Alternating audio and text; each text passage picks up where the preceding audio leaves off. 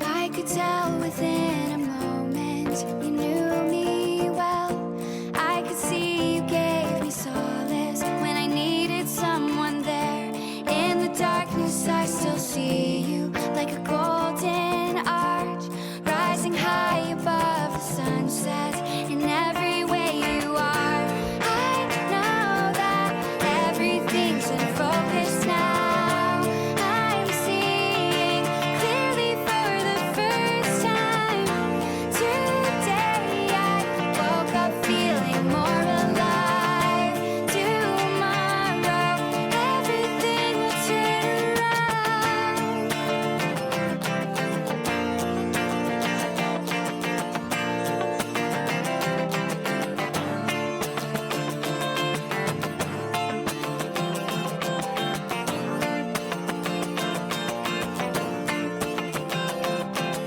Everything will turn around.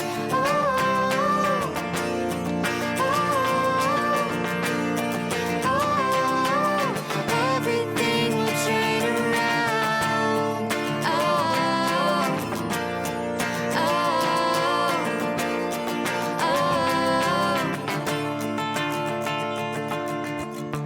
All the days when I was searching for some kind of sign, now I've reached a destination with someone of my kind. Keep me breathing with a feeling like an LED light. Now I'm moving through the shadows.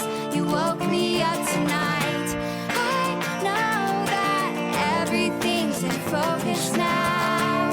I'm seeing clearly for the first time today. I woke up feeling more alive.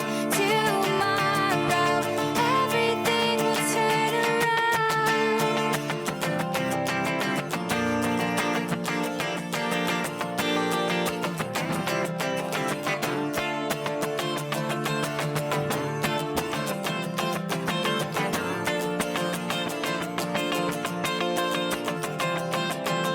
Everything will turn around.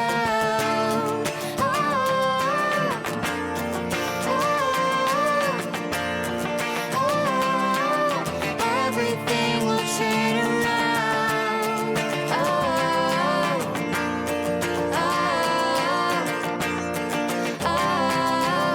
Everything will turn around.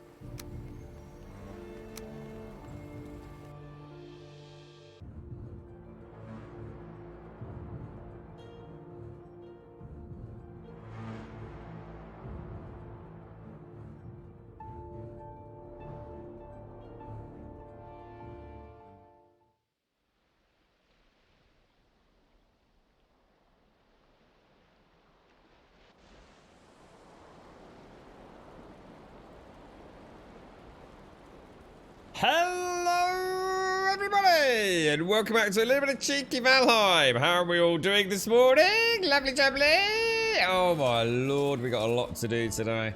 Let me think. Right. Oh, my haptics aren't working again.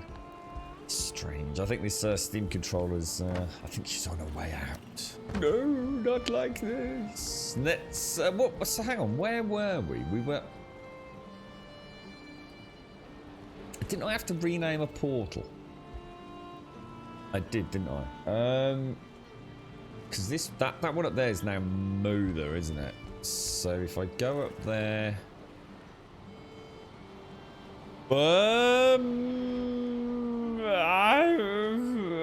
I'm gonna do the farm. I don't care. I'm doing it. I like my morning farming. Tommy can go fuck himself. Let me. Where am I? Yeah, let's repair first. Right. Click. You right, Fripster? How you doing? Morning. Good morning, Missy. Good morning, Moog. Good morning, Mr. Raffs. How you doing? Good morning, Atimo. Hello, Atimo. Where are we going? Yeah, let's go get this up because we are actually getting low, aren't we? Good morning, Socks. How's the lurgy treating you, bro? Are you oh, there's a little fella out there. Look, oh, getting attacked by a boar. That's a whole bunch of boars and oh my god, I haven't got that sconce, was there? Yeah, let's go to the farm. Now I need to remember we can't travel to what do we call those two portals now? I can't remember. Is it just like build and build or something like that? Shades? What the hell? Where does Shades take us?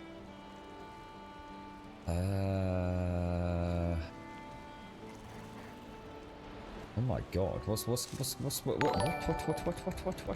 This must take us to the portal, right? Is that right?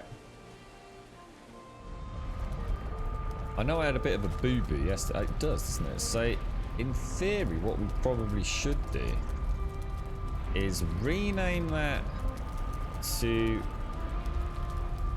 Moda. It can't possibly, I was going to say, it can't be connected. Let's go, yeah, why didn't I just go through, why didn't I just, oh.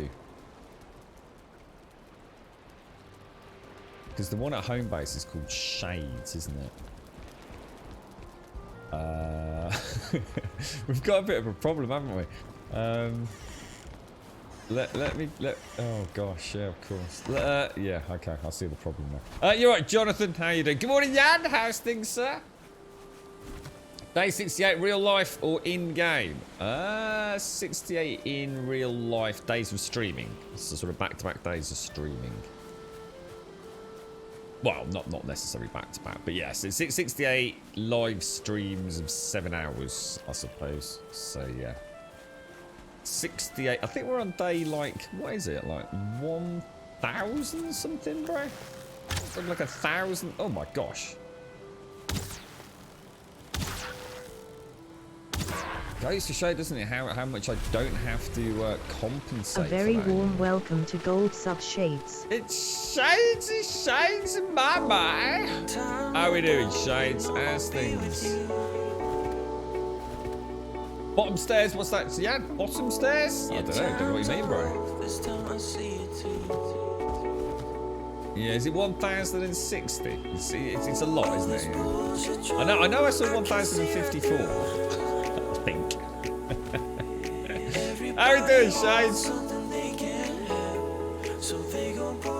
Good morning, Yeti! Yeah. What's the plans today, Missy? You got anything going on? A very warm welcome to Gold Sub Wookie Nookie. There, Mr. Wookie. How you doing, bro? Happy Friday, mate. Happy Friday. You got any plans for the weekend, Wookie? Alright, let's have a gander. So this is actually called Build, and Build goes up to that one. So what I'm going to do is I'm going to rename that one Shades for the time being, just to get home. And we'll let that come out and come back. So then what we'll do is we'll go to the farm. Thank Epics for, have you had a long week this week, Wookie? You've been out and about on the box a bit, haven't you, mate? Look at that backwards gambol there. Skills, mate. Skills for days and days, bruh. Alright, let's get that all closed up. Has anyone managed to catch up with Resident Evil? What's I saw Rad Brad had got his video up, absolutely knocking it out of the park, man. Fair play to him. Not good for you. Still got a foot that hurts like hell, and you can barely walk. What's happened then? Sorry, yeah. I take it there's been no streaming or anything, mate. I was going to watch Bearded Guys for the first time in ages just now. I think they're playing a bit of Sea of Thieves. I know the lads. Is there something happening this weekend in Sea of Thieves? A couple of the lads said they were looking forward to it this weekend. So I didn't know if there was. I don't know if they. I mean, sometimes they just make a date with a game sort of thing with one another. But I was going to try and catch Bearded Guys. I'm sure they were streaming yesterday. I think they were both there, but I didn't really catch them for long. Right, let's go and. Sort my beautiful farm out. My beautiful carrots and my beautiful... I tell you what, consider... I mean, we do it nearly every single day, and I'm only just keeping it up with turnips, you know. We do get through a hell of a lot of feed, but I suppose we are quite conscientious about keeping that health topped up, aren't we? Whereas I was quite lazy before. Listen, mate, I'll tell you what, whenever time I come over here, I always think this would make for a lovely... Just that there, that little idea. You know, you've got your signposts, your widening pathways, your little farms, your little buildings... Little community settlement. It's a beautiful game, really. It's, the other one that I quite enjoyed was that. What was that one? Was it Medieval Dynasty? That was another quite enchanting game. It's just unlike this, it was a very, very buggy game, wasn't it? Like horrendously buggy. But not in a way that actually made the game bad to play. It's just that you knew a lot of systems needed a lot of work, didn't you? It was in a playable state, but not a polished state. Far from it, I think. So they promised nice weather over the weekend, so I think I'm going to try and get your windows washed and your balcony cleaned for bird poop. Well, that would be nice. That would be nice. A nice morning. I'll tell you what, it's really, really, really cold again today. Where I am. And I do mean, like weirdly so. Like, everyone's talking about it. It's not, I mean, Brum is cold, but it's nothing like it is here. It's like we're sitting in some sort of like weird, deviant weather system. It is shockingly chilly. And yet the sun is out. You know, the sun is shining, there's not a cloud in the sky. You know, I'm not expecting it to be warm at, you know, 8:30 in the morning, but I also, honestly, you could so imagine just like a really heavy ground frost, but it isn't. Alright, Jim Dog, how you doing? Well, I hope you get the nice weather, Missy. Oh, that'd be really nice if we get a barbecue on this weekend. I'd be super chuffed. I had to close my bedroom window on Tuesday because it was raining and windy, and I walked over my bed, and after closing the window, I walked over the bed again, and your big toe hooked on the bed sheet. Oh, no, bro. It has to be one of the most heinous things, doesn't it? Stubbing or yanking your toes, man. Oh, horrible feeling. Nasty. So what, do you reckon you've done any damage, Yessie, or just a bit of pain for now? Hopefully nothing too serious, fella. How's Mrs. Wookie getting on with Couch to 5k, Wookie? Is she doing alright? She's sticking with it?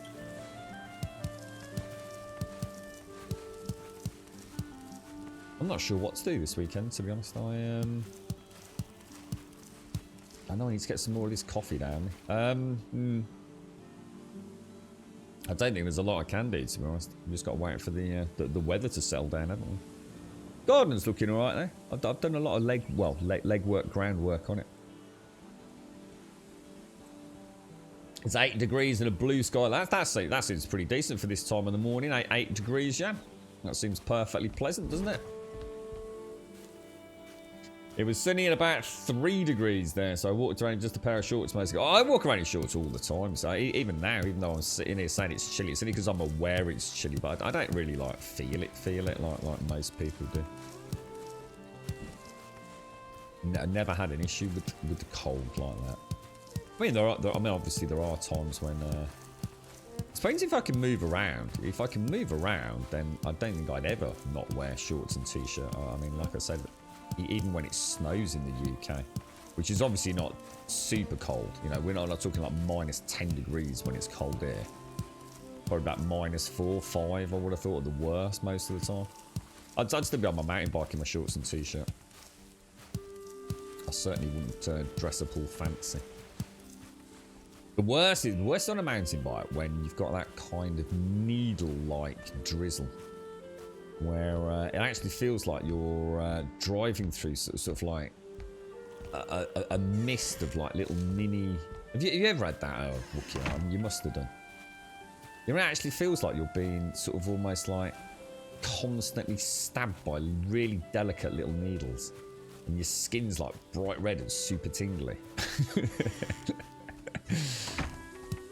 I used to love riding on my mountain bike in the rain, man. That was so cool. It's hardly able to see a goddamn thing, but very, very. I don't know. So I mean, running in the rain is really, really nice and refreshing. Really refreshing. But being on a mountain bike is not, because it's very dirty.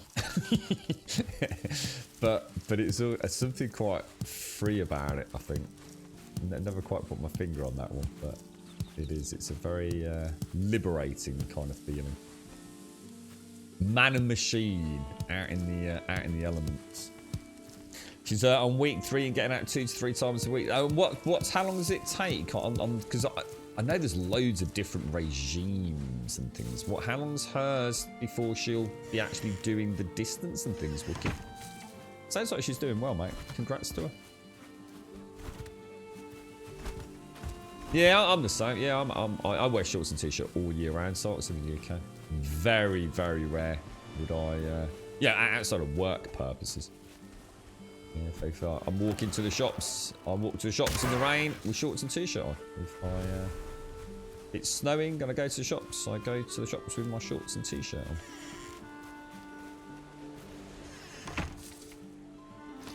You can barely move your toe, and like I said, you can barely walk. I don't think it's broken. Yeah, I was going to say, I mean, if you tried just strapping it, dude, I mean, you know, if you genuinely feel like it's a bit more than just a little pokey prod, just strap it to your toe, mate. That's all you can do. Even with a bit of sellotape, mate. Don't have to be anything fancy. Cut a sock up. I've done that before. Just anything, just to bind it, really, bro. It doesn't make necessarily a huge difference, but it can certainly help. You're right, Silent Links. Been a while. How things? What's with the R for grumpy? What's that, dude? Silent. What's going down, bro? How you doing, man? How's things? How's life your end, bro? So hers is a 9-week. Oh, that's interesting. That's cool. Does it include things like diet and things as well, or is it just the exercise side of it, Wookie? Is it just like setting like regular goals and distance and pace and things like that? Or is it a whole incorporated, you know, diet, fitness kind of extravaganza? Because there are loads, aren't there? I know the Couch, the 5K is very well known. In fact, the NHS heavily promote it, don't they?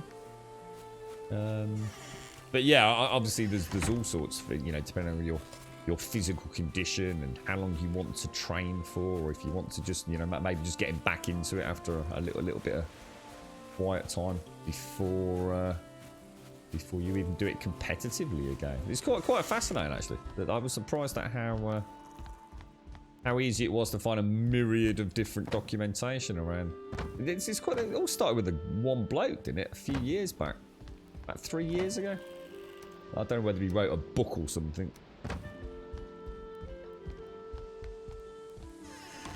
Yeah, that's pretty much it, isn't it, Links? Yeah. That's about all we can do, really, and it keep plodding along. I've got to tell you what, you know, I was saying to you the other day, I never get headaches. I've got the most fucking terrible headache today. It came on in the middle of the sort of evening yesterday, and I just can't shake it, and it's really not like me to have a headache. Last time I had a headache was that COVID jab, and before that, I've got no idea when. But yeah, it's bad, man. Don't like it. Oh, hang on, we're going the wrong way. Don't know what it is. Just exercise talks you through the running real time. I walk 9 seconds, run 3 minutes. Yeah, got you.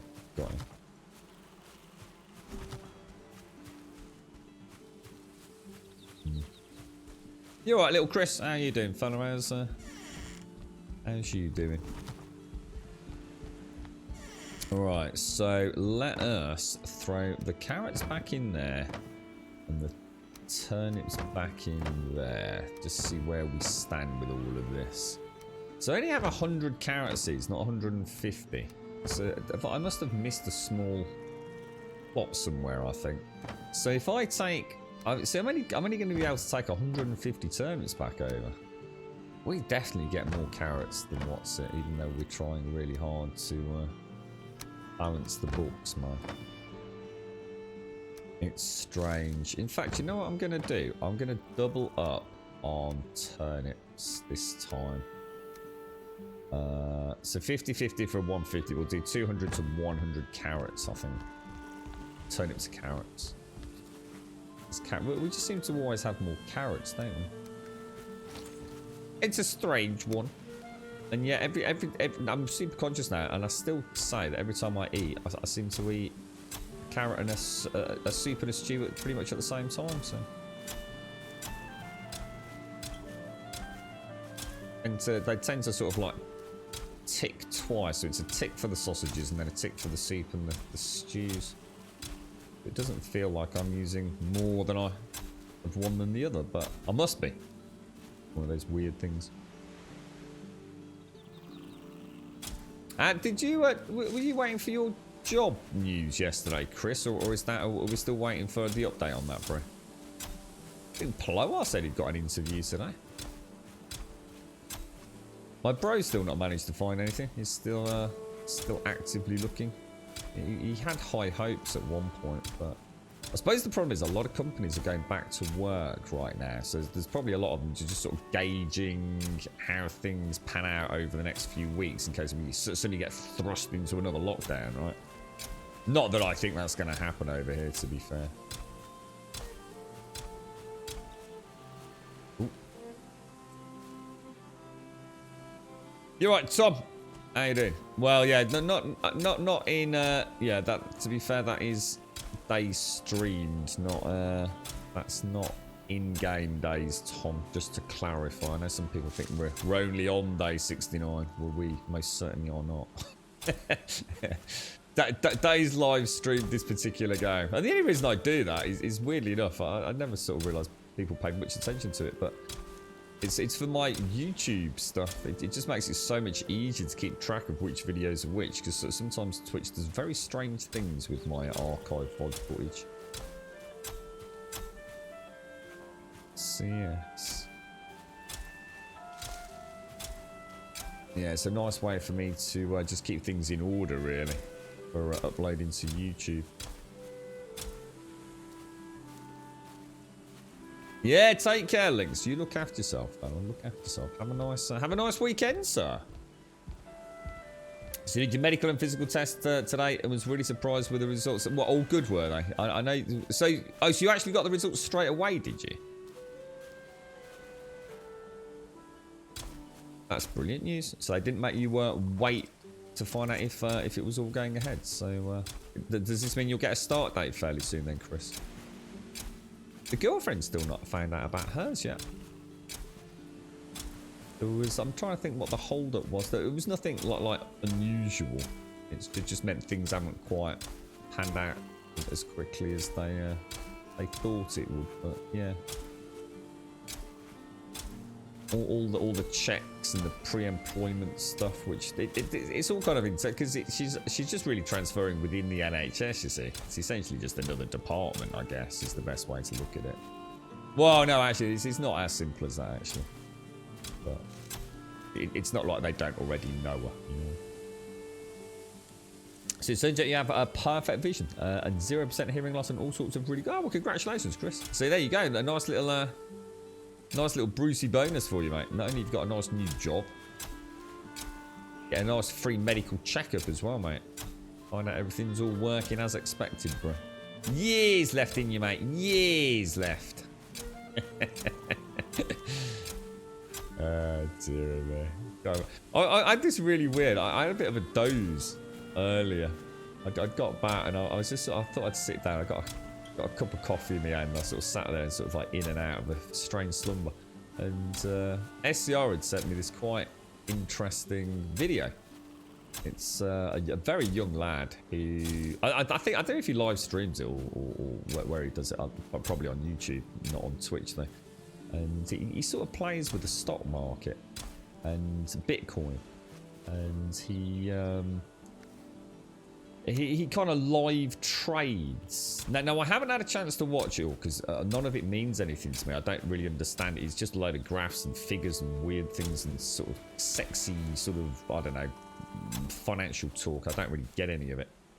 But what I did realise was that I'd forgotten what one of the biggest changes in the economy for little diddy people like me is how accessible, if you like, free market trading has actually become. So whenever I think about, you know, stocks and shares, I've known for a long time that it's actually very easy to trade and buy shares yourself. Relatively speaking, compared to what it presumably would have been some time ago. Where you'd have to have like a broker or whatever they're called. Again, even then I didn't know anything about it. And what I realised was that I think I've always thought of things as being like big investments, long-term investments, and you know, you'd buy some stocks and shares in, you know, whatever it would be, Amazon or Boeing or, you know, steel manufacturers and things like that. And it was always like the corporate world of some big heavy hitters, you know, heavy finance, big commitments, long-term stock portfolios and all that kind of stuff. And what I realised watching the videos, it's fascinating actually for anyone interested in it, was how much money you can make by literally just buying in and selling out, almost within minutes or hours. And you don't have to make a huge amount on anything if you're sitting there for 7 days doing it. So I guess that this young lad probably sits there and live streams most days. They're just playing about on something like eToro, I guess. And I don't mean that disrespectfully because he knows his shit. But, you know, it seems very... I mean, even in my limited knowledge, it seemed extremely easy to think, oh my god, the price has just plummeted on that. I wonder why. and if you buy like $100 worth of stock in it, and literally like a few hours later, you might only make like 5 cents or in, you know, a half cent on each dollar you invested. But if you're doing that all day for like 7 hours across a whole multitude of different stocks and shares, it's amazing how you actually appear to be able to make, you know, it doesn't seem to be quite as bad as gambling. There is a pattern to it which is unmistakably blatant, and it's just a case of like not pushing it. Now, get in, get out, get in, get out. Other things you might invest in more long term, which presumably he does, you know, that's his business. But yeah, he actually seems to, you know, he might only make 20 quid here or he might make 30 quid there. But you know what? I sit there and I thought, without being funny, mate, if I just did that a couple of times a day, I'd be quite happy. But he's doing it like 6, 7, 8, 30 times a day. You know, a tenner here, 5 quid there, 20 quid here. You know, a loss of a couple of quid there. And it was fascinating. It was actually, I didn't realise just how accessible it was to a dude sitting in his bedroom. I'd kind of forgotten it in a way. You know, I've watched those wonderful films like is it The Wolf of Wall Street? And penny trades and things like that. Penny stocks and cent stocks or whatever they call it anyway. And it was like really cool to see someone actually like one of the little people doing like the big Wall Street stuff, you know, on a much smaller scale. But you know, he's probably got a stock portfolio of like over 200 grand. You know, he's doing all right for himself. You know, he's a young lad. Amazing, really.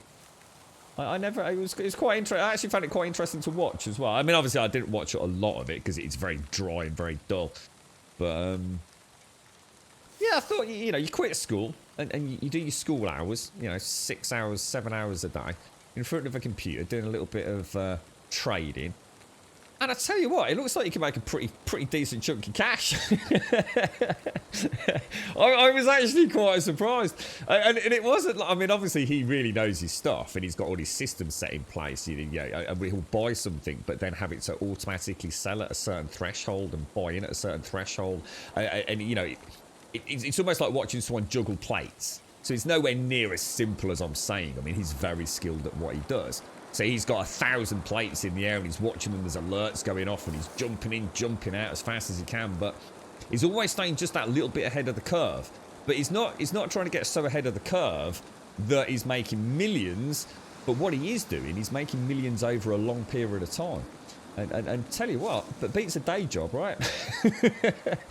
He does it in the comfort of his own home, and all he needs is basic internet access. I was pleasantly interested in it. I thought how something that I always deemed to be, you know, these big corporate entities that would kind of rule the roost. And I suppose it also ties into what happened with GameSpot and GameSpot shares, where actually it doesn't take a huge amount of people sitting on a forum like Reddit to actually have quite an impact on the financial market.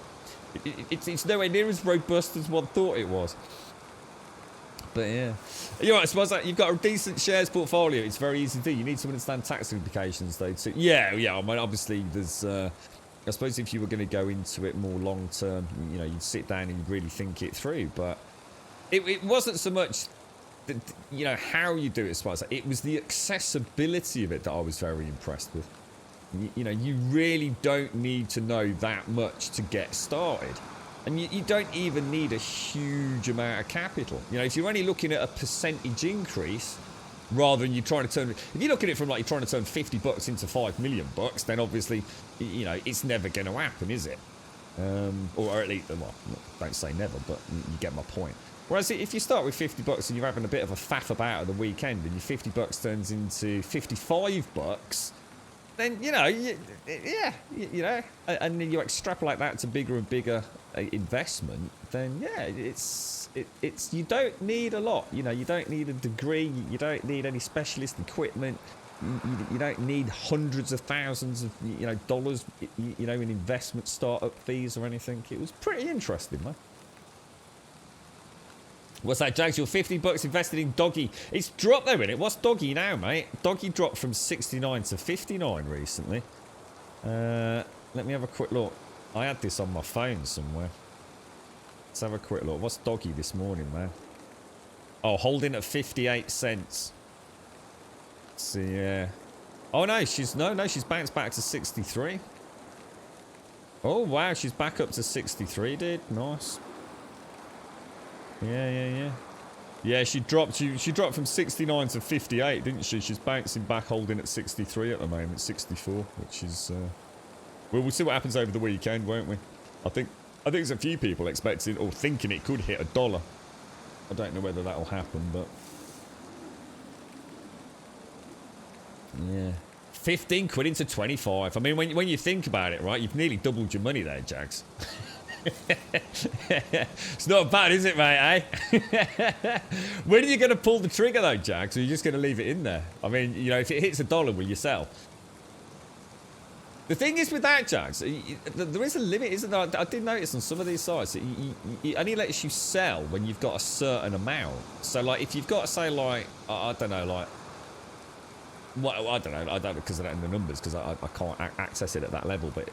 If you've got, like, say, 50 quid's worth of Doggy coins, Doge coins, isn't it? But Doggy coins, as I call it, you can't sell it. You just can't sell it or trade it or even, what do they call it? Exchange it, can you? There's like a minimum, I think. You're right, little Chris. Watched the founders while doing a legal and financial uni course, and it was the best thing I did. It was quite an eye-opener to how doggy dog the world of business is and how careful you have to be. Oh, it is mad, isn't it? It is. Interesting stuff, though, man. You're right, Fade. You're right, Caskell. Your colleague has a lot of shares. Was going to sell and pay for his roof repairs, then the pandemic hit and his shares dropped 10 grand. But what's the total investment, though? You mean, if it's dropped by 10 grand, presumably he's still got a lot of capital in there, right? I think $50 is splashing out a bit in it, TM. I reckon you get one from Argos for about 20 quid. I checked that out, mate. Just for science, they spend $50, man.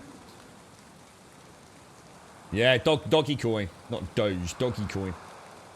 It's currently 46. Oh, I can't work in pennies when it comes to things like this. I have to work in dollars. Otherwise, it's just not translatable to me.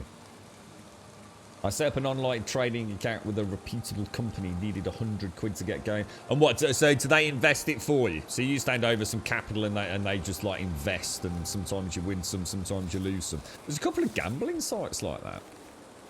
I think it's, I don't know whether you have to do it yourself. I think you do. But what you do is you sign up for like, I think there's a couple of people in the community that do it. So what you do is you put aside 250 quid, and you sign up for one of these like gambling.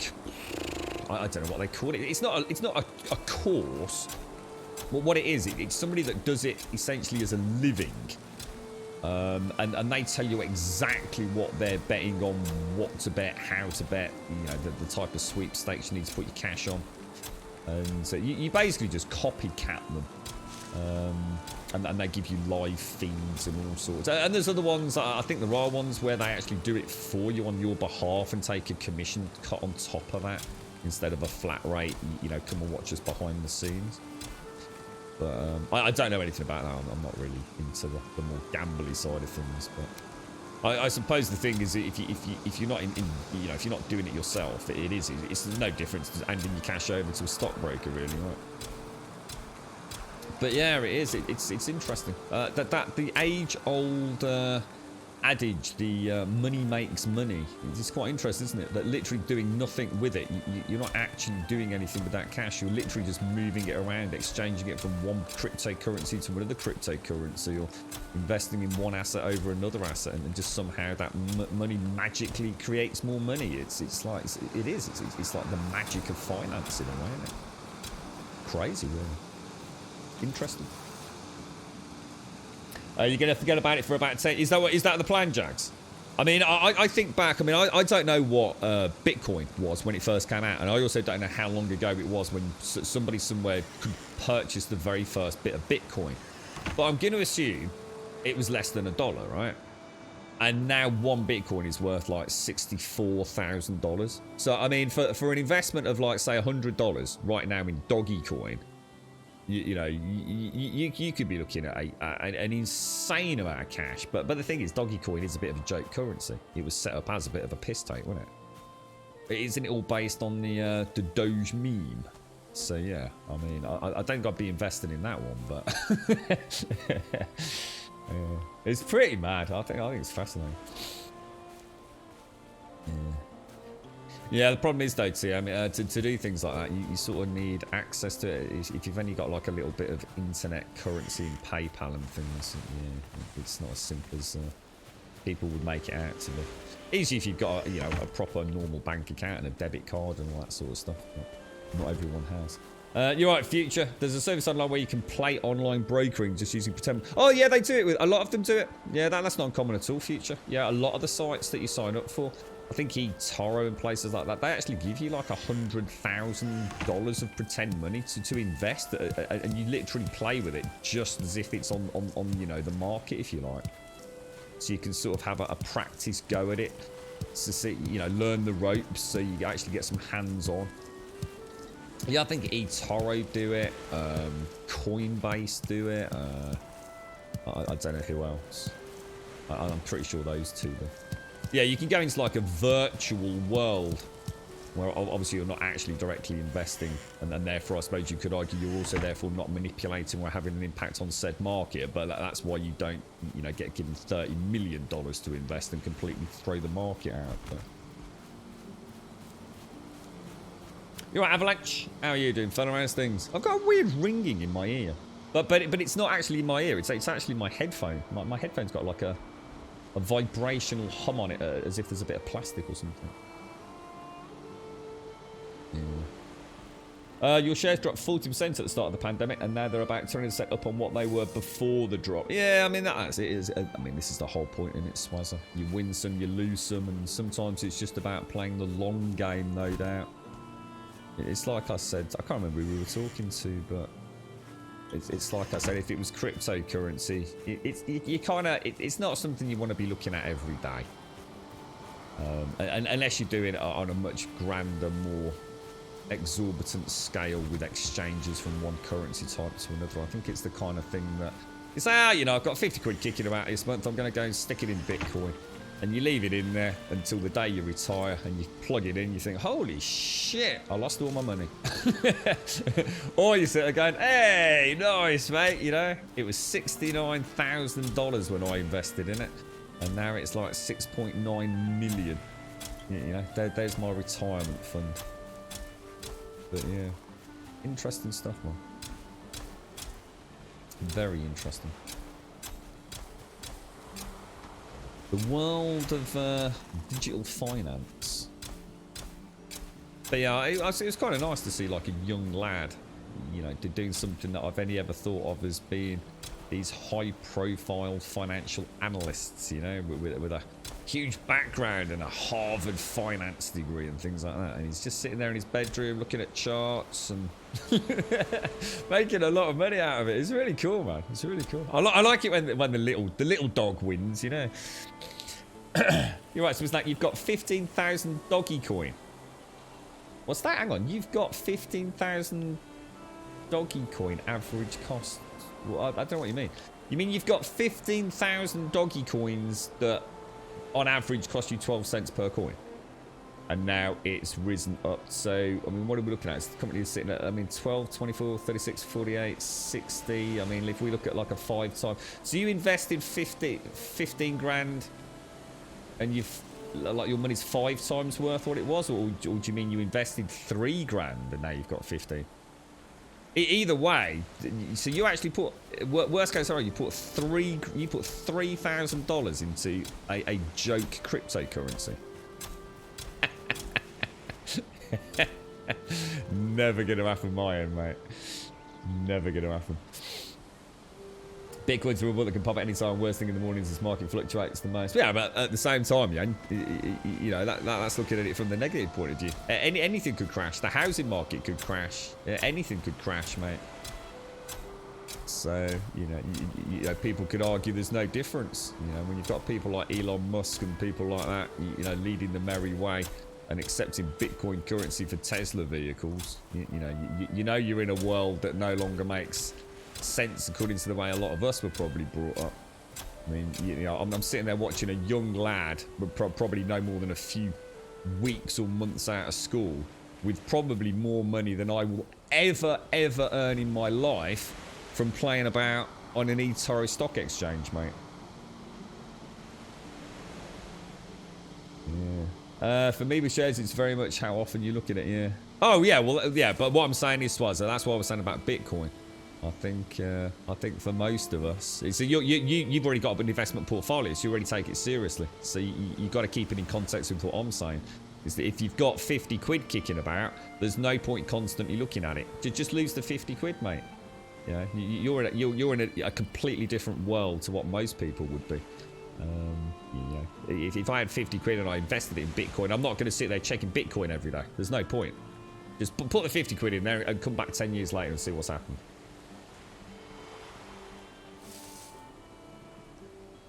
So yeah, that's taken grossly out of context with what I'm saying here.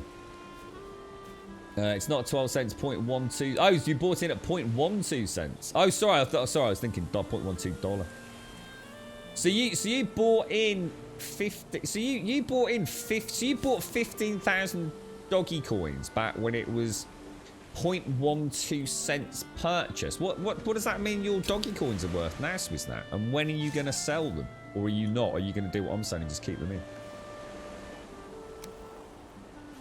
Are you just gonna massively sell out? Or I mean that's a ridiculous amount of cash, right? 15,000 doggy coins right now is a fair chunk of change, isn't it, mate?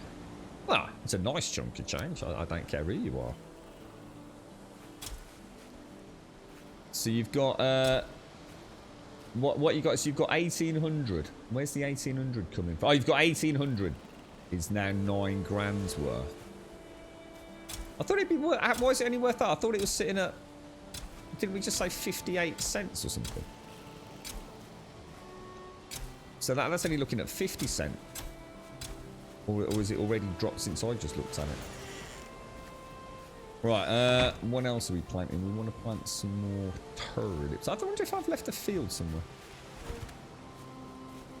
You lost loads of money betting on oil when I first got into it. I just invest in things I have a little bit of knowledge about now. I mean, you know, if I had a ton of cash, no, that's the wrong thing to say. Even if I had a ton of cash, I still wouldn't go into cryptocurrency. Just because I'm not. If I had a ton of cash, I'd be a happy man. I wouldn't need to be fucking about with cryptocurrency. But Yeah, if I genuinely had £50 sitting around and I thought, you know what, fuck it. I'd say, you know, imagine, I'd sort of get it into my head that I went out and I lost the 50 quid in the river. You know, I leapt in to save a puddy cat. try and make it a better mental state. So I go, all right, I'd leapt into the river and saved a little drowning puddy cat, but I lost my 50 quid. It went off down the river and never to be seen again. And that's the way I do it, you see. That's what I was saying to you, Swazza. I would put the 50 quid in Bitcoin and I'd never look back, mate. You know, I'd keep my password secure. I wouldn't go checking it every 30 seconds. I'd just say, yeah, you know, when I'd set a date, you know, I don't know, when you're about to retire or you feel like you're about to retire. Go, oh, yeah, I wonder what happened to that 50 quid's worth of Bitcoin. And, you know, you might have lost it all. You might have, you know, made a few quid on it. You never know. You know, when something goes from like $1 to $69,000, who knows what it could happen.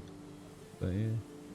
And maybe then I'd pay attention to it. Maybe for about 6 months before retirement, I'd be looking at what was happening.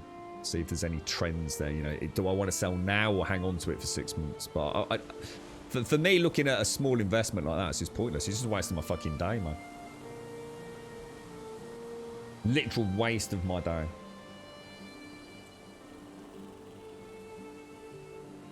It's an investment and finance stream, so it'd be great. Honestly, I think we should do it. I think what we should do is we should set up an account, right? I'll fund it, guys, yeah? So I'll put a load of cash in it. $100,000, right? And we'll live trade. We'll get Swazza in, so Swazza's made some money. And he's got the what's it coin? Swiznut. You can come and teach me the ways of crypto and stock portfolio and market trading and all that kind of jazz, mate. We'll make our millions live on stream. You can follow along, Gaz, and then we'll all make millions, and then we'll all end up with a Grumbodian oil. It'll be amazing, bro. It's just free cash, dude. It's just free cash out there, bro. Oh dear, man. It is mad though, isn't it? I think it's fascinating. I really do. And you know what? It's one of the things that does fascinate me. It's how much faith that the kids that are doing it have in it. You know, you speak to kids and it's all about the crypto. The crypto, you got to get the crypto, man. And to them, it's like something they'll be growing up with. Whereas to a lot of us, it sounds like a dodgy pyramid scheme, right? It's like, yeah, fucking whatever, mate. You ain't getting any of my hard, cold cash, mate, out of my dead prying hands, man. But you know, but therein lies the secret, though, isn't it? You see. You know, to the older fuddy-duddy who doesn't believe in it, doesn't want to believe in it, doesn't like the sense of magical futurisms. That's the whole point. We've got a whole generation of kids that actually do believe in it. And if they believe in it, they're going to be buying in it. And if they're buying in it, then demand goes up. And if demand goes up, that cryptocurrency gets worth more and more, doesn't it? So the point is, it doesn't even matter what we think. It's really about what the future financial systems are perceived as by the next generation. You know, people, you know, will be retiring now already, having made millions from cryptocurrency. You know, I saw a YouTuber who was actually, they don't do it very often, so I was quite surprised that I stumbled across one. He actually went through his entire stock of cryptocurrency live on well, not live, but I think it was filmed live, but it was on a YouTube VOD that I watched, and he actually went through, and it wasn't just bullshittery. You know, he literally did have something. I think it was like 10 million in Bitcoin, a US dollar equivalent, and this was back when Bitcoin was like running at something like, I think 39,000. So what is it now, like 64,000? And I think he'd got something like 500,000 in Ethereum. I mean, that is some fucking cheddar, man. It is like proper cheddar, isn't it? Yeah. It'd be better than playing 7 days, guys. I was thinking of selling some stock soon. I'm tempted to do it now. What are you going to sell, Swaz? Or what's what have you got like a really sort of diverse portfolio? Have you? Because obviously, it's like I said, I don't mean it horribly, mate. But I mean, you clearly know your shit, right?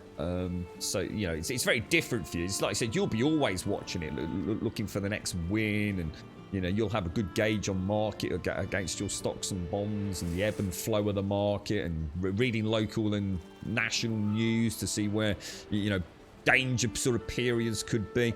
But you see my point. You know, if you've only got 50 quid, mate. To think you're gonna even if you make a 5% return on your £50 every week, then that'd be amazing, you know. But there's no point me spending huge amounts of time worrying about you know what is, to be fair, you know, in this day and age, an inconsequential amount of money. I'd be better off looking at it as a long-term kind of just mini game, really. Just you know throw 50. Well, I mean, I always say $10. Just chuck $10 at it. You never know. Like I said, well, does anyone know what Bitcoin started at? What would have been like, you know, let's say Bitcoin became a thing and it became tradable. And let's just say 1 month after that happened, what was one Bitcoin valued at? You know, because obviously on day one, presumably it wasn't worth a lot at all, right? Because like there must have been an on-off switch. It wasn't something that kind of gradually came. I mean, there must have been a day where Bitcoin became a tradable commodity. So let's just say a 1 month period after that initial point of inception, what was one Bitcoin worth? I mean, are we talking like point no one of us, you know, of $1, or was it you know a little bit more? I don't know. I mean, to think that it's now worth $64,000, it's crazy, isn't it? I mean, oil killed you. What? Really? Did you actually lose a lot on oil then, Jim? Really? No, I'm sorry. What, as in like really bad, quite financially hit by it all?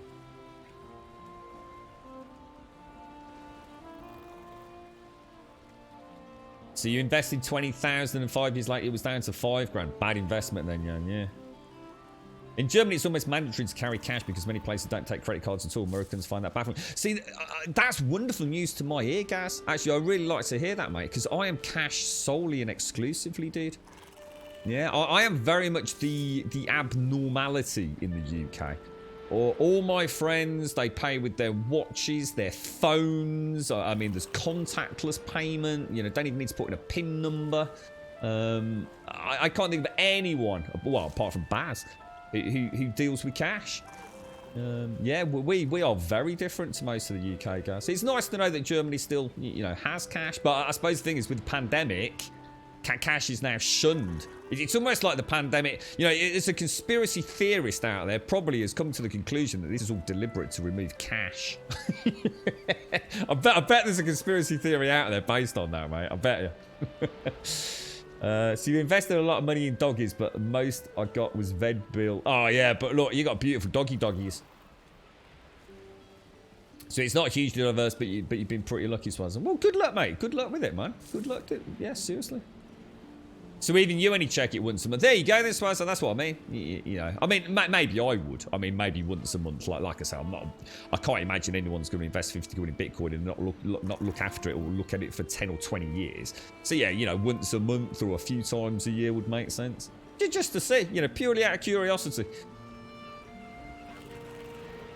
Yeah, got new merch, Pumper. Yeah, in fact, we got some more new merch coming soon as well.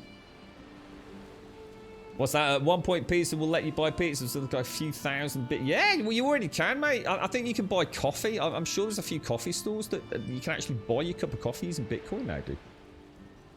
So, oh wow, in July 2010, Bitcoin began trading at a value of US dollar 0.0008, and it climbed up to 0.08 by the month's end. So even if we said by the end of the first month it still hadn't even hit a single cent, that is now worth $69,000 or $64,000. You can see why people are interested, can't you? That's amazing. That's absolutely incredible. Yeah. I'd be out. If you'd invested, say, I mean, let's just say you'd invested $100 at that point, and now you've still got, and exactly as it is, you invested $100 at 0.08 US dollars per Bitcoin. It's now worth 64,000. I don't know what the maths on that is, but I wouldn't need more money than that in all the years and my family's years and the grandkids, the kids, the great grandkids. You just, you know, you could leave a bit of it in and still like look after your entire, you know, heritage for generations to come. I'm pretty sure, man. You don't have to be greedy, do you? You don't have to own a personal jet and an on-standby pilot to have a nice life. So I'm pretty sure I'd have cashed the fuck out at this point. We're paying $100 a month on paying for the loan we got to take him to surgery when he needed it. And that's not forgetting the £75. Oh, is it $75 a month for the pain meds in Ireland? Jesus, dude. Wow, it's expensive. It's scary money, isn't it, in Ireland? It really is. Well, let me have my quick morning stretch just while we're here. Just bear with me 60 seconds.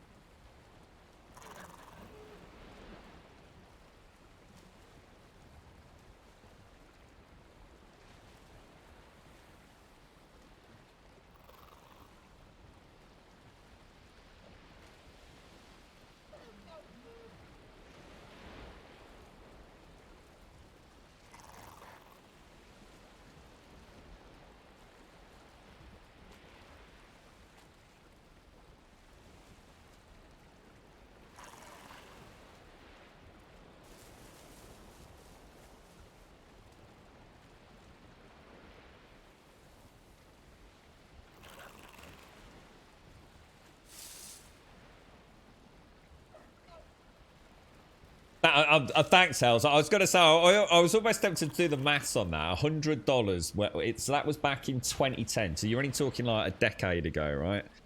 So it's not that long ago. And I was just saying, you know, put 50 quid in now, and leave it 10 years. I'm not saying obviously the same thing's going to happen. In fact, quite the opposite, like you were saying, and you just don't know, do you? But the point is, I mean, that's $80 million, right? Yeah, I mean, let's be honest. You could take out 40 million. And as someone like me, I mean, I'm not being funny, right? I wouldn't know what to do with it. I really wouldn't. I'm pretty sure I could sort out every single person in this chat right now to live a lifestyle of their dreams and sort myself and my family out. And I'd still have fucking wads of cash sitting left over. I don't need a lot, you know what I mean? 40 million. I mean, I don't need a big house. I don't need a flash car. I don't need a yacht. I don't need anything really. I'd pay the mortgage off, and I'd probably treat myself to a new PC. And anything after that, I think I'd just be a bit clueless, really, mate. I'd be the best millionaire to have as a mate. I tell you, I know that for a fact. It'd be like, just yeah, fuck it. I don't need it. Literally. I really just, I don't have any desire for that crazy stuff. The closest I ever got to being sort of having things that were unnecessary was computer games. I did spend a lot of money, you know, looking back, on limited editions, so sort of like collector's edition gaming stuff. And that was quite expensive, and I didn't do it often, but I would, you know, if it was a really good franchise or a franchise that I really liked, you know, I would buy myself like the Steel Box edition.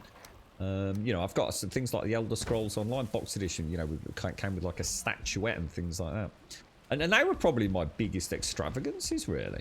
A lot of the other gaming paraphernalia that I got and collected was from car boot sales. You know, literally 50p, you know, for an N64 or something. In fact, I think I actually paid for more for controllers than whole consoles at car boot sales. But yeah, I wouldn't suddenly get an interest in like Lamborghinis. It was like, what car do you want? I don't really need a car. I have even less need of a car now that I've got a bottomless pot of cash. I just get an Uber, right? I'm not going to drive around in my own car. I just get a fucking Uber to my mate's house.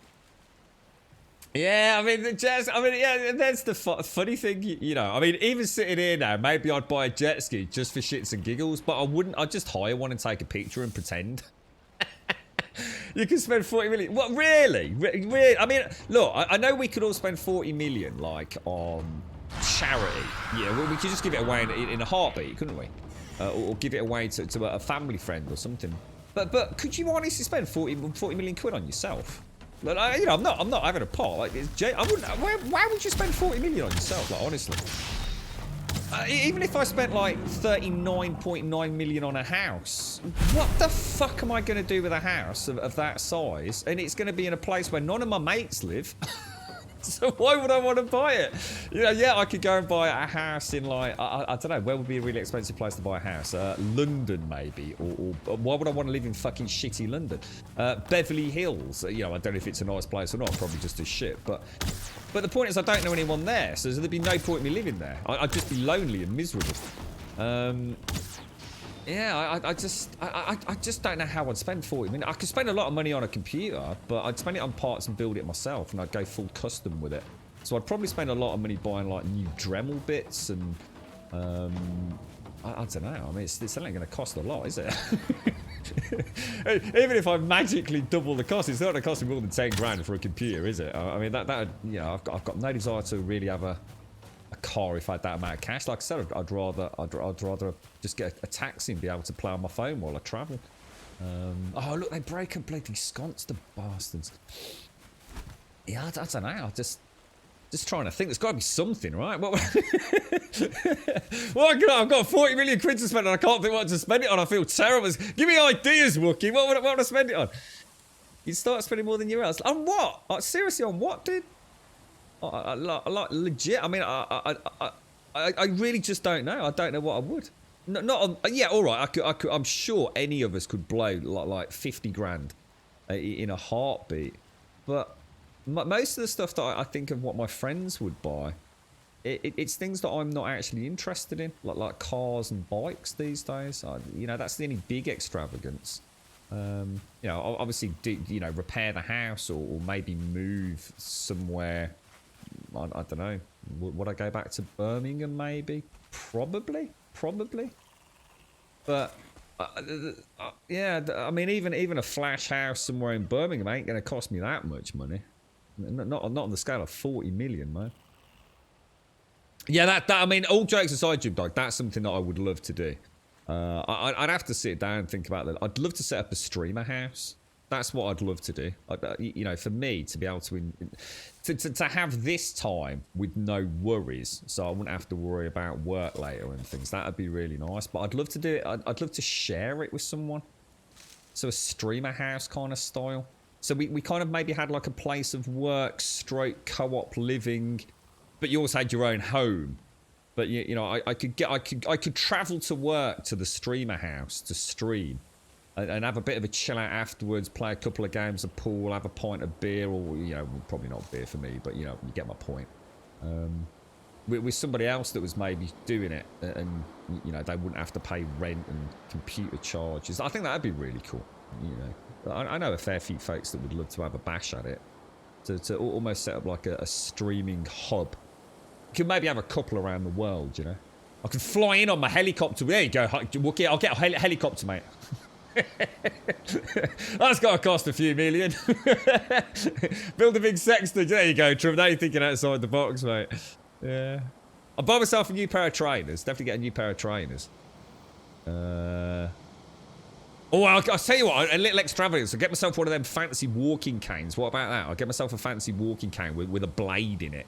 I don't know if you get in trouble in the UK for that, though. It might be counted as a concealed weapon, right? But yeah, there you go. I'd have like an evil superhero walking cane with a silver skull. Ooh, I like the sound of that. Go to a casino. I hate gambling, mate. I hate gambling. I'm not interested in it. I've seen too many friends fuck their lives up with gambling. I'm not interested in gambling at all, Jim Dog. I don't even find it interesting. If I had infinite wealth and I went to a casino, well, let's say there would be no point then, because you wouldn't need to win. But let's say someone said, here's 5,000 quid. You have to go and spend it in a casino. I would honestly say, can I not just take £500 now and walk away. And I would do that. I've got no interest in gambling whatsoever. I don't know how to gamble. I don't find it exhilarating. I literally, to me, it's like the air that I breathe. You know, it plays sort of no conscious role in my life. Whereas to other people, gambling literally is the air that they breathe. It's so necessary to the way that they live. And I could never do that, mate. I've seen the gambler's mentality, and it scares me, man. It scares me. Money scales, you buy a fancy house to be 40 million, your neighbours will likely be worth 100 million, think you're poor. It wouldn't bother me though, I suppose that's what I'm saying. I'd never buy a house like that. Anywhere that I'd be buying a house where it was millions of dollars, none of my friends would be there, mate. So I wouldn't do it. There'd just be no point. Not unless I could buy them all the house as well, so we could all live together and take over the neighbourhood. And watch the property value would plummet, right? Because we are a bunch of knobs. So the property values would plummet, yeah? People will be selling left, right, and centre to get out of the neighbourhood. And then what we'll do is we'll then buy all those properties at a discounted price. Oh my god, we fucking nailed it, right? As they all panic and leave, as all these tattooed fucking biker-looking fuckers start moving in. And the rugby crowd, yeah? Everyone else will fuck off. We'll buy their properties at a massive, massive discounted price, yeah? And then we'll all move out, go back to the housing estates, you know, around Birmingham and back to where we like to be with our friends and family, and sell all those properties back to the people that we kind of almost forced out at a massive profit.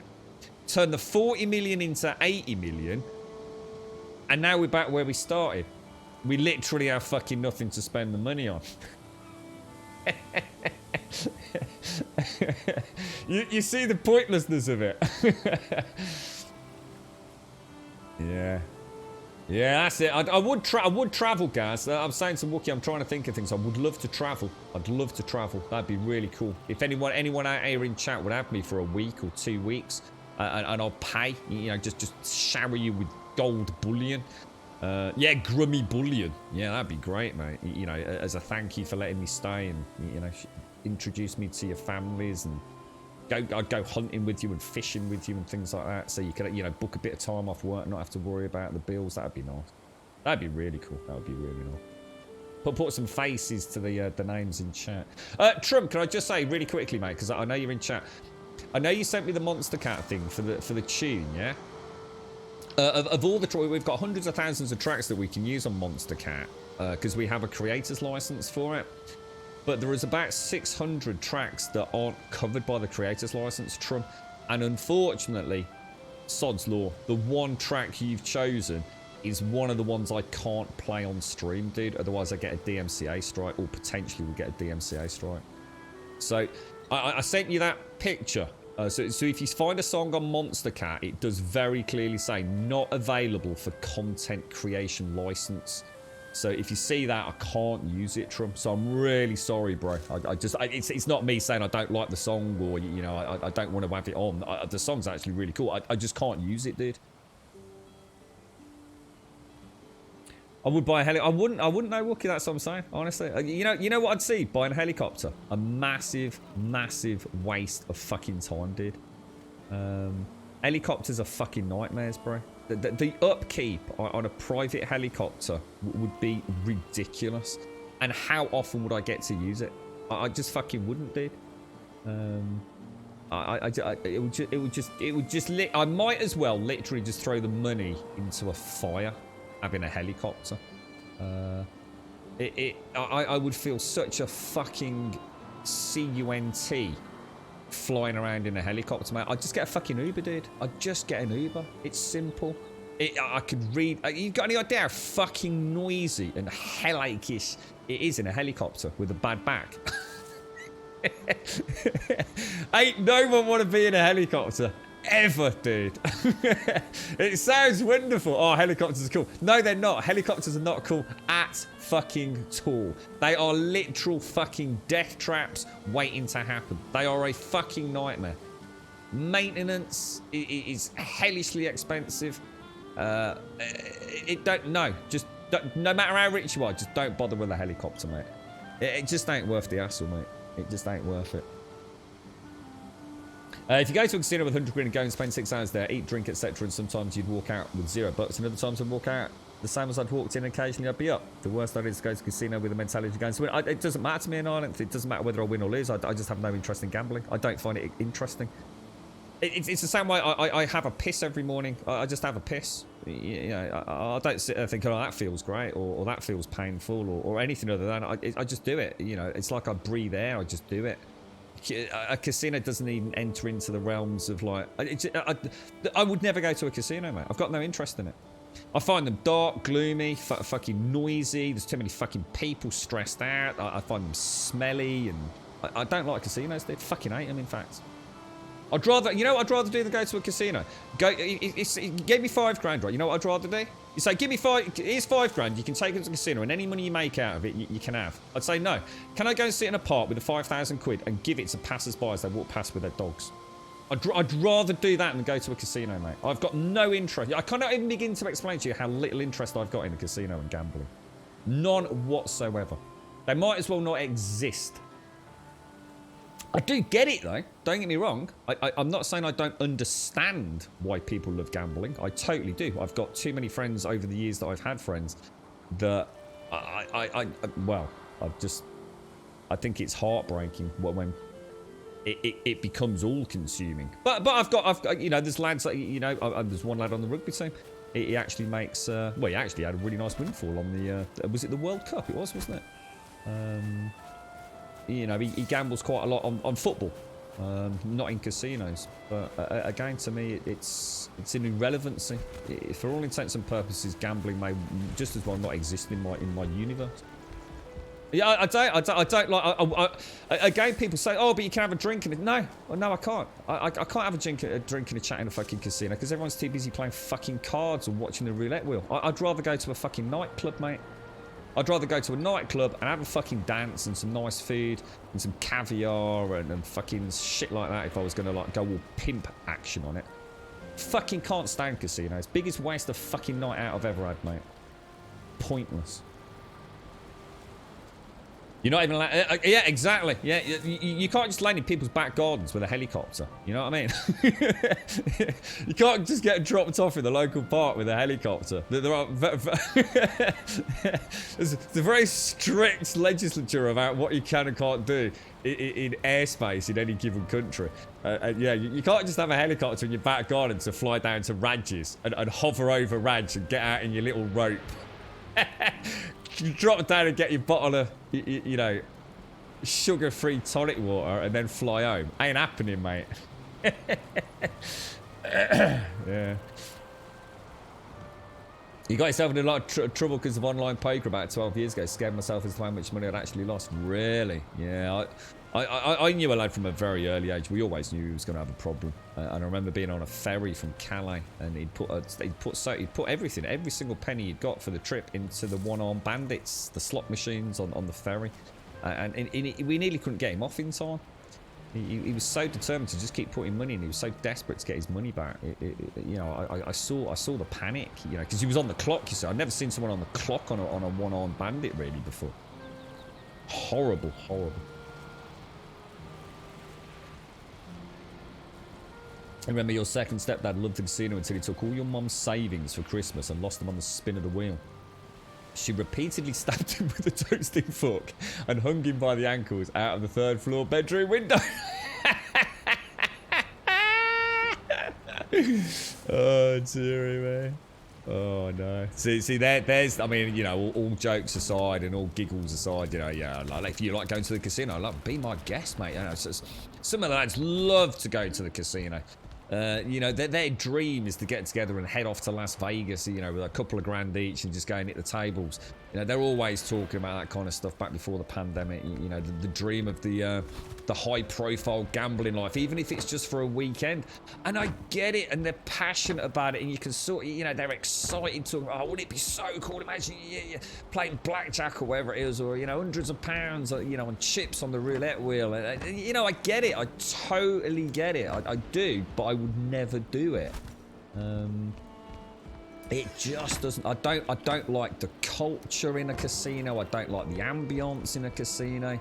I just don't like that environment. There's something about it that just you know, for me, it's actually unpleasant. I'd do anything not to go there. Yeah. Yeah. You're banned from your most local citizens in 2023 after facial recognition said I was involved in a food fight. But you weren't, no? So see, the one element of gambling I do quite like, and every now and again, very occasionally, I'll watch a bit of poker. Now some of the guys really like playing poker, and they will play for money. Not mega bucks, but I also know after a few whiskeys and a few beers and a few cigars, then the no money rule starts becoming a very, very money rule, and let's just say there's been some interesting evenings over that. So alcohol and poker are probably not the fucking wisest of ideas, but you know, I do get, you know, poker's a bit different for me than just sort of playing, you know, blackjack or whatever it's called. You know, I kind of like poker in a way. I'm terrible at the game. I don't even understand the game, to be honest. But I understand. I think there's a lot of characters in poker, and I think there's actually a degree of like, there's a skill of humanity, a degree of humanity skill in poker. So yeah, you've got the people that understand the game, you know, at almost religious level. And you've got the people that understand it in a very deep, technical, almost card-counting, perhaps, way. You've got the savants of the poker world. But you've also got the people that, even at an equal skill level, that they have a way to read another person. And that to me, I find that fascinating, not because of the gambling and the money element. I find it fascinating. It's almost to me like a mystical science. It's almost like you know, like we all see each other differently, and you know the way one person hears my voice, somebody else is going to hear it differently. So some people might look at me and make assumptions about me, and other people might make the exact opposite assumption about me. But I think in poker, that ability to, I don't know, to read something about somebody that isn't obvious to 99% of the population, probably. And I'm not just talking about the obvious things, you know, that you hear about, you know, the twitches and the tells and things like that. I think sometimes those people do actually almost exist on a slightly different level. You know, the really good poker players, it almost is as if they see something in another human that, you know, that other people maybe can't connect to. So poker to me is actually fascinating. I think that's really interesting. I still don't play poker though, you know, and it's not because I'm bad at it. I'm not. It's one of those things like I'd rather watch somebody play a FIFA game than play a FIFA game. You know, I'm not into my FIFA games, but I do quite like watching them. That's quite interesting, that is, Chucky. So your mom stabbed your second stepdad multiple times with a toasting fork. I think that was that. Wow. Did he ever do it again?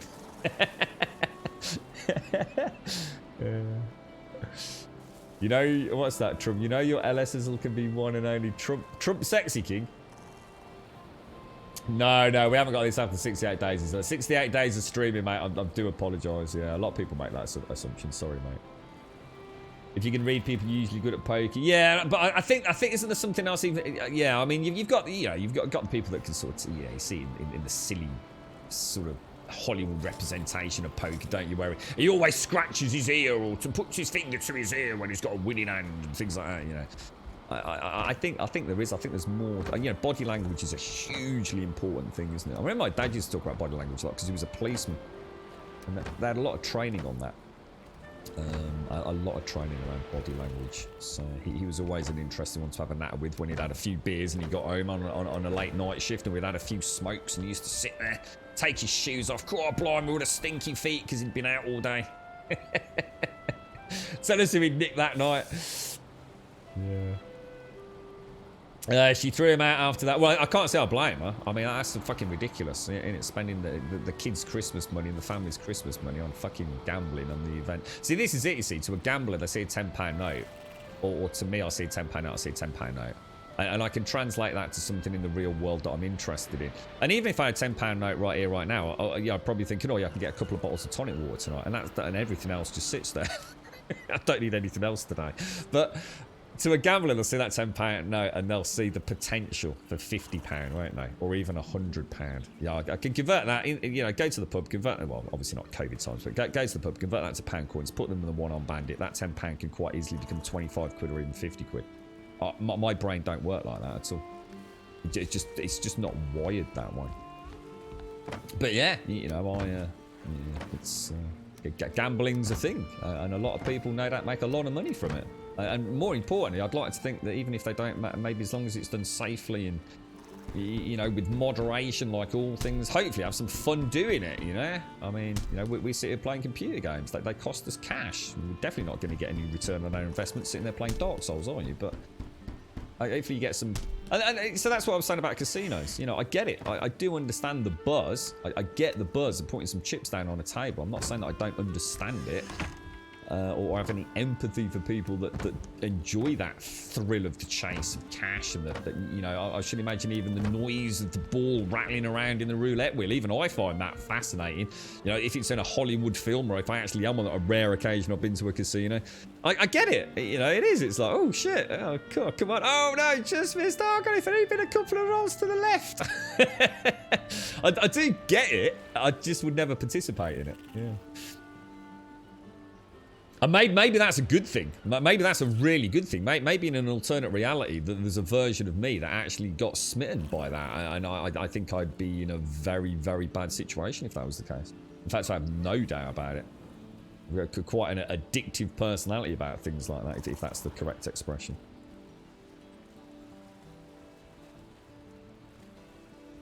Yeah, not good relationship there then, Chris, no. Oh, Hashi, my dad, may he rot in hell, was a gambler. Left my mom. Oh, so both you and Chocky have had gamblers in your past then, within the family unit. So you left your mom and me at 16 months old in a caravan on private land with the Krays knocking on the door looking for him. Jesus, he was a gambler and a drinker. Went off with one of the Krays women. Oh my God, Ashy. Jesus Christ, dude.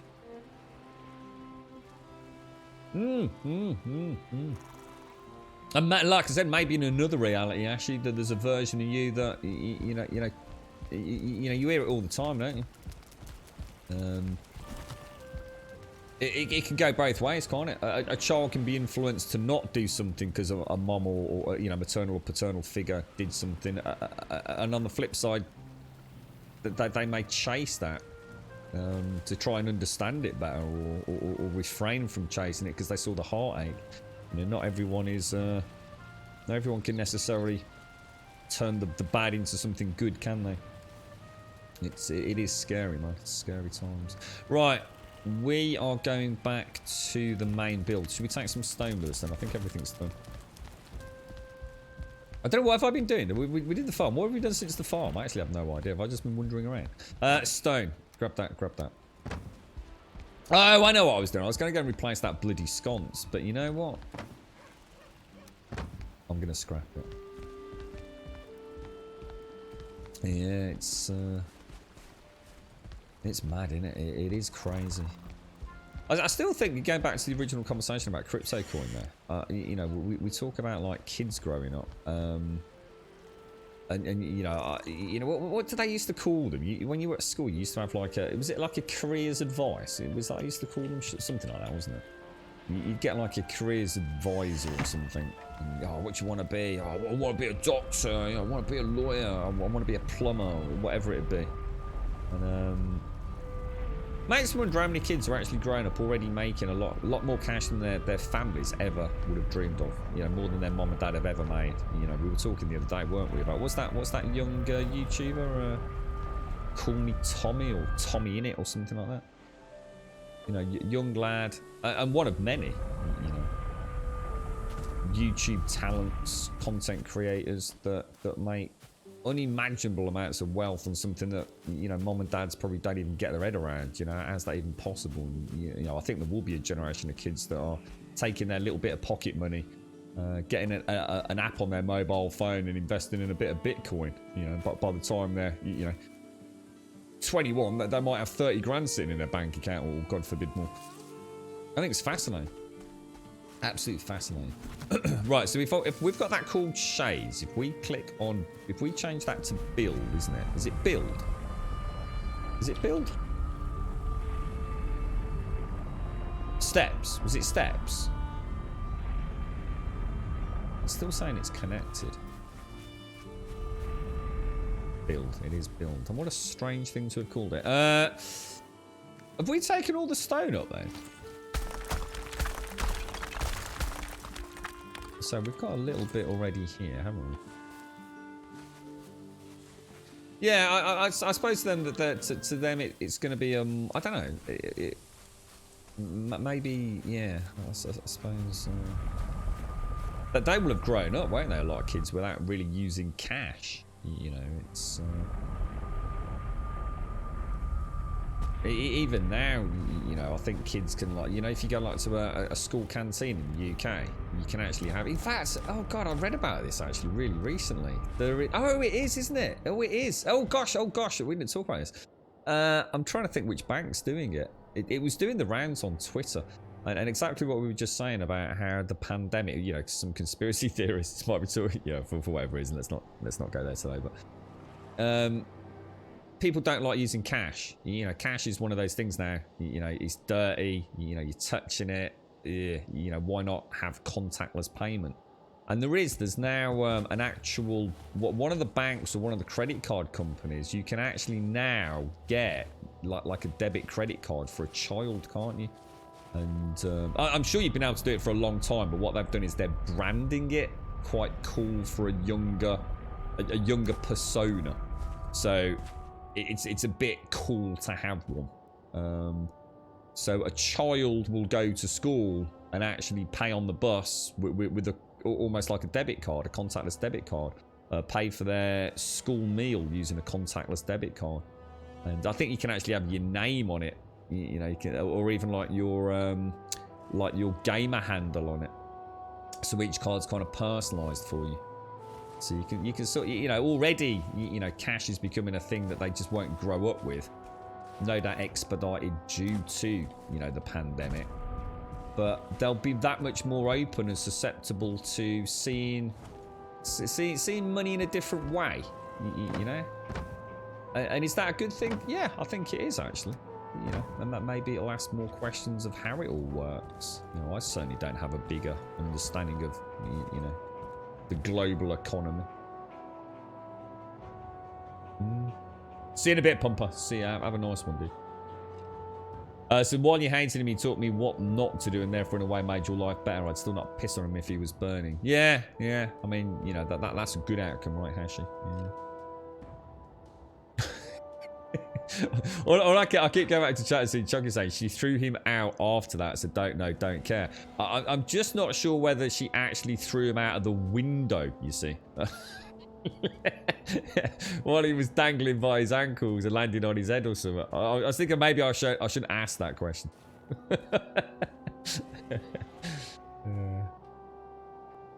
Yeah, that's what I was saying, Chip Dog, you see. So sometimes it doesn't work as well as that. So sometimes a young lad or a daughter will follow in mothers or fathers or, you know, carers' footsteps come hell or high water, you know. Even when they've seen the tragedy of it, you know, it just depends on who you are, doesn't it, man? Not everyone has the foresight or even just the basic intelligence to understand the impact it had on them.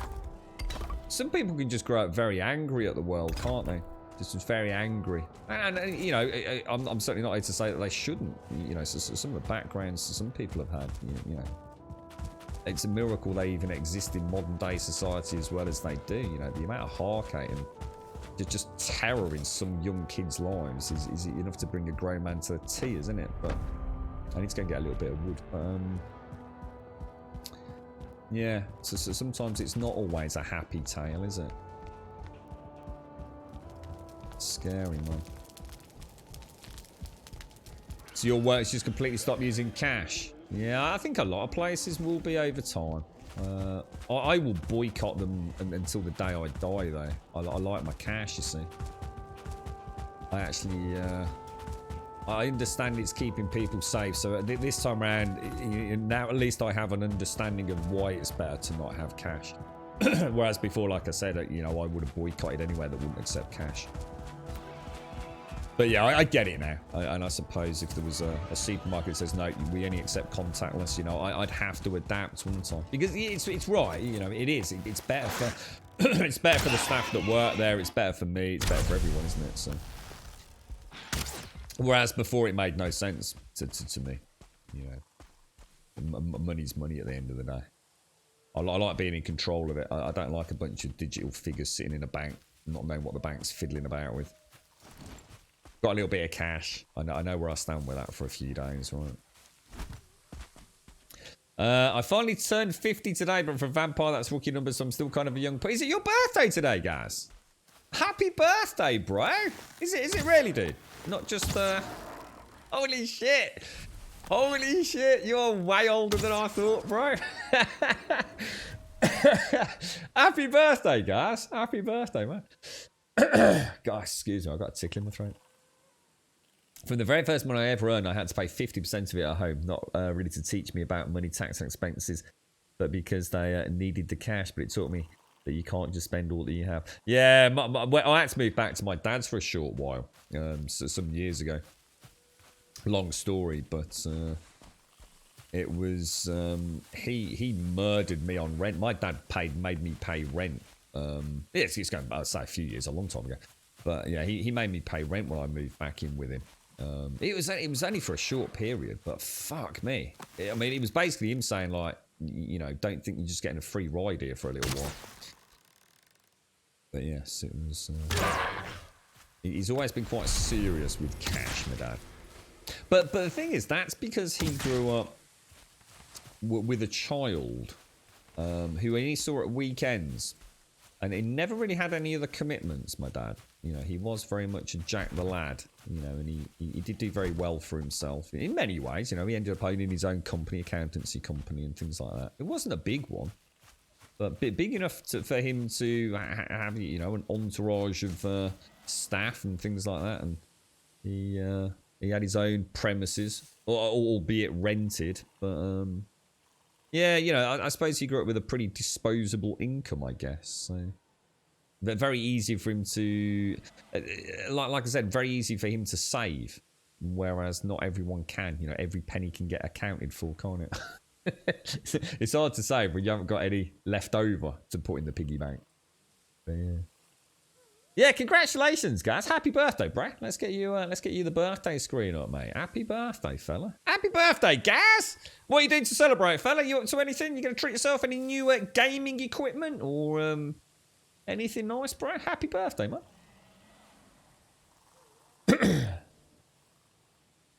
Oh, I like that, Future. So German saying, no one is useless. You can at least serve as a bad example. Yeah, I like that. Yeah. Well, wait, yeah, you always try and find a positive from the negative, can't you? If you look long enough and deep enough and get drunk enough. You actually moved out to be able to live cheaper on my own, but it did help. Yeah, so you were actually contributing to the family income in many ways then, Shades, yeah? Just for them to keep their head above water. And like you said, you know, a lesson learned. Yeah, interesting. You're right, Scary Billy. How are you doing, mate? Not to break 2 bosses down on your second world, and we did them both twice. One for the sacrificial altar, and one for us to show. What have you done this? What the first? What the Ekthir and the Elder? Or to celebrate, I started work at 6:30. Good lad. You see, not even taking a break on your birthday, mate. That's perseverance and dedication. That's what we need more of in this world. You see. Good lad. You want to be careful, mate. You're 50, you're getting on a bit now, mate. You're fucking hell. You've got a long left, dude. You want to start looking after yourself, bro. Don't, you know, take a day out. Oh, dear, man. Terrible. You're a very naughty boy. You're a very naughty boy. You got all your retirement plans in place then, Gaz? Made millions out of 7 days, bro. You must have shares, surely, right? In the fun pimps. Better than crypto, right? Happy birthday, guys. I hope you have a nice one, man. I know it's difficult times, mate, but I hope you can have a fun one. Right, now the reason I went down to get these was so I could do my little stepping stones, but we're going to need another workbench now. I think what we'll probably want to do is move all of this back up, but I'm not going to be able to carry the weight. That's the problem. It's this constant guessing game of what you can and can't carry, unfortunately. So if I'll tell you what, I'll take half of that and then go knock both of these out. Now, I need to knock that out first, don't I? Oof. Oh, no. I thought that was the stone workbench. God damn it. I even did it right, thinking it through. I actually just didn't recognise it. I thought that was the... God damn it. I have to put that in here. I get it in. These are a lot harder. And then knock that out. Hopefully get all the copper. There we go. Love you, jubbly. Is the new server a bit better? Is it, Billy? Well, congrats, man. Well done, mate. Well done. How many days in were you before you killed the bosses? I assume you've done that quite quickly, have you?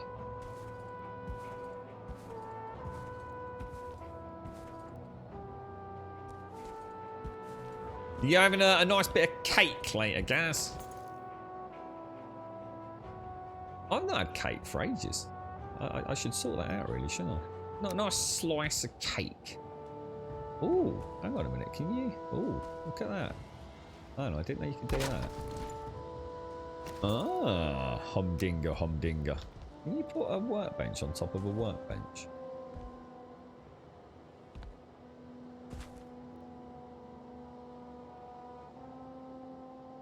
I didn't know you could do that. That's another little lesson learned. Okay, all right. I'll tell you what. This angle's looking really good, really good. It's not ideal. It's not perfect, but it's a damn sight better than I thought. You can already see we're starting to lose horizontal distance as we ascend, but I don't think it's going to be too bad. That's a hell of an image, that is, Chucky. A hell of an image.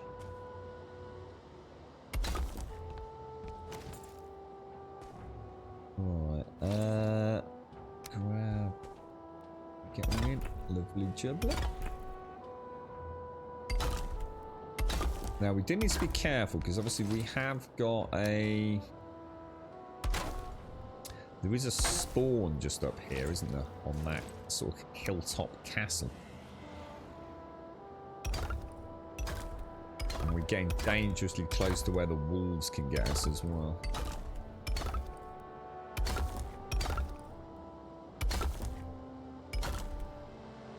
See what I mean? You can crack on with it quite easily, can't you? It's really just the placement of the... I mean, look how far we've come. I mean, we only did it for about 10 minutes yesterday, about 10 minutes today, didn't we?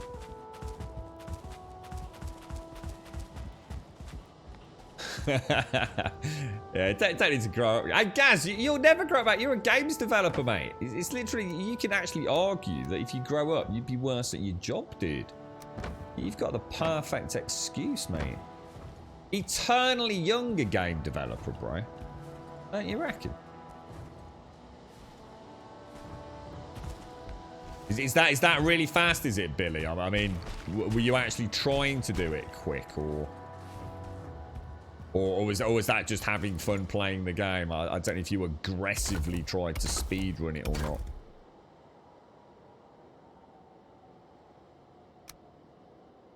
Yeah, I hope that all made sense earlier, Trum. I do apologise, mate. Obviously, it's just sod's law, innit? Because old Monster Cat does have some non-licensable content, I'm afraid, mate.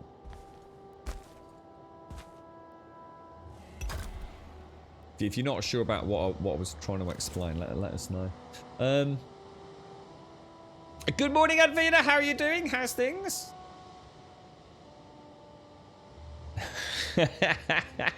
Was that Chris? Was that Kevin Hart? Is it Kevin Hart? Kevin Hart. It was, wasn't it, little Chris? You selected some shares to sell. 5,000. The price is 865. So £8.65. We'll be happy with 850. Let's go. You got it for 8. So that's how much money did you just make out of that, man? What? You just sold that just like that, Swazza? Is there a plan for the cash? Are you doing something fun with it? You were treating the family to an all expenses paid holiday to the Bahamas or something. Well, I suppose you can't in this day and age, can you?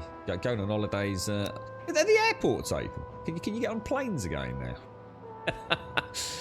I should imagine the aviation industry has been hit really hard, hasn't it?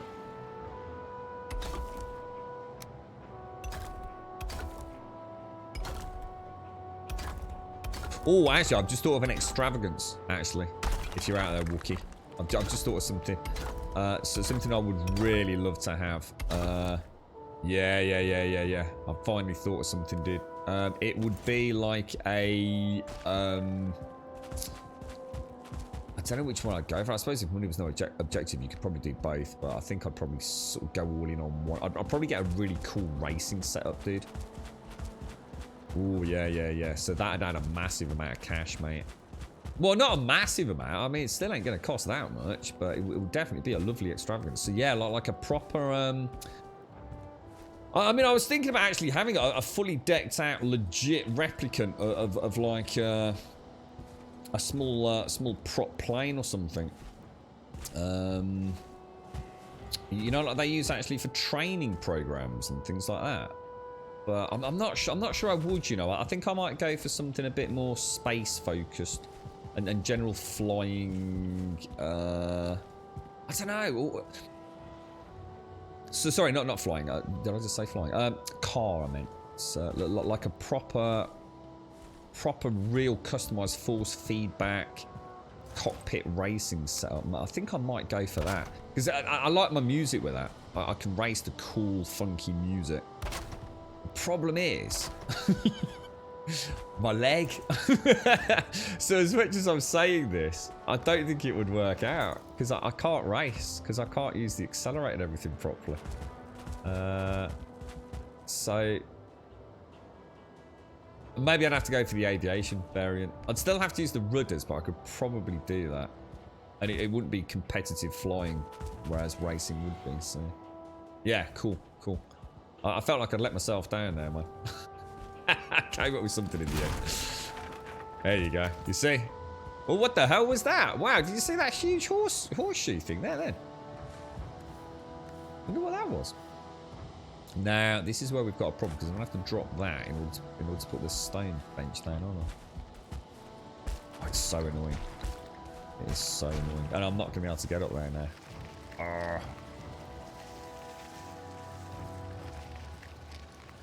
So basically, suppose you've just cashed out some shares and got yourself £42,750. So basically, that's more cash in a bank account than I will ever have in my entire life. What are you planning on doing with that, if you don't mind me asking? I mean, please, obviously, feel free absolutely not to comment. But why the spur of the moment decide to cash out on some shares? Well, you know, have you got a cool plan? You know, some home renovations, or will you just keep that in your bank account for a little while, you know, and have a party? I wouldn't even know what to do with that, man. I suppose 42 grand is the kind of amount that is, I mean, it is genuinely life-changing for most people, but at the same time, yeah, you know, you're not going to suddenly be buying Rolex watches and things, but yeah, why take it out if you don't have a reason to take it out, or trading it back into another stock if you thought a particular stock was a bit volatile, perhaps, I suppose, is the question. Interesting. Well, congratulations, dude. Fucking hell, that's amazing, bro. 42 freaking grand, dude. That's excellent, bro. The missus had to buy a new car at short notice and pay that back to her and then use some stilts and... Oh, right. Nice, dude. Nice. See, I like the ebb and flow of that, mate. So, you know, you've kept it in there. You've invested it. You sort of kept a little bit of a cheeky, beady eye on it. And now, you know, so something unforeseen has popped up. Like you said, you know, you can pay the car off and get the house. No, I like it, mate. Congratulations, dude. Seriously, I think that's freaking amazing. Well done, man. Well done. I like it. I like it. It's good news in the world. Couldn't you save rocks by using the 2x4 with the 1x1 as a step in between, or are you going for the... Yeah, just aesthetic, Sam. Yeah. To be honest, it's not that expensive on rock. It really isn't. I know a lot of people were thinking I must be talking out my ass. It's amazing how little rock this has all really taken. I haven't done that much farming of rock specifically for this build. I really haven't. You know, most of it was... I'm a bit of a hoarder when I'm playing these sorts of games for reasons like this, Sam. So, you know, if I do, you know, if I'm knocking out copper and whereas someone might only take the copper back home, I might do 3 or 4 runs to take the stone back home as well. So what I did was I consolidated... I have like a storage system, which is where every build has wood and stone. And in most cases, sap and grey dwarf eyes. And every now and again, I bring it all back home. But not as in to the point of overflowing like I did with this one. Because obviously, there's no point in me having 6,000 stone at base camp and having to have extended pointless storage when I've got like 8 other bases where I can keep, you know, 700 or 800 stone. So just every now and again, I just condense it all back down or even just max out a chest back at base camp. So I've obviously done that a few times with the dock build, the mountain build. And yeah, it was really just travel time through the portals to bring it all back. What was stopping me building up there? Was there anything stopping me building? I know I need more stone, but yeah, I kind of like the aesthetic of these. I think it's going to give us a nice, because this might not be the final anyway. This is really just a canvas, so I'd like to have a nice, solid, consistent canvas, like I did with the pyramid at the bottom. But yeah, I mean, if you wanted to do it a bit quicker, I'm sure there's, as you say, some clever little, more efficient ways of going about it. But yeah, if nothing else, it also actually clears up some of my inventory. To be honest, I mean, I have got all that rock sticking about. I might as well use it on something. Is there going to be a snow yeti thing and 3 grey beards shouting at you waiting at the top? No, there might be a big bloody dragon though. So you need to work out attacks, then put it aside, get some of the house stuff done. Yeah, you got anything nice that happening with the house? Or is it just maintenance stuff, Swazza? You right, GB Ghost? Good morning, good morning. You right, Meerkat Dragonheart? How are you doing? Sorry, I missed you there, Meerkat. How's things going your end? Oh, I was just blindsided by Swazza and his 42 grand. Congratulations, Swazza. Really, dude. That's awesome, mate. You've got so much money in the stock market on the 10th of the not cash out. Yeah, where to get that more money? What, you're going to send me a load of Bitcoin, ain't you, Tron? Are you going to send me thousands of pounds worth of Bitcoin, bro? I'll look after it for you, mate. I'll put it. I'll convert it all to doggy coins. I'm a master crypto investor, mate. I'll sort it all out for you. I'll invest in the old doggy. Put a little bit in the puddy, and yeah, it's gonna be great. I'm gonna create my own grumbits, like a bit like Bitcoin, but better. You know, I'll let you invest first, mate. First trading price will be 1 great British penny per grumbit. Estimated inflationary costs and market variances should lead us to market cap at about 50 grand in the first 12 months for a 1 penny investment. What do you reckon, Trump? You up for it?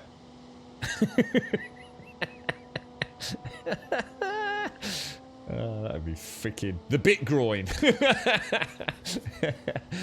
When playing, I had a big pile of loose wood stacks in a corner of my base. I've never seen any of it decay.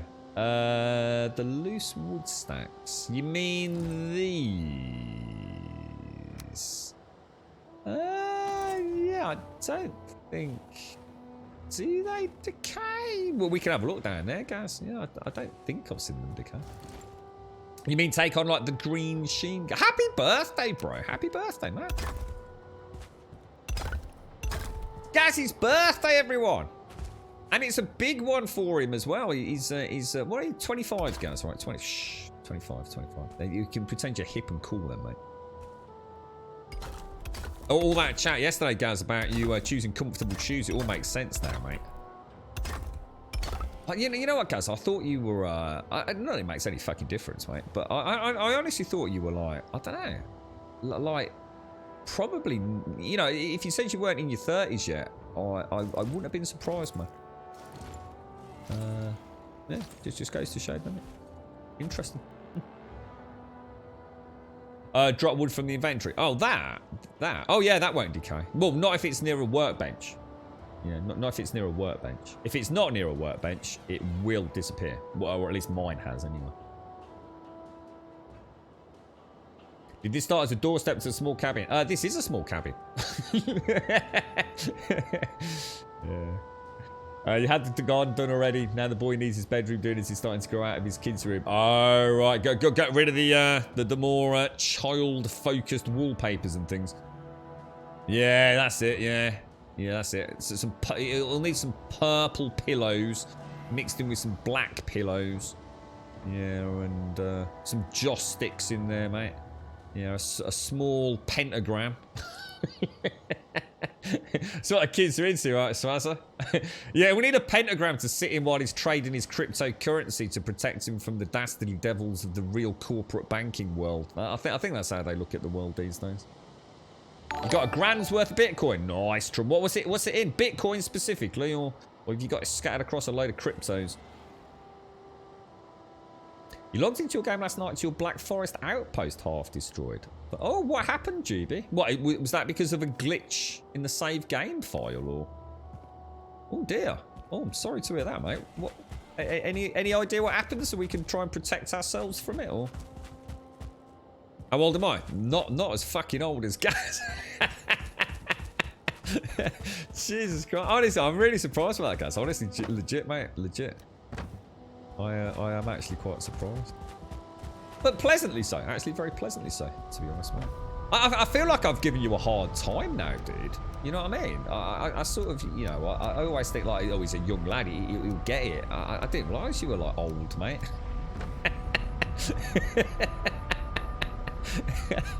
Oh, dear me, Gaz. I'll take you out for a pint, mate, honestly. I reckon we'd have a good laugh over a pint, Gaz. We could come clean about a few things that we can't hear in streams, dude. I reckon we would. I reckon there's a few things I'd love to say to you right now, mate. But I think it would be a cracking pint. I'll buy a nice pucker pie over here in the land of England as well, mate. I'll come and visit. You can show me around the pottery factory. I'd love to see that actually. I actually would be really interested if like I say, if I ever do, you know, make my millions in Bitcoin, guys. You'd definitely be on the list if you would entertain me for a few days. It'd be nice to pay you a visit, man. You're an interesting gentleman. Very interesting gentleman. I didn't realise that you were interesting because you'd been on the Earth so long, though.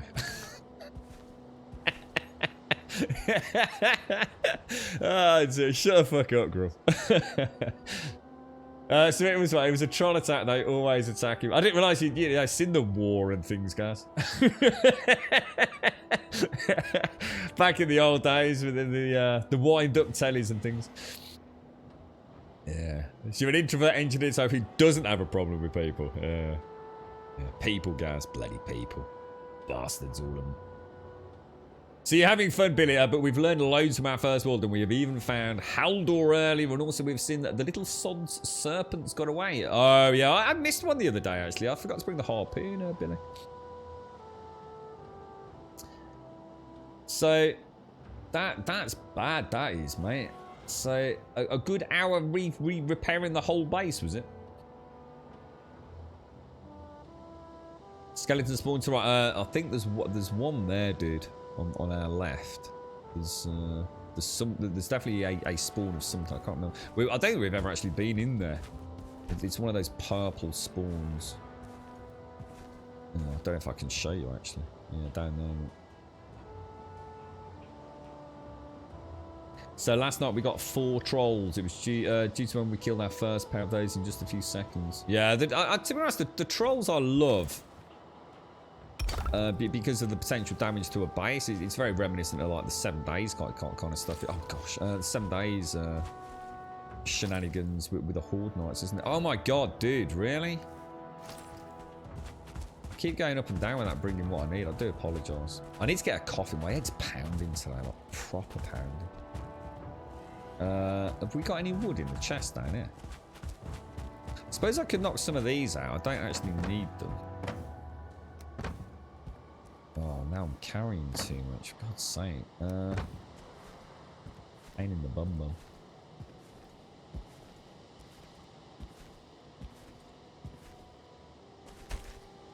Oh, that was a nice little jump there, wasn't it? I'm actually going to need to knock that out, I think. Might as well just keep moving it all up. I'll just keep waiting for stamina. Have we got on water? Yeah, not really, Shane. I don't know. I was really dehydrated the other day. Like to the point where, I mean, I don't want to put anyone off their breakfast, but I did. It was really scary, actually. I had a very discoloured urine. What I'm worried about is, well, I don't want to say too much. I had some really bad back pain a few nights back when I was out and about, and I have a really freaking bad feeling I might have crunched a kidney or something, and I'm not sure whether that can manifest itself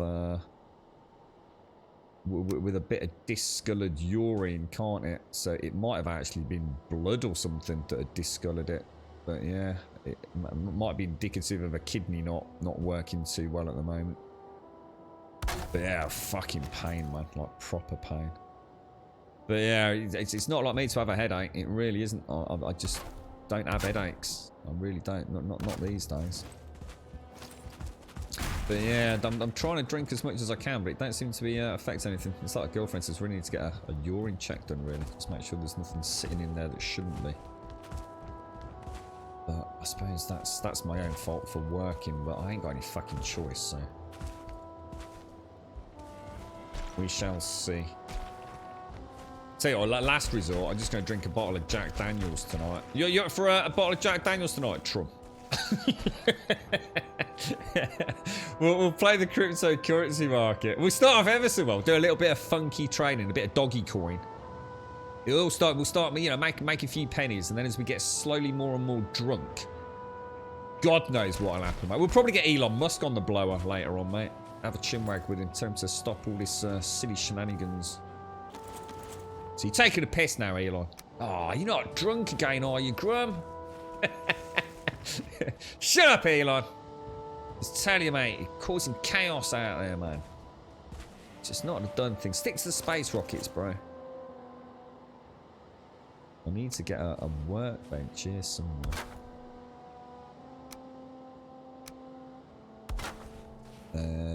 Now we gotta be careful because we don't want to go past the point of no. I think wasn't this tree a significant indicator? Because we are not going to be a million miles off that, are we? I tell you, let's just come up a little bit further because we're going to have to come around that rock no matter what, aren't we? So I suppose we do need to start thinking about where we go. Hasn't it worked out amazingly though, guys? Like seriously, I mean that is. Yeah, I'm not going to lie. There was a bit of planning there. You know, I did come up and down here a ridiculous number of times trying to guess the angle we'd be coming at. So it wasn't completely without design. But I thought we'd hit in there and we might have to do an around and up thing. I did not think that was going to happen. And I reckon we could have a really simple path cut across there, look. Build a little wall across to actually go in there and then maybe turn that into a tower or something. Why am I hearing not the doctors? I did only be a urine test. I can drop that in any time. I'm not in any pain or anything. I've only got a headache. It's nothing major. Well, I hope not anyway.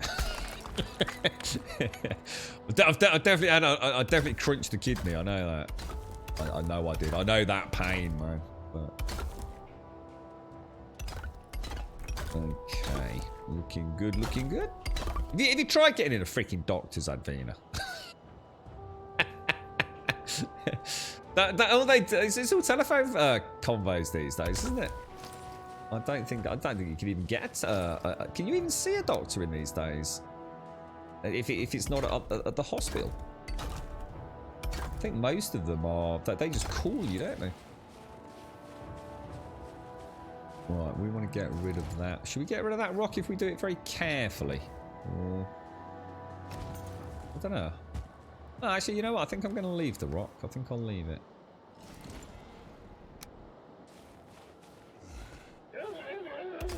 That does not sound good. That does not sound freaking good.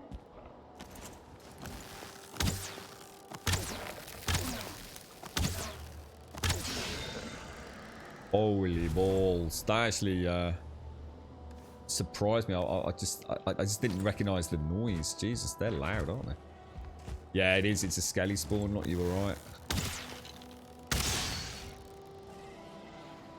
Quite handy, actually. Nice bit of whiskey. I can't imagine drinking whiskey with a dodgy kidney is going to end well. Hey, if in doubt, I'll sell the dodgy kidney for a discounted price. Buy some Bitcoin with it. Eh? Eh? You see? We've got a plan. Anyone want a cheap, slightly bad kidney? Sounds like a hangover. Well, I'll tell you what. I'd take the hangover if I could have the merriment of having been drunk, to be honest. That would be nice. It's been a long time, I tell you. Been a long time. And unfortunately, kidney pain. I think that the only time I had kidney pain, in fact, I mentioned this a while back, wasn't I? The only time I had, like, what I'd say, sort of like a physiological effect from a hangover. It was one New Year's. So not, when I used to drink, I know exactly what a fucking hangover is like. It's terrible, mate. Hell on earth, innit? I swear you'll never drink again. Still back out on the lash 6 hours later. But there was one New Year's where I woke up and I honestly thought, oh my god, I think I need to call an ambulance. And it was my kidneys. It was like, like you don't really know your kidneys are there, do you? You know, they're there, but you pay no attention or heed to them. And it was like, oh my god. It was like I could literally feel the both kidneys, man. That was actually really scary. I still to this day don't know if I actually hurt them. We were prattling about a lot that evening. So I genuinely don't know if we'd had a bit of a lads kind of fucking about kind of evening. But everyone woke up feeling like death that day. I have a nasty feeling that it was the aftershock. We were out and about in one of the clubs and they'd got the aftershock girls. I don't know if anyone knows what that is. It's basically like a blue and a red, like very sweet liquor, liqueur, and it was known as aftershock. And there was a blue bottle and a red bottle, and they were doing a big promotional event, and these two absolutely stunning young ladies wearing latex blue and latex red outfits with just about everything you can imagine showing. We're doing the tours around the clubs and literally got some real heavy weight with them as well. There was no mucking about to treat them proper. Otherwise you were being out of the back kind of thing. But yeah, they got a nice escort with them. But yeah, they just go up to the tables. It was just like free aftershocks, man. Just free aftershocks. But we ended up having a proper chat with them. That's sat down with us for ages, man. So I have a feeling that's why we all felt so bad. I think we indulged in something we'd never really heavily indulged in before. And I'm sure it was like 40% proof, that stuff. That was the only time I woke up like with, if you like, non sort of sick pain from a hangover. Any chests in the skeleton? I don't think we've ever been there yet. I think I deliberately stayed away from it, to be honest. Oh yeah, I hope not. You know what, Tara? I didn't even want to say that out loud, mate, because I end up panicking. Yeah, I really hope it isn't, mate. I really hope it isn't. The only time I've ever seen my dad He's a pretty strong man, you know, mentally and physically, I suppose, all things considered. The only time I've ever seen him in tears, all the sad things that have happened, all the friends he's lost, and everything he's been through. I've never really seen him cry or shed a tear, apart from the one day when I came home from school and he was in the bed. I knew something was up because the car was on the drive at a time when it shouldn't have been. And yeah, I was walking around downstairs. I didn't understand it. I went into the bedroom. Just thought, well, he wouldn't be in his bedroom this time of day, would he? Went into the bedroom. And he was... I remember him lifting his head up off the pillow as if it was like to wave me away. And I just thought, oh my God, is he fucking dying? Yeah. That was horrible, man. Horrible day. Yeah, he really struggled. He had to have his all like ultrasound blasted and things, and it all went a bit awry. So he ended up, instead of like, you know, a horrible stone to pass. Yeah, so these, sorry, I know you weren't talking about it, Gaz, but I was wondering whether these did actually change colour, but yeah, they do by the looks of it. I just suddenly realised, haven't I got a portal up there? Did I just go all the way down the stairs? I'm pretty sure I've got a portal there, haven't I?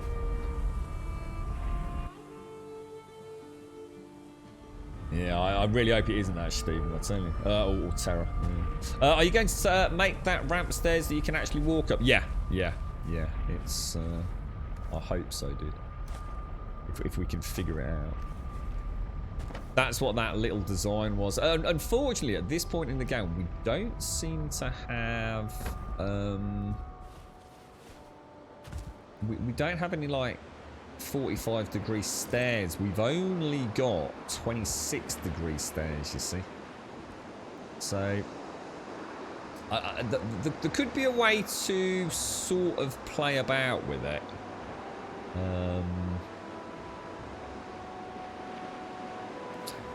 Using those and potentially clipping in these, but I'm not going to worry about that until we've got the most important thing is to find this height from mountain to tip was really important, because until I know that, that determines exactly what I can and can't. I suppose it would make sense to actually put that, knock that portal out and put it back up there now, wouldn't it? Could do with a third portal almost. You're right, kidney screams after drinking spirits for a night. What, is it just, what, do you think the right one's just taken a bit of a battering, has it? No, I actually, I know what mine is. I actually crunched it. I know I did. It was, under no illusion I'd taken a right pounding to it. So. But yeah, it was almost like a brown urine, which I think is pretty indicative of blood. It's not as bad today. It's not as bad. Probably just a bit bruised. Fingers crossed, right? How many hours they prep? I think we're on day like I think we're on day. I think it's about 1,060. So that's about 530. What's that noise? Oh, it's poo! Hey there, Poo! Oh, I love it.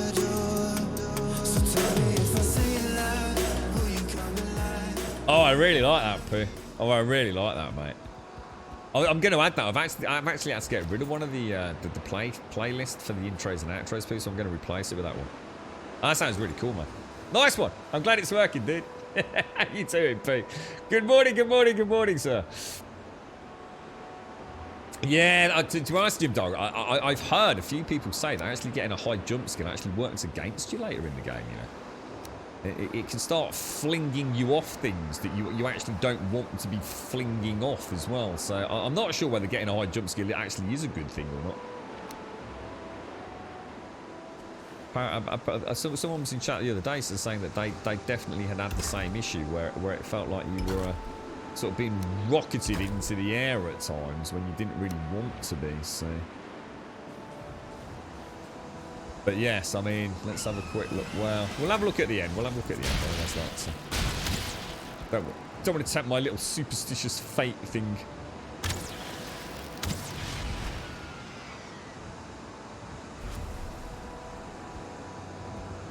Eat a bunch of beets. What's what? Why? What, does that good for your kidneys or?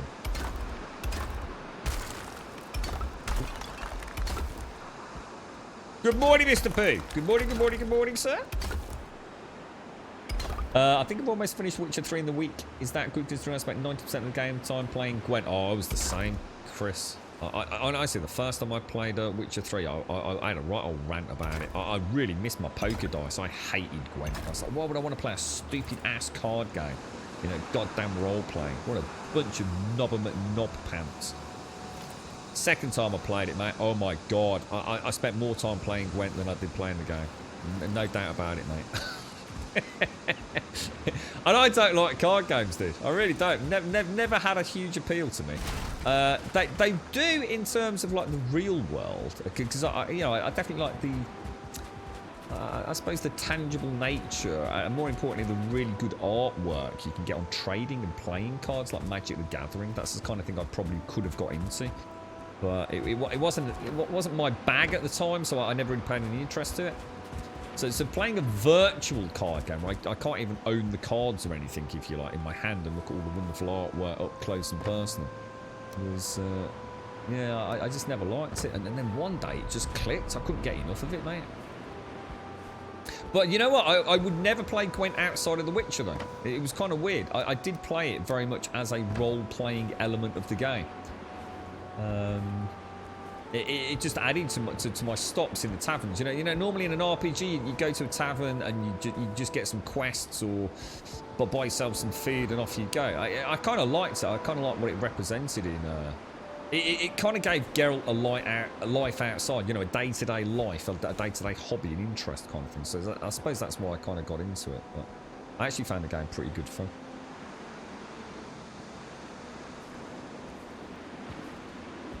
Yeah, it was a year mischief. Yeah, so you just want to like jump up a small thing, you know, especially while you're building and scaffolding, and you sort of like go to just jump from one ladder to another, and you're halfway across the bloody server. It's like, oh mate. Yeah, like you said. I mean, I don't know, because the only time I've noticed a difference to my jump was when I first started coming up these stairs.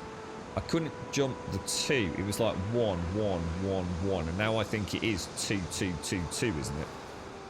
I think. I did notice a difference. This has worked out spookily accurate.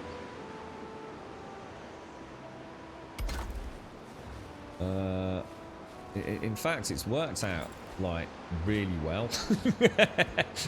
let's see where it takes us, because obviously we don't know where we go next, but we should be on the normal path, which we're going to do with the circling trophies and stuff. So. It's really nice, isn't it, P? Yeah, good choice, man. Good choice. This is the first time I'm working 4 hours. What, as in the first time you're only having to do a 4-hour shift, or? Have you got a bit of a lighter day today, P? Yeah, I really did. Like I said, the first time I was like, oh, there better be a mod to get rid of this crap so I can go back to playing poker dice. But yeah, I ended up falling in love with the bloody thing. Much to the annoyance of chat. I was like, oh, really? Not another game of Gwent. Yes, another game of Gwent.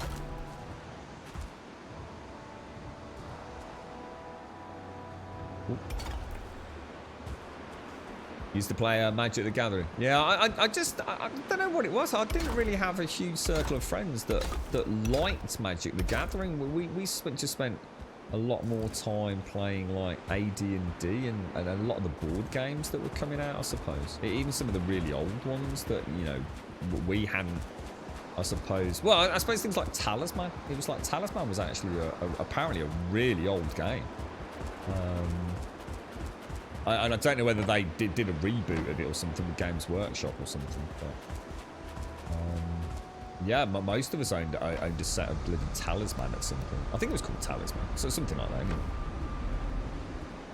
But yeah, it just suddenly, it was like it came back from, you know, an obscure game to it's like everyone's playing it. And of course then Games Workshop were doing all sorts of stuff on the board game front.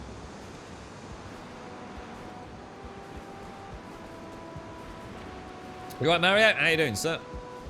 What's that? It'll be the nicest day tomorrow if the title is correct. What's that, dude?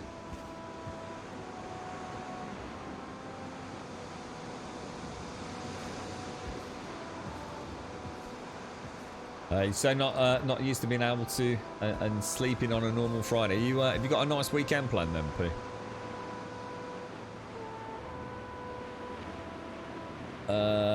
You're right, it's Timo. Oh, cheers, Pooh. It's not the same on the computer, right? Yeah, I mean, I definitely, I mean, it's one of those things I always say, you know, so sometimes just being in the right place at the right time or having, you know, a circle of friends that are into something. And I would have fallen in love with stuff like Magic the Gathering and physical card games because I've always been a collector of gaming paraphernalia. Not for the last God knows how many years because one, anywhere to put it.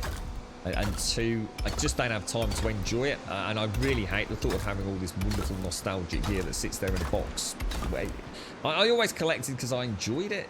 You know, I used to get out like all my old.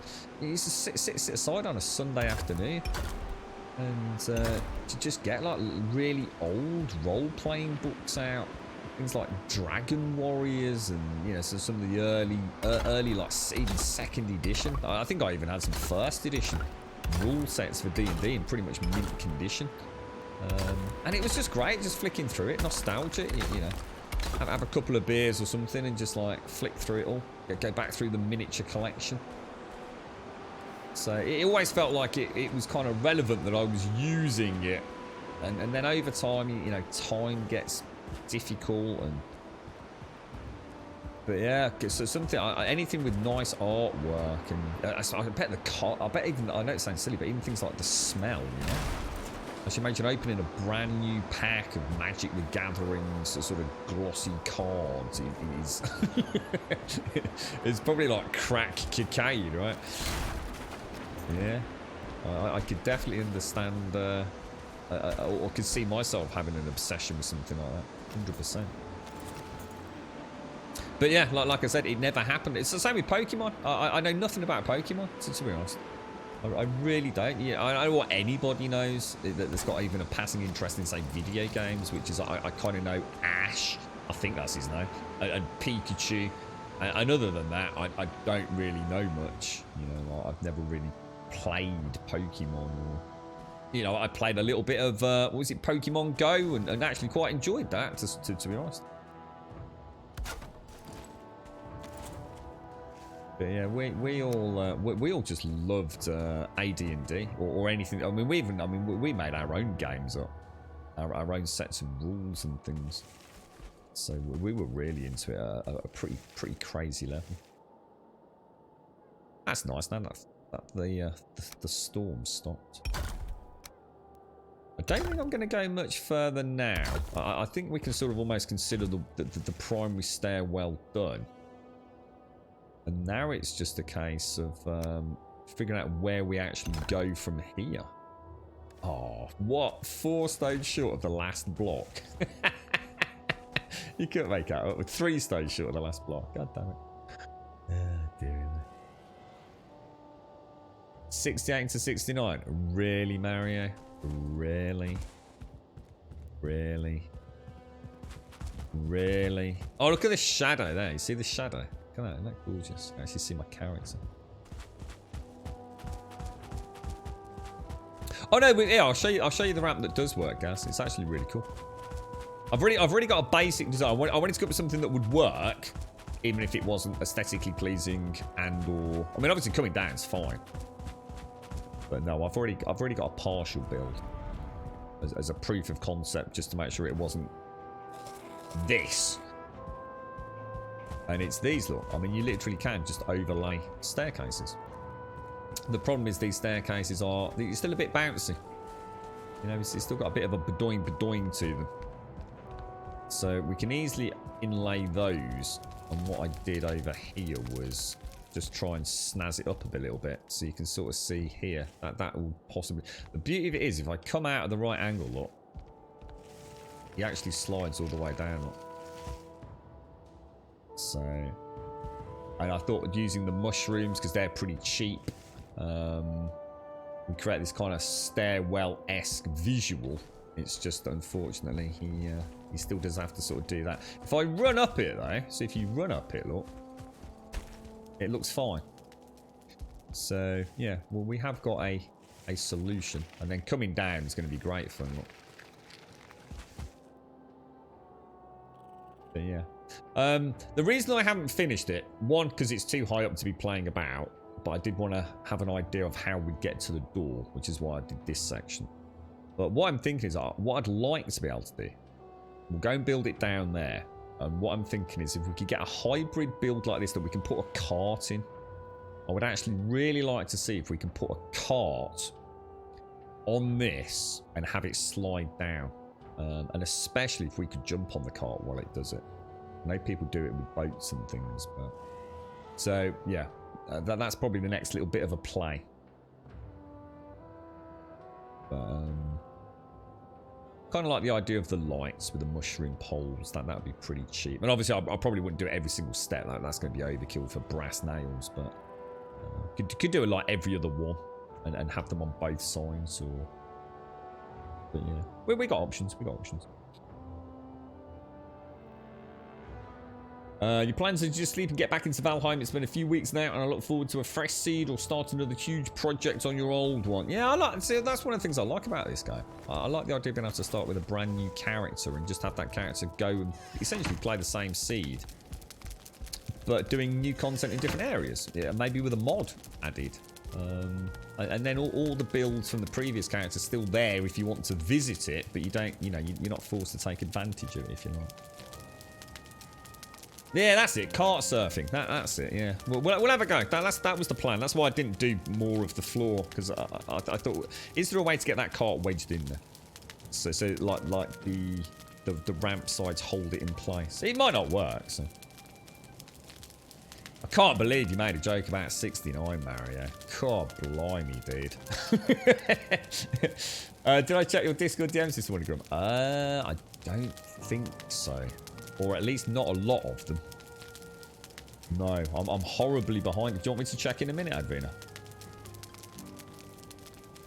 You make a boat slide? No, I don't like the idea. But boat slide's a bit silly to me. I've got no issues with them. It has no place in my world, though. I'd rather do the cart one. I quite like the idea of a cart. Even if I can't get in the cart, I'd just been able to kick the cart down the mountain to transport things instead of just kicking them off a cliff and watching them explode. Yeah, I don't think I fancy the boat slide. It's been done a million times over, anyway. So, as I'm sure the cart has, but yeah, having a boat upon a mountain seems a bit fucking stupid to me. Whereas having a cart, I think I can probably buy into that. I think. When are you going to get a block banana? What, you want me to do my hot tub inflatable banana streams? I'll tell you what, when I get to the point where I have no self-esteem left, right, and the only thing left for me is to get into Twitch competition rather than just sitting there enjoying myself, and the only way for me to remain in the fight is to sit in there in a hot tub, acting sexual for your pleasure, Trump, then I'll tell you what, I will do a private stream for you and Zaranthian, and you can let me know if I've got the sensual nature to pull it off, right?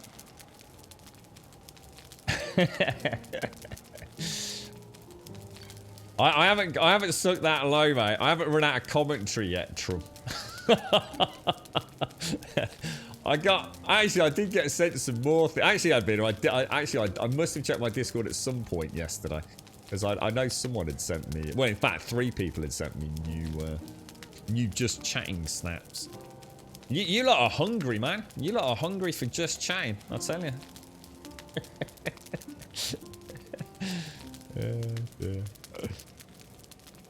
Yeah. We had a game. It was actually really funny, Jim. There was a streamer that popped in, did a raid, and came over and showed us his rocketeering boat. It is actually really cool, mate. It is really cool. I mean, we could do it just for a laugh, but the problem is, I mean, the reason I don't want to do it is because It's not so much because it's been done before. It's because I won't be able to do these, you see. I'd have to have it as a smooth ramp. So it could cause problems when we're building that structure. So I thought a cart... I don't know, I think a cart makes more sense. You know, it's a bit more of a Scooby-Doo ride than a giant boat sort of ricocheting down there. But we'll see. It might not be possible. It might not be possible. Getting trench foot in the inflatable hot tub. Yeah, I'll do anything there. Anything, really. Just a complete sellout there. All set for the big fight? Nah, nowhere near it yet. Scary. Next week, I reckon, maybe. Still got to finish all this off yet. Might convert that tower as well. So we've got like a... In fact, it'd be interesting to see if that tower that we've got up there can actually overlook the Modor area. Oh, that would be cool, wouldn't it? Ooh, I wonder if it does. I wonder if we could make that high enough to overlook the Modor or the Modor boss arena. Maybe we could fight him from a parapet, like that first dragon fight. Because you've got to assume it's a wyvern or a drake or a dragon, haven't they? I think they're called dragon's eggs that we're... That would be mad. Do you remember the very first fight in Skyrim? Holy shit, that would be cool, man. Unless it can destroy stone. Not sure anything else can destroy stone. Don't know about a dragon. But yeah, that would be neat. You know, when you go with the Jarl's hench lass, I can't remember her name, and you go creeping up to the tower, and there's that very first dragon attack, isn't there? And I always go up into the tower on the parapet and take it out with arrows. That'd be really neat if we could do that. Right, let me go and get a fresh coffee. I will be... Ooh. 2 minutes.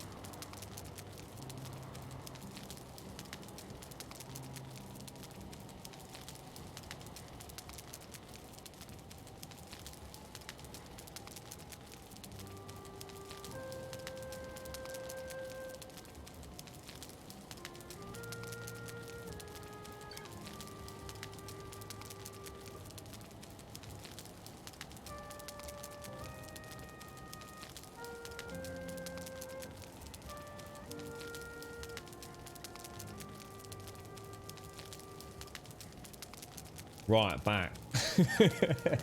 Oh, you terrible people. Right, okay, so what were we up to? Let's have a ganders. Right, I've got fresh coffee. The sun is shining. It looks very nice outside. Right, before we do anything, let's go and mark out. Have we got any more wood? Is there any more wood in here? I don't think there is there? Yeah, you see how little stone we used? It's amazing, isn't it? I know it was probably hard for anyone to imagine how little stone gets used on something like this. It's pretty crazy, actually. You know, if you've been stockpiling it. I mean, you know, we've got plenty of stuff left in these boxes as well. Plus all the stuff still back at base camp. You know, all the stuff out in the broken cart boxes near the dock area. Yeah, so what we need to do, that's a wolf.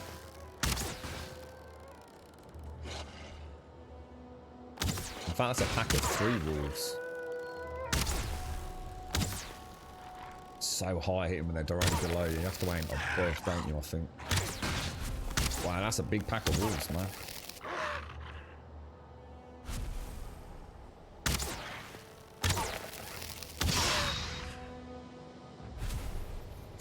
Yeah, that would have been painful, wouldn't it? I think there's a bit left. Yeah, what we need to do, we need to determine where this takes us.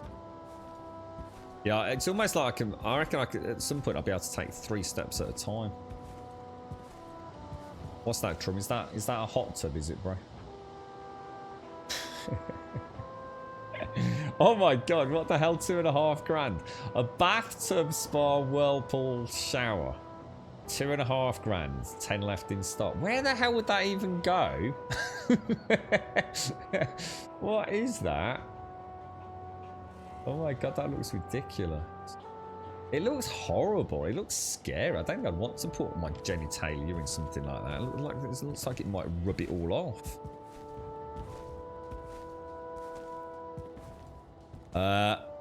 Oh, really, Billy? Yeah, I was going to say I'm not sure. I'm not sure what I want to do at the minute.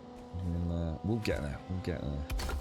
So one last little rock in there. Missing requirement. Oh, come on! Did I not? Oh, really? All right. So the boss is literally just up there. So let's say we can definitely bring that out to here, can't we? We can get a level area here, which would then we can make a stone wall or stone pathway or just general pathway through here. We could come through here. Not having to jump or run or anything at this point.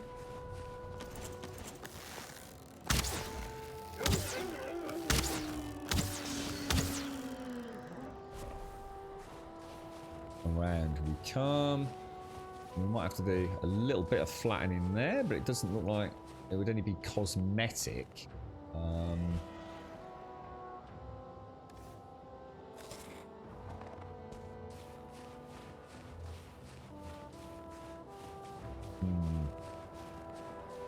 We come out in the right place. Possibly up there, isn't it, I think? Maybe come around here?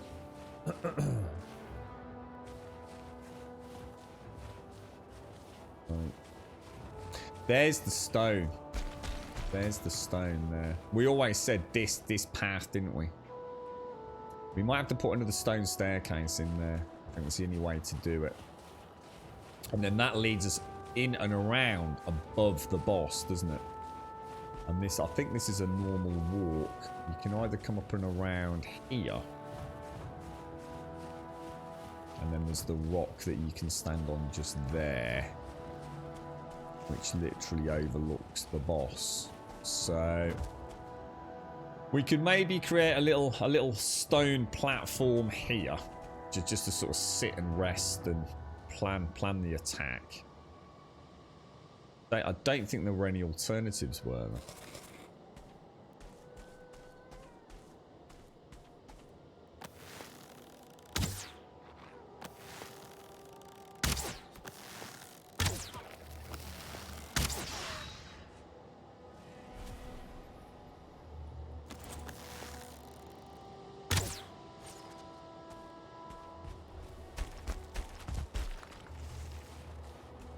The wolves coming over the ridge.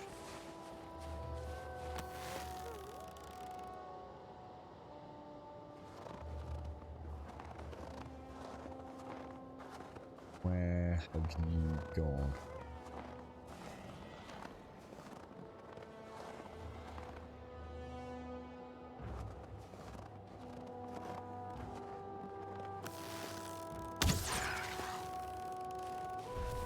Nicey, nicey, all things spicy. Dead, dead, dead, dead. Right, okay. Yeah. Yeah. So we can easily put something up there with a small stone staircase that comes down, couldn't we? Just to get to the boss. And I don't think we ever found a better 1069. 69, Mario! I wonder if there's a better... Is that where we're going to? That tree? It is, isn't it? So... We could put another wall in from there. I don't know what angle that would be at. It's not a nice angle. But I could probably put a wall in there, going all the way down. Which would then bring us out, maybe, if we start it right on the corner there. Which would be a perfect walk up then, rather than that. Because otherwise it's terrain deforming there. Not sure we could get the angle though. That would kind of bring us out around here, wouldn't it? Now, from here, is it around the tree or is it up there? I'm going to assume it's down here.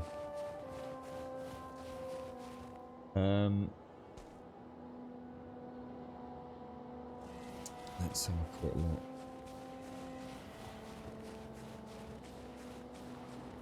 Definitely lift the terrain up there. Yeah, okay. I don't know. I mean, do we try and take it to just in... I mean, should we try and stick with stone all the way to the top? I mean, it'd be pretty cool, wouldn't it? A constantly sort of winding staircase almost up and around.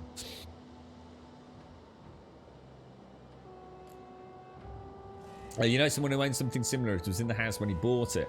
It has a Bluetooth speakers built in. You can tell the shower to preheat a few minutes before you need it via phone and Bluetooth. Jesus, man, that's mad. $2.5 grand though. You'd expect something a bit snazzy for it. I wouldn't know where to put something like that. How you doing, K-Vip? How's things? You right, Kidge? Watching our very first Valheim play on your YouTube channel, you said you needed a break. It's a new game and quickly were enthralled. Yeah, absolutely, Kidge. Yeah, it was. It was one of those, but play it for a day and never look back, really, Kidge. Yeah, it's not often that happens. It happens. Well, I should probably clarify that. Normally, if I start playing a new game, I do jump in with both feet, and yeah, we tend to play it for a while. But it's not often I would still be sitting here 60 days later still playing it, mate. You know, it's like, oh yeah, honeymoon period, what a wonderful game, and then you sort of, you know, but I've kind of run out of content, or you know, the cracks are starting to show, especially in early access games. But yeah, this one just keeps kicking ass, man. Absolutely kicking ass. Where am I on the big map? Well, obviously, unless you're on the same seed, it won't matter. But that's where I am, sort of this area here. My original spawn is all the way over there. So my standing stones. Where the hell are my standing stones, man?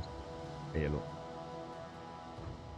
In the middle there. So it's about as far as I've travelled for any specific content, really. You had a bit of a line today, Cave-It. Yeah, I was... Oh, I didn't see that, Advita. Sorry, mate. I was sidetracked. Yeah, the sun's out here now, Scope. It's been out since this morning, but it's still so cold. So cold. See, the problem is... the problem is getting the angle, you see. I mean... You can't, you know, in order to get through there, I have to sort of plan to start almost over here, look. That's a golem. That's a golem there, look.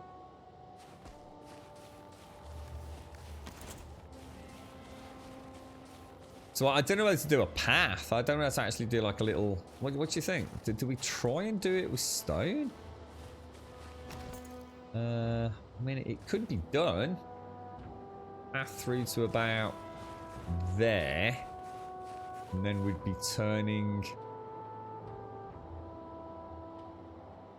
go up Well, I don't know. We'd have to go and place some markers down, wouldn't we, I think? It would be nice to do it in stone, I've got to admit.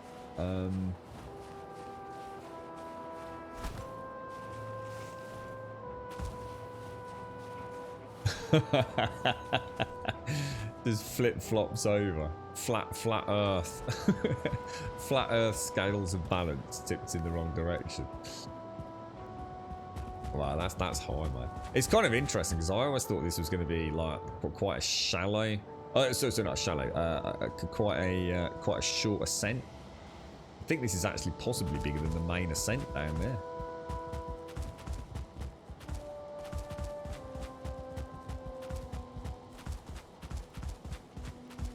I think we've got to go stone. I think we have to go stone. Otherwise, it's going to feel like it won't feel. What was it? Is it the 7,000 steps to High Hrothgar? It's pretty much what we're going for at this point, really, isn't it? So I wouldn't want to cheap out right now. It's just there's a lot could go wrong. Right, so if I can't get rid of that because you're going to be a knob. There were no stones in that one, were there? And I don't know where to move the, should we move the portal up?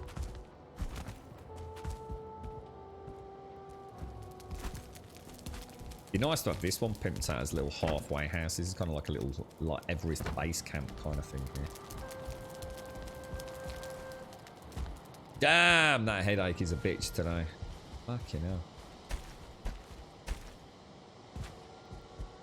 So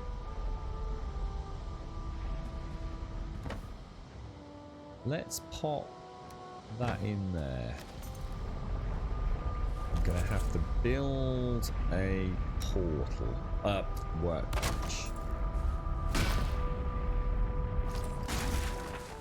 Knock that out. Make sure we've got everything. Yes, yes, yes, yes, and yes. Can I take any more?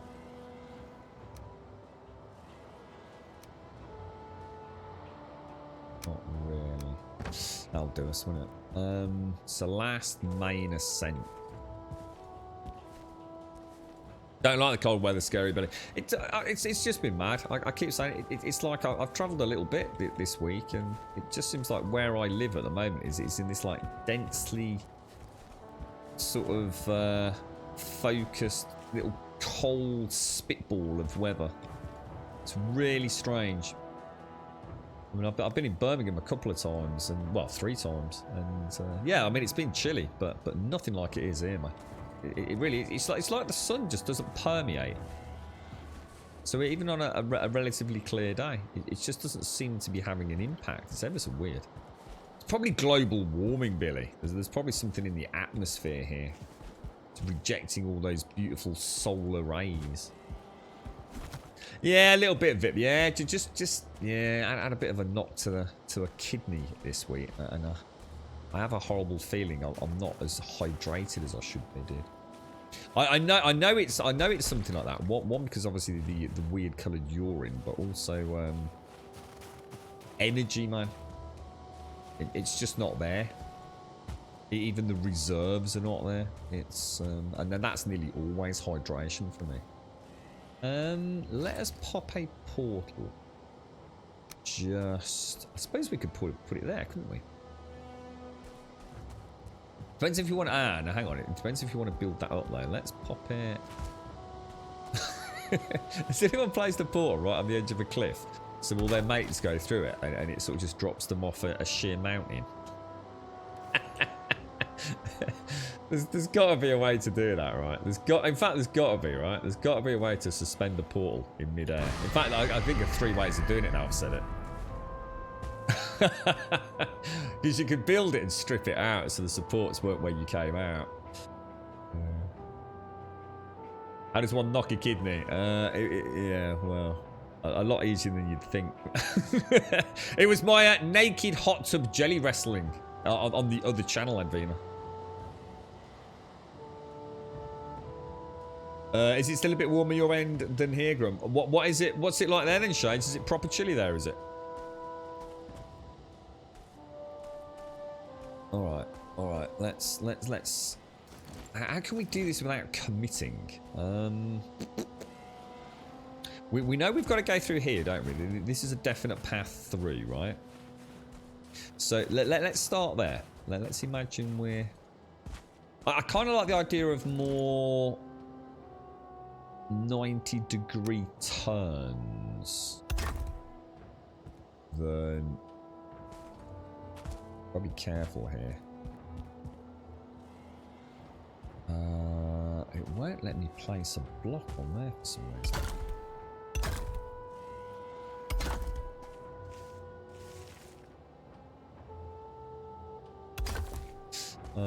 So yeah, we want to come through to here, don't we? Oh, they're kind of like...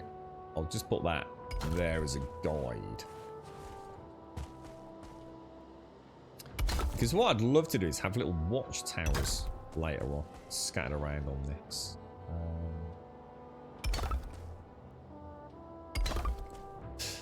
See, that's a bit risky there, on the basis that a wolf can get up, but it kind of looks cool. I kind of like that.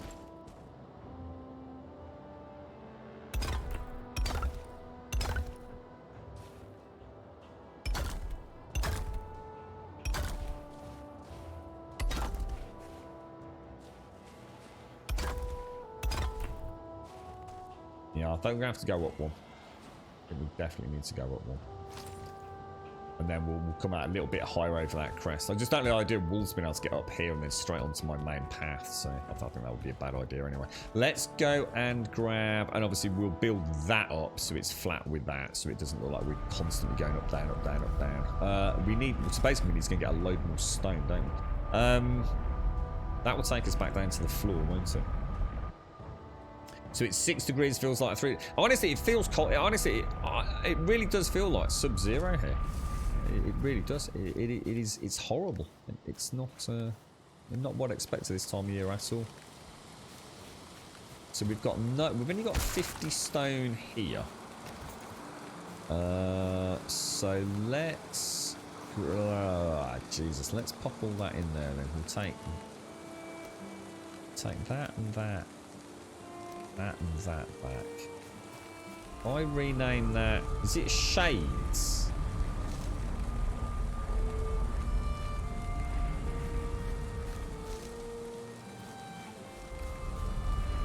Yes. Oh, I'd love it if it was like, honestly, I'd tell you what, a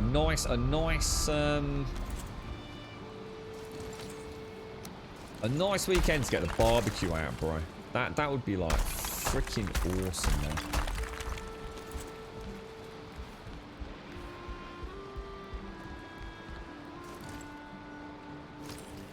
Let me throw that down, About 11 degrees there, is it? I wouldn't trust whatever it says on my phone or on the weather.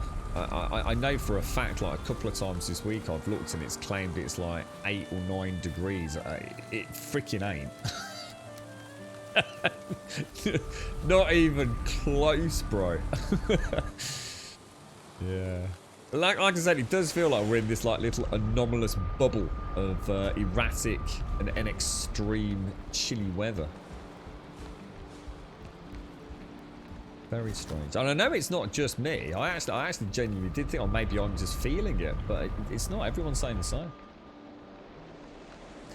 Yeah, the thing is for us, Chris, the girl, if I have a barbecue, obviously with social distancing and everything, it's kind of like, it's nice if the girlfriend can come out and actually enjoy it. Otherwise you feel like you're out there doing it on your own, really, mate.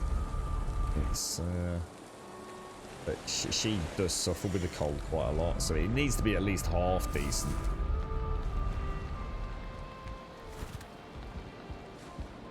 She's certainly not coming out in weather like this. I'd be worried for her, to be honest.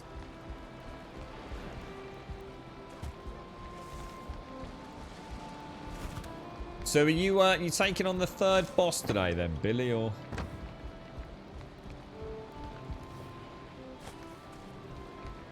I reckon we've probably got enough stone to get pretty pretty close to finishing. And I'm sure I've still got some reserves at the mine. In fact, I know we have. Because the mine was where I did do some harvesting for stone.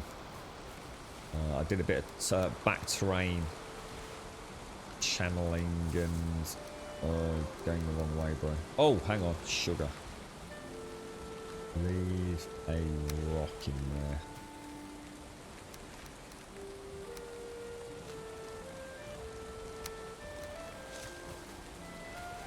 So yeah, I've probably got. I mean, I don't. I wouldn't want to say a full 10 stacks. I reckon I've got not far off it though. So it's near enough 500 stones, and it's 4. So that's a, you know, it's about 120 odd slabs, if you like. Yeah, my dad's got a nice setup, Scary Billy, where he's actually got he ended up buying a house that was sort of like on a thoroughfare through to like a publicly sort of required drainage system. So the council always required access, so it wasn't land. It sort of separated his house from the next door neighbour's house. But some time ago there was some shenanigans with flooding and all the rest of it, and they had to sort of tear up part of his house almost. And in compensation for the inconvenience, he was allowed to actually purchase the land, providing that at any point in the future, if they had to gain access to the new super duper storm drain, they'd have to remove an external garage that they were going to build for him. He was very lucky, actually. And as a result of that, he ended up with essentially quite an extra chunk of land on his house that he actually does own. But he's got like a completely isolated standalone garage there. So if the barbecue weather suddenly turns, you can actually take the barbecue in there. It's got a really nice sort of like vaulted ceiling, so it's quite safe in there. And it has, yeah, we've had a couple of times where it's well, obviously not so much these days, but you know, I certainly remember summers where it would suddenly start torrential raining, and instead of trying to get an umbrella over it like we'd have to in our back garden, we could just wheel the barbecue into the garage and carry on cooking. It was awesome, man. And in fact, it's quite reminiscent of building in this game. Because it has windows and everything, so you know, although it got smoky up top, it never got smoky to the point where, you know, you were starting to asphyxiate yourself, if that makes any sense. Yeah. I swear he's bought himself a new barbecue this year. I swear I saw something kicking around on him near his laptop that was reminiscent of shit he's been looking into barbecues. He owns that many fucking barbecues. I think he forgets he owns them.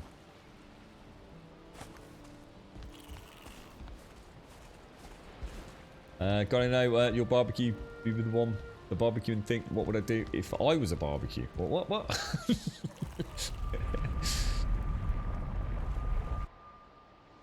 Yeah.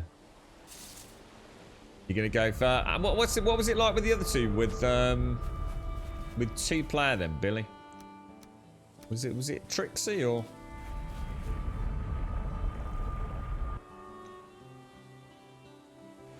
Yeah, the wind can be a bit problematic, especially if you've got neighbours and things, right, Chris? Yeah.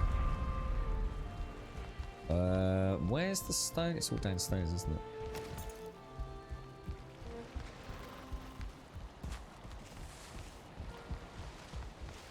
Yeah, it would be horrible to imagine we're not going to get any nice weather again, but I think what's happened, we've had like 3 weeks of glorious weather followed by what is now going to be about 3 weeks of gradually deteriorating weather, which isn't unusual in the UK.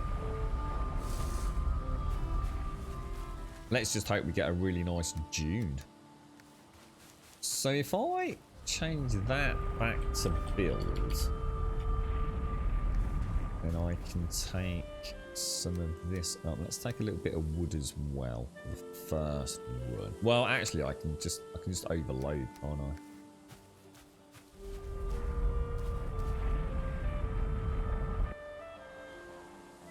I got a new barbecue sponsor. Honestly, I completely just went with the cheapest available one in Argos. I can't remember if it was 20 quid or 25 quid. I can't remember. I think it was supposed to be 25. I might have got it for 20. I know it was supposed to be 25. But I'm sure there was some shenanigans where it didn't come with a cover or something. Right, so I can't remember if I chose the other one, but it was certainly it was either 25. It was either 19.99 or 24.99 my barbecue, and it is literally like crap. But you know what? It's gonna do me all right, mate. It'll be fine for me to throw some sausages on for the well, I've already had it out once for the old boy lent me his sieve. His garden sieve. Bloody miracle invention that is.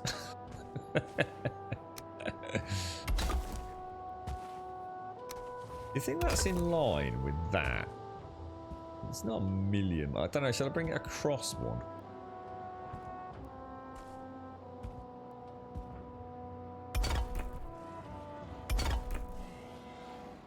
Obviously we don't want to snap in there, do we?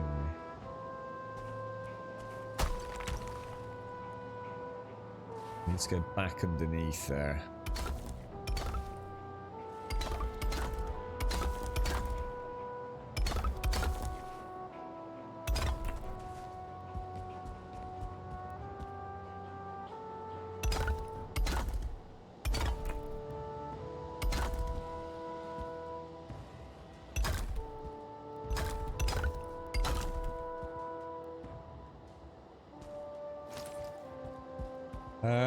Yeah, I like that actually. I do like that. That's really cool. And then we'll just bring those 2 steps up a little ways, so it's a less stop-starty. Obviously, that's going to be a fair old chunk of stone, but let's just get the. I'll be quite interested to see if we can get at least the base done though. We sort of concentrate on that. Anything after that is quite straightforward. But we definitely want to go up there somewhere. So we need to see if we can come up with a good angle like we did here. Alright, Jessica. May I ask where your accent is from? Of course you may. It's very similar to a friend at work and I can't place it. I'm from Oz, so I don't hear it often. So I actually have, I am from Birmingham, which is a very big city in the UK. In fact, I'm not even sure if it is like the 2nd largest city. I know it was for a long time. I'm not sure if it still is or not. But I suppose it depends on what you use to measure it these days. But yeah, it's a Birmingham accent, also known as the Brummie accent. But to be fair, if you were to speak to a Brummie, and I am born and bred, I mean, I absolutely was born, like literally, you know, if you've ever watched Peaky Blinders, I don't know if you've ever seen that program, which is, you know, largely, or certainly early on in the show, the original sort of Shelbys were of the Small Heath fame, then that is literally where I was kind of brought up for a part of it anyway. So yes, Small Heath, Birmingham, and you know, then Hall Green, Kings Heath, Acox Green, Moseley, but pretty much the beating heart of some parts of Brum, really. So that's where I'm from, but it's not a very strong Brummie accent, to be fair. I have to admit that, you know, I'm quite proud of where I come from. You know, I love Birmingham, got a lot of friends there, but it is not a strong accent. It really isn't. My younger brother, he's got an extremely strong Birmingham accent, like really strong. He sounds nothing like me. He really doesn't. My accent tends to come out if I'm really tired. It comes out a little bit more. If I'm in Birmingham, to be honest, if I'm actually in Birmingham, it comes out there because I get into the bit of banter. You know, there's a lot of sort of little colloquialisms in and around the circle of friends, and I think the Brummie accent accentuates some of those like little slang words and phrases. which I probably don't use as much in everyday life. So, but yeah, if I'm tired, if I'm a little bit angry, a little, I'd say maybe if I'm a little bit stressed, it might come out. But it depends on what the source of the stress is, I suppose. Is it Manchester? Is it now? So it's London, Manchester, and then Birmingham, is it? Yeah, I mean it's you know, if you live in England, you'll know Birmingham. it's not a small little side town, is it? I've lived all over, Fire. Yeah, lived all over, mate. I'm new to the game. What is that stone path for the car? It's purely cosmetic, part of the role play, really. It's not for anything at all. Literally, I have no reason to be building it other than quite a challenging little build project, which I'm quite enjoying, to say the least. But if it has got a reason, it's to take me to the boss, the next boss. So the next boss is invariably quite high up in the mountainous regions by the looks of it, and unless mine was completely... Oh no. That's the coal, isn't it? Do I not need that? Oh no, it's just stone. I don't need coal, do I? Oh no. No, I may... Oh my lord. That better not be wolves. Abort.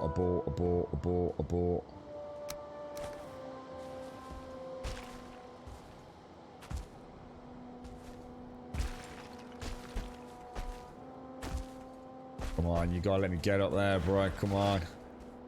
Near wolves. No stamina. Not good.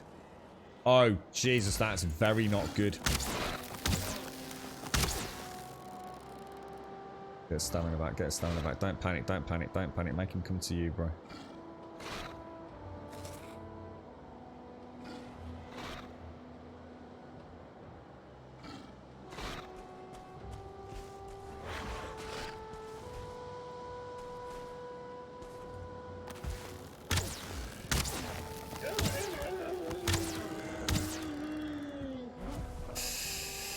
Jeez, man. So what have I not got? I was going to say that's what I was worried about. I thought it was the coal. That's the forge. It was the iron, wasn't it, that was going to screw me. Don't roll all the way down the hill. Now, can I actually place that here? Is it going to say I'm out of range of the workbench? Well, if I'm out of range of the workbench, I might as well build another one then, right? So let's stick that. Where are we going to put it? Oh no. Get that in there. And the stone crafting tucked in.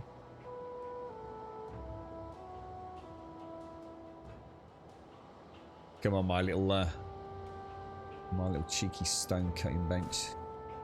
Where do I put it? I suppose I could put it on here for now. Try and overhang it a bit. That'll do, won't it? Let's go and get... Well, no, let's carry on. Building rocks. It's so... Yeah, yeah, that's it. So we can simply walk into a molar. I like that. Yeah, I mean, the idea is, rather than thinking of this as a completely isolated single-player experience, at some point it would be nice to put this up for download or invite a few people into a bit of a community server and have all this kind of stuff built and ready to explore, really. You know, especially for people that maybe don't have... time to necessarily build and just want to focus on the game. It could be quite an interesting little way to experience it. There's lots of places you can visit, and docks and taverns and inns, and hopefully lots more to come. So yeah, it's kind of almost like the way I see it, it's almost like a dungeon master creating a world before they let the players loose in it. It is, I suppose, maybe a bit of an ethos behind it all.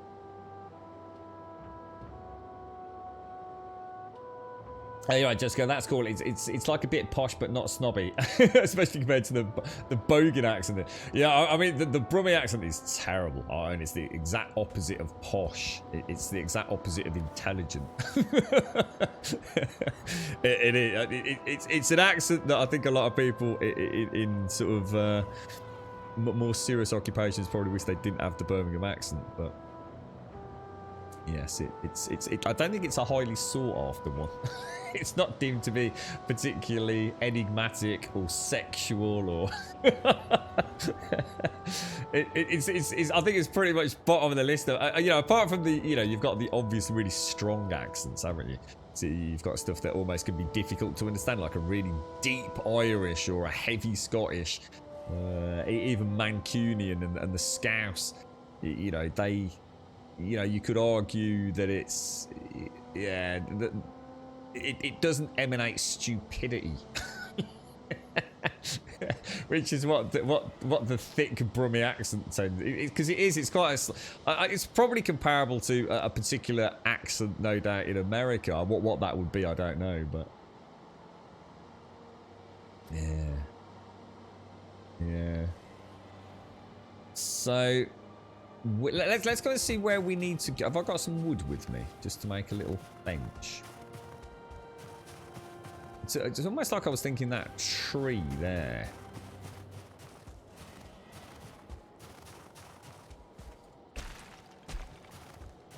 Is that the tree behind the rock that leads to the boss? Oh, it is. It is. It's exactly that tree.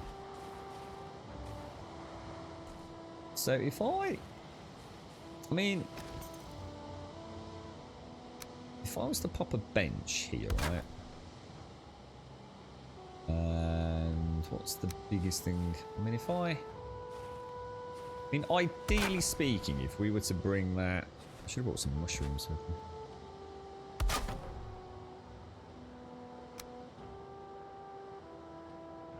We'll just put something on there like that, just so it's visible.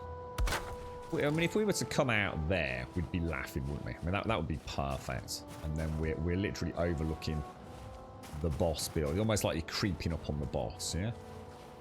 Which means that it's almost got to be at that angle as well, hasn't it? Because an offset to that is going to be too much. Unless we're aiming at that tree. If we're aiming at... Oh, well, let's go and see. Let's go and see where... So we've got an angle at the top. Let's go and see... Let's see where we're coming from at the bottom. Wow, water. You got a bar of water, man.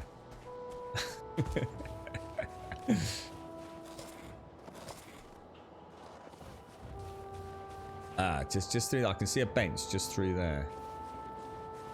So there's a chance with a slight change in angle I could get to here. So it would mean that coming at a bit of an angle rather than a 90-degree turn. But I can actually live with that if it brings it out as gorgeously as I think it will. So let me... Is that not letting me snap that in there? Go for 2 individuals. So which angle do you think it is?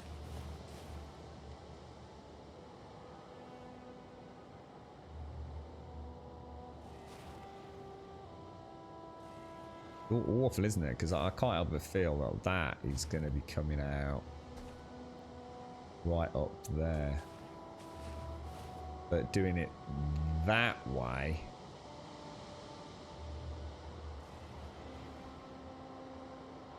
Doing it that way is going to bring me out over there. Oh, that's a real pain in the ass, that is, isn't it?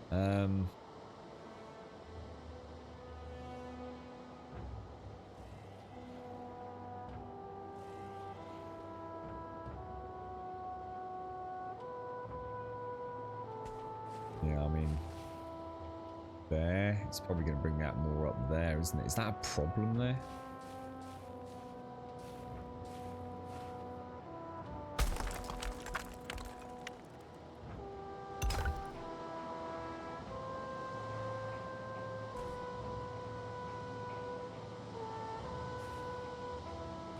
How can I be a stone cutter's workbench? Don't be a knob.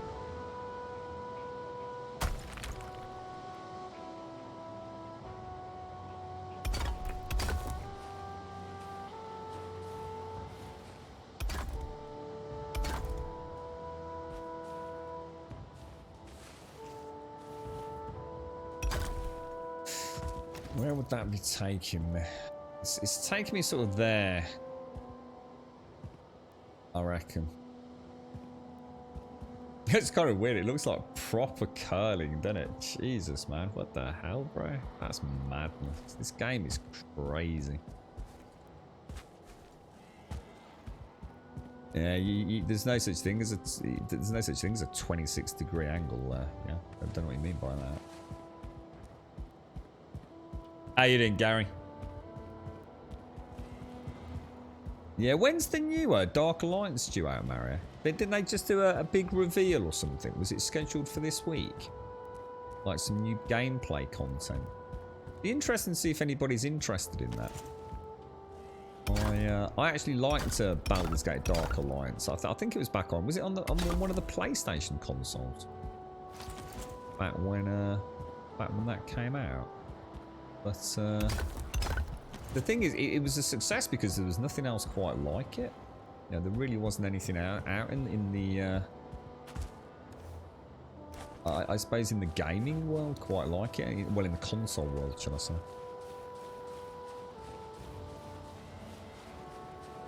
I suppose it's really just a Diablo 3 straight ARPG wannabe in many ways. If we go and see where we'd come out if we came up, I think we'd be fine. I don't think it makes any difference coming out here, does it? So yeah, that'll work. That will definitely work. In fact, you can see the angle. Oh, it's really quite handy actually.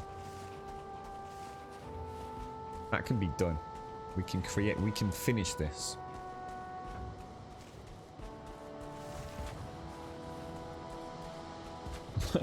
I'm playing this back through my head a few times ago. How bist are mucker? Yeah, you were right. How bist? What's the how bist are mucker? I'm not sure what that is. What's it actually? What is it in English? I know you all right.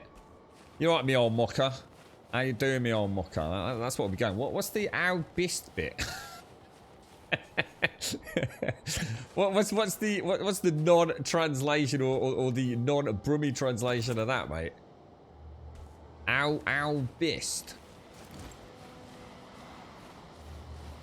Ow bist. I can't get a word for that. Very strange. Right, come on, let me get we want this. Oh, actually, if we knock out that first. Keep finding the you see the horseshoe? I've never actually noticed that. And I must have knocked out hundreds of those bloody things. And all I see today is like a little horseshoe every time I do it.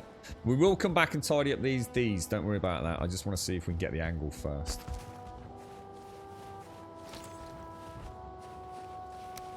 So they've got a fairly big circumference, haven't they?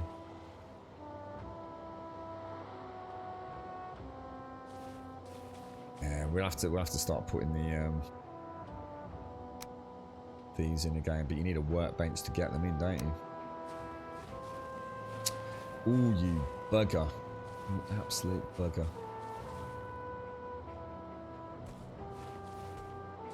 I might just have to put it up there. I might just have no choice but to keep doing that.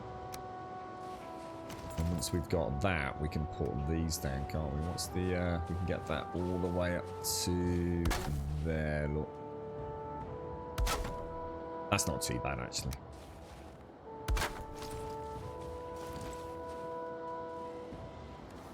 So stone me old mucker. How are you? How bist? How are? I don't see how you get to how bist. I can't see that, mate. Honestly, I can't see the how bist bit. I can get the how are you? How are you, me old mucker? You alright? But where the how bist comes from, I ain't got a freaking clue, bro.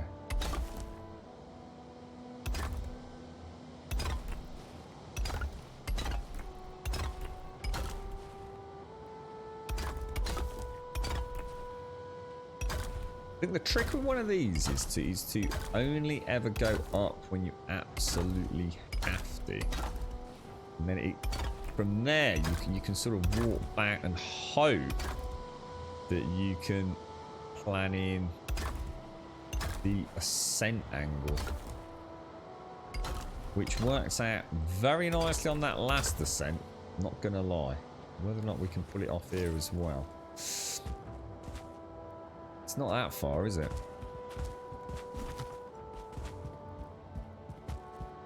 Bist is coming from northern Germany. So it is. So are you telling me? So that wasn't an attempt at a bit of Brummy then, Gary? How Bist are mucky yam alright? Sounded to me like a way of spelling out Brummy. Nothing to do with the German, you see. That's what was throwing me. I thought you were talking in Brummy.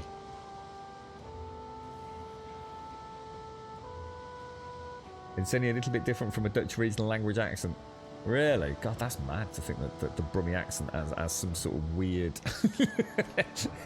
connection with some other much more beautiful language. Stone. I need more stone. Cariad, that's got to be Welsh, right? Cariad, Caridween, and things like that. That's got to be Welsh, right?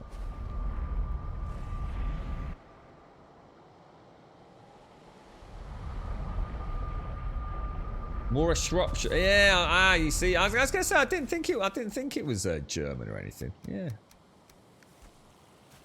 So, Albist. Yeah, that's it. I've not heard that. I can't sort of hear it in my mind's auditory canal there. So is that where you're from, Gary? You're from Shropshire, yeah, mate.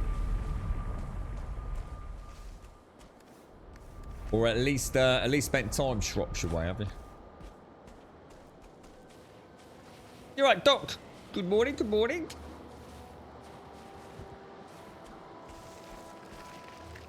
Jeez, we are heavy with stone, bro. Yeah, well, obviously what we'll do is we'll take that out and we can probably snap in like that, can't we? But unfortunately we won't have the stone cut. But yeah, I'll leave that. That's ever so easy to sort out. Running 65 now. Not bad, not bad, not bad. Oh, thank you for the follow there, Reaper. Cheers, me old mucker. How's it going today, Dot? You got what's the weather like in your neck of the woods, mate? Bloody crap where I am, fella. Yet another weekend. So if I knock that out first, right?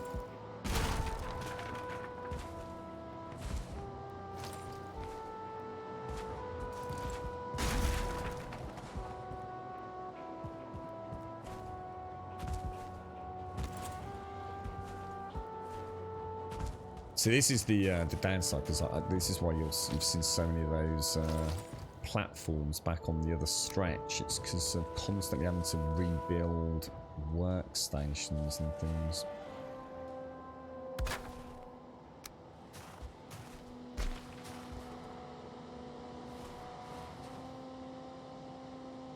Perfect. Nice. Very nice.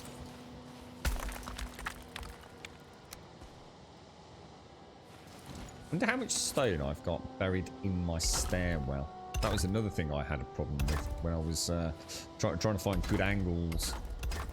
I'd quite often knock an area out, and I'd knock so much out I couldn't carry the surplus, which meant I ended up with twinkling stone piles underneath everything.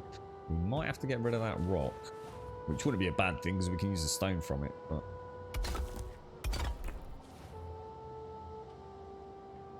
Yeah, it's we've got the sun out, Doc. It's just there's no heat to it, man. It's just dead sunshine, bro. It's like really weird, man. Never seen anything like it. Birmingham, exactly the same weather, but yeah, it feels like the sun's coming through. You know, you've got a nice bit of warmth to it. I'm cheating out of the heat, bro.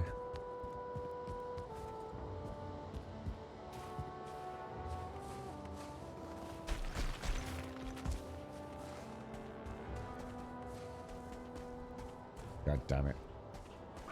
Oh shit, that's not good, is it?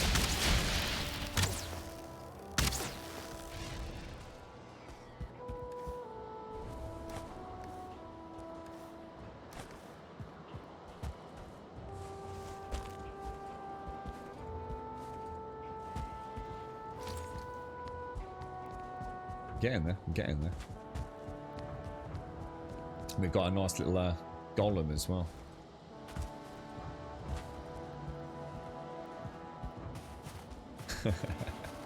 I'm the same, Billy. I wear shorts all year, mate.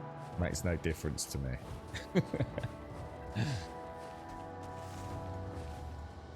you reckon we'll have a nice one this year, Doc? I'm just got no idea what's going. I mean, was it last year? Didn't we have an almost like a heat wave in the UK last year? I'm sure it was. Oh, maybe. Actually, maybe it was the year before. Now I think about it. Last year was COVID summer, wasn't it? Yeah, I remember one year. I mean, I honestly, the temperature in this room was it was as close to unbearable. I don't think anyone should ever have had to have put up with that. It was bad, man. It was proper bad with all the PC gear on. That was a nice summer, man. That was a really nice summer. I seem to remember thinking, wasn't last year's pretty average and bland? I think we had some sunshine, didn't we? But it didn't hang around for long.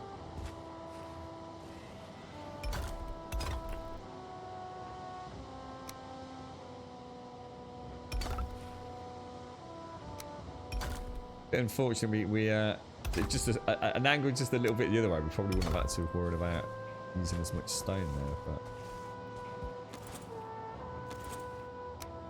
not gonna worry about it. I think sometimes it adds to the final build anyway.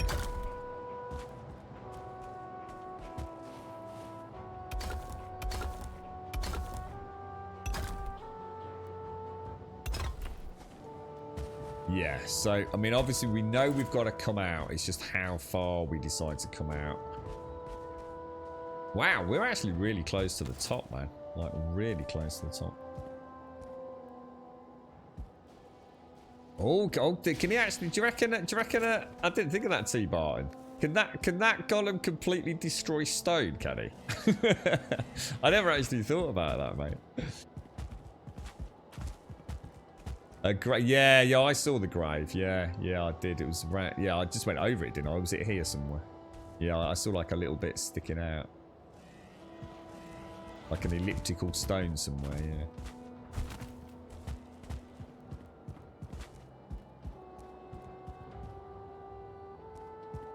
Yeah, I don't remember last year being that great, but then again, to be honest, haven't we? Hasn't every year the last few years been pretty nice in the UK? Yeah, it might not have been nice for long, but we have had periods of pretty decent weather. Yeah, it might only been like 2-4 weeks, but... Have you considered rounding the corners off instead of 90 degrees? Well, I want them to be 90 degrees. This is the only one that isn't 90 degrees. So I want all of my roads to be exactly 90 degrees. And then what I'm thinking is maybe adding like little... It depends on how regular these turn out to be once we finalise the height. But I was saying about adding some sort of towers along the way. So you've got like little areas to retreat into away from the wolves or to get rested bonuses and things. But yeah, I actually want... I chose to go 90 degrees. In fact, if I could have got a route away from it, I would have had this go 90 that way, across and back up. But it would have been such a tight turn, it would have looked silly, so...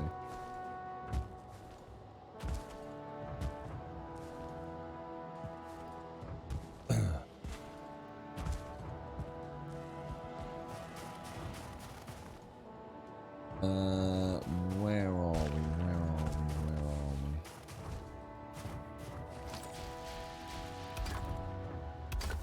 And we'll have to come back and do all the difficult bits anyway, because I need to get underneath all these sections.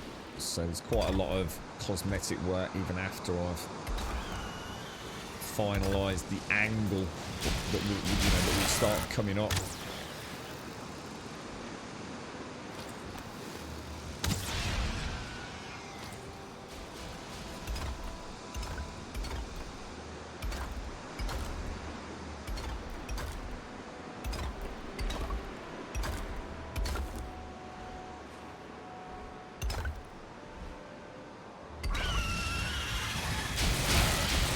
Holy shit, that hit hard.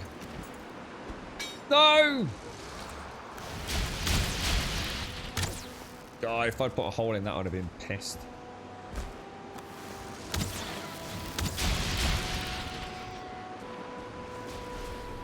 Oh, I could hear a wolf. Oh, right on a world save! Literally held my breath there. I was like, no, aren't we? Those world saves are dangerous, man.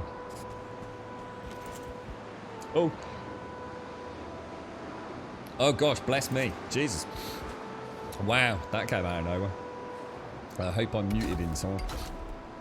Oh Lord, Jesus.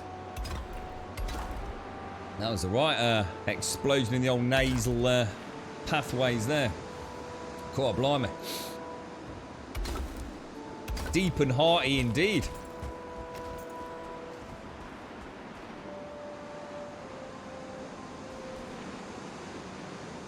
Out of stone again. Jesus, man. We're getting through it, aren't we? We seem to be getting through more of it here.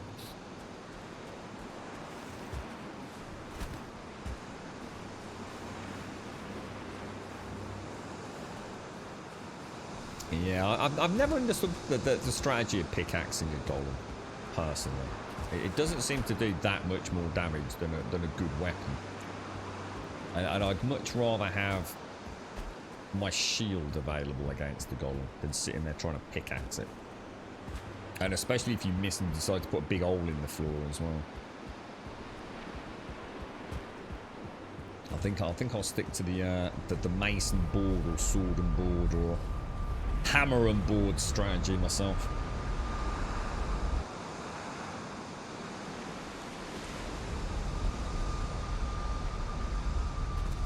Can you actually jump on them? Fine. Is there a way to actually like, oh my lord, like land on them and do like mega damage? Is that what you mean?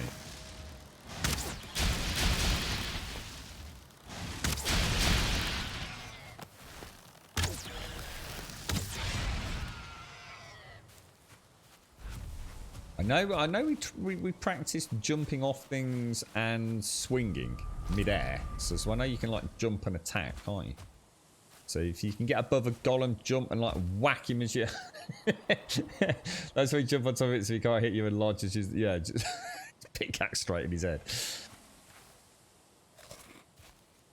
I like the strategy. Have we taken, is that all my stone? Oh no, I think we are actually out of stone, guys. Oh shit.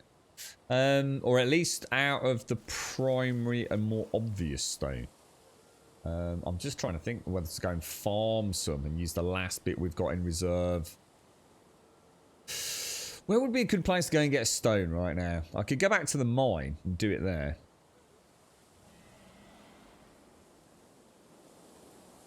So you can just get up higher and then jump onto the head, so it's a little tricky sometimes. So once you stick the landing using the pickaxe and he goes down quick. So is there, so do you have to, is it a case of rinse repeat jumping on his head, or am I misunderstanding that? Or can you actually jump and almost get stuck on his head?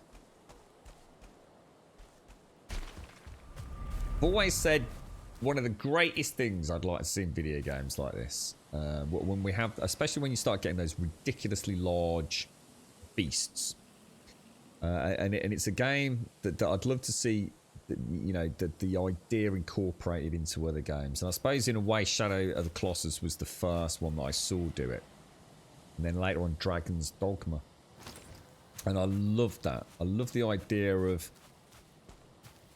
you know, fighting a huge monster but actually being able to get onto its back, you know.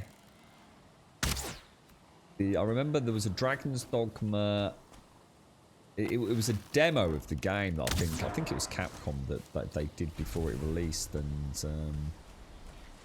you essentially fought. I can't remember what the name of it. I always get the name of them mixed up, but it had like I think it had the primary head of a lion, the tail of a snake, and it had another head which was like a goat or something. And you can actually like cut different pieces of it off, and obviously the different heads had different kind of strengths, and obviously the tail was like, I think it was a poison tail or something. But you can actually get onto its back and like hack away at a body part, and it was like trying to jostle you off and things, or the tail would sting you if you're on the back, so you'd try and lop the tail off before you clambered on the back to try and take out the goat head that maybe was healing it, or whatever it was.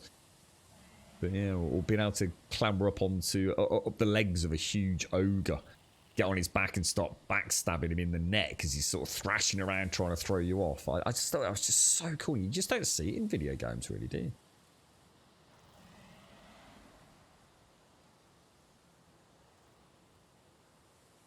you? You lure the trolls to the plains and then watch the loxes or furlings have their fun. The trolls have a rough time of it in this game, don't they? They're such huge creatures, but I probably fear them less than a grey dwarf shaman these days. The biggest threat from the troll poses is, of course, the potential wanton destruction of property. That's the real concern I have if there's one at home. But out in the forest, I mean, you can hardly not hit it, can you, really? It's such a big target. I would like to see a variant to the troll. We were laughing and joking about maybe even having them sort of enslaved, like, by the fuelings to be sort of like battle trolls, like enraged battle trolls. Kidnapped and captured and turned into these fiendish brutes. Gone insane within their captivity. That would be, that would add a nice little flair to the plains, or potential mods perhaps if they didn't want to add it to the vanilla game.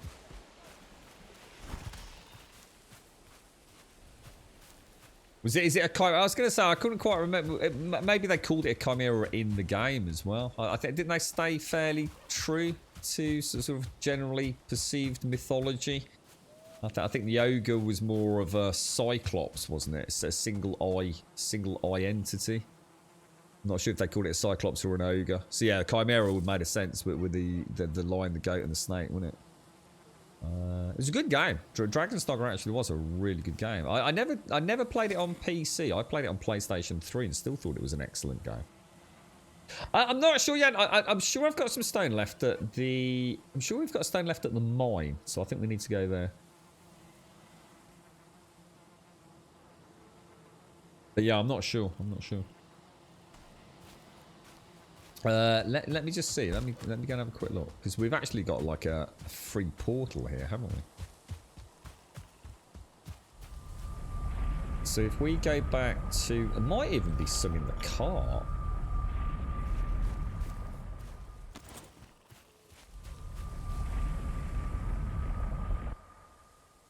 Oh, is there? I can't remember. It's the body of a lion. Mate, I don't remember. It was, yeah. Well, whatever it was, it wasn't wings. I don't think. I'm sure whatever it was in Dragon's Dogma, I'm sure it was... I could be wrong, though. I'm sure it was lion, goat, and snake. But don't quote me on it. It's been a long time since I played it. But, yeah. So that's empty. Oh, maybe we've already taken it.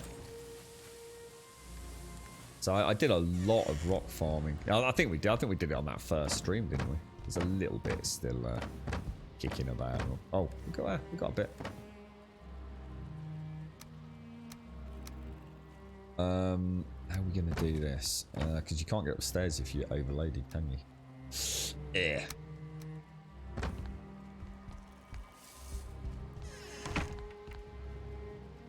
Looks like I brought it in, just never got it on. Yeah, but yeah, I don't like to farm in the mountains, Scary, because it's the biggest mistake I think a semi-serious builder can make. Is you're building a beautiful structure in the mountains, you need stone. So you harvest all the stone in the mountain. And now what? It's like building the beautiful forest house in the forest, and you chop the forest down to make the cabin. And you just like literally ruined your build. Like literally ruined it before you've even started it. You know, you're no longer building a log cabin in the forest because you've just done mass deforestation.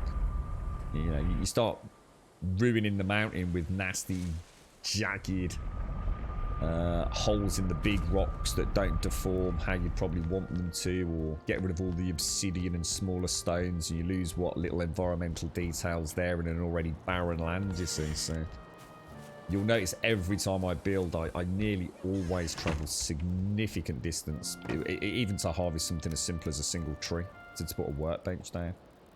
It's a rule, I think, that I learned a long time ago. The amount of cool builds I see that are just literally just built in some barren wasteland, it's like, wow, you know, you just can't make it look good. You know, there's things you can't replant in video games, like these small trees. So that's what makes the build, you know, that small tree with that broken log with the moss growing over it. You know, I can't replace that. There's no way to do it, so.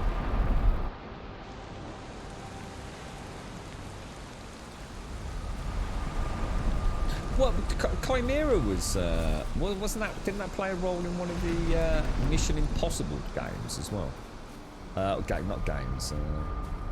Wasn't that the name of one of the viruses in one of the Mission Impossible films with Tom Cruise?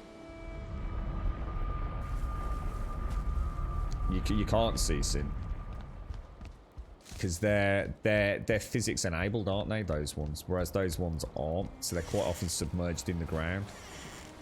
So although you might be able to get a bit of moss or something over it, you'll never get it looking like the ones that are countersunk. As if they've actually rotted away. I don't know if I've got any over here. Yeah, like this, look.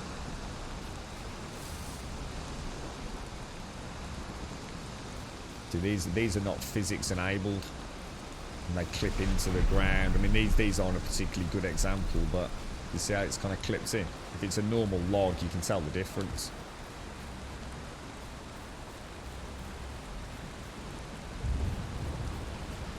But yeah. We looked. Actually, weird you mentioned that, Cecil, because we looked at these earlier, and Gaz said something I couldn't remember if these actually like take on weather effect, but they do. Yeah, it's a really nice touch, Cecil. It's honestly that little addition to that. It both makes and breaks the game in some ways. I still think one of the things I'd love to see would be. It was a suggestion someone had in chat really early on. It was the idea of being able to craft like what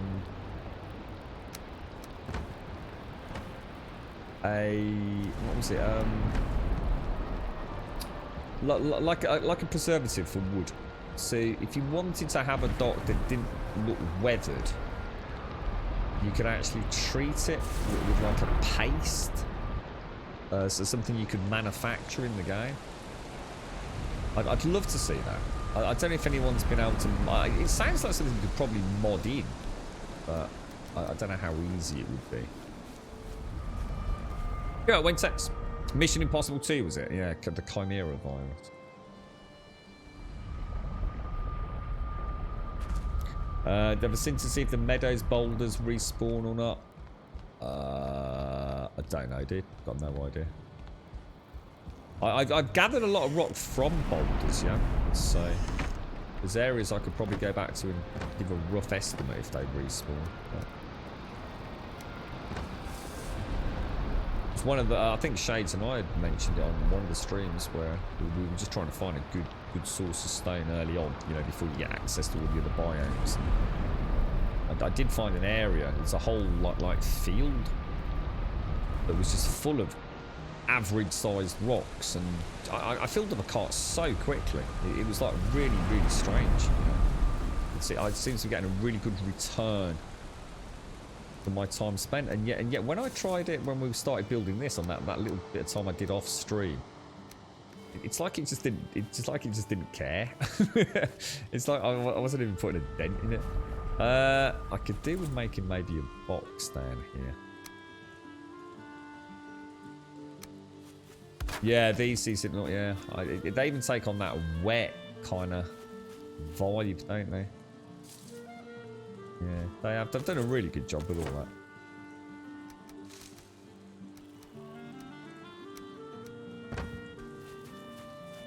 But yeah, like a makeshift creosote garden fence paneling from B&Q. It's just so you can have a normal beam. So sometimes it's really nice to add, you know, like when you've got a roof area, something as simple as that with one of these on it. See, that's fine. That won't weather, but it's really nice to add on some extra pieces. So you can start adding things like that and then start playing with other pieces to just add some really interesting shapes. And of course, these will always weather, whereas these won't, I don't think. So it would be nice, you know, even if they made it quite expensive, you know, you had to sort of mix a few cocktails, even like, I don't know what they'd use, but even if it's something relatively rare or something you had to buy from Haldor, I mean, there would be an easy solution. You know, some sort of forest curative or something that you can buy from Haldor. Straight away, you've now got a gold sink for builders, haven't you? Yeah, that's it, hammerite. Yeah. What was it? Cuprinol or so? Bit of cuprinol, bit of hammerite.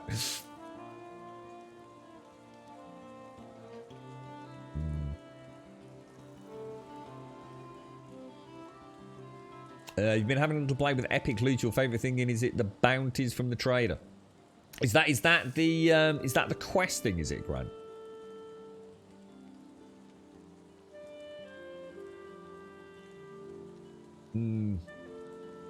Yeah, it's great. I always said, you know, it's something I've often mentioned about my Minecraft playthroughs, and it's why I was so hell bent on going back on the very we found 3 copper nodes in a row. Pretty much along where we've just been, along that mine area, and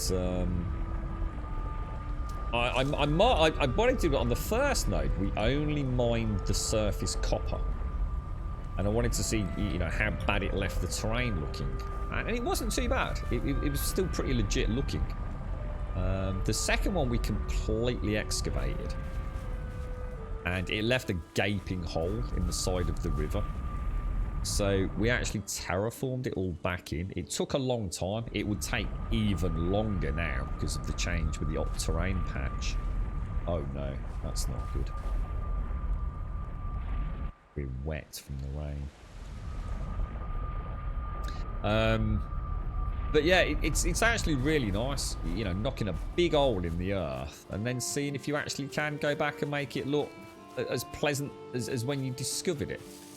I find that quite a pleasant little terrain deformation mini game almost.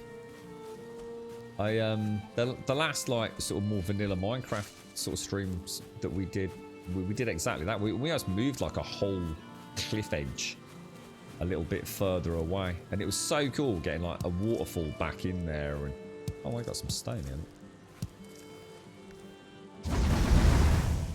Yeah, you know, I had as much fun doing that and trying to get it looking organically legit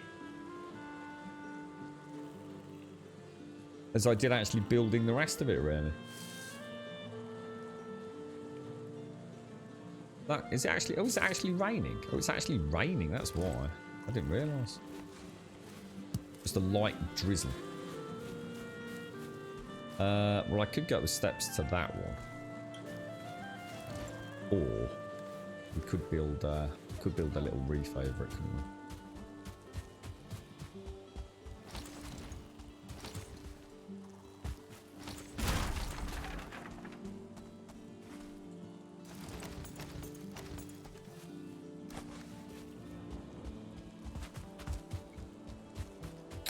This was oh no, I've just picked up the stones that were around it. Oh no. Those stones were what made me build it. They were originally placed stones. Oh, I'm gutted. I'm actually really gutted. Shit, what a knob. God damn, dude. Yeah, those stones were actually here when I first came across. And I thought that's really cool. That will make for a really nice oh, god damn it. You bloody knobber. Nobby McNobberson.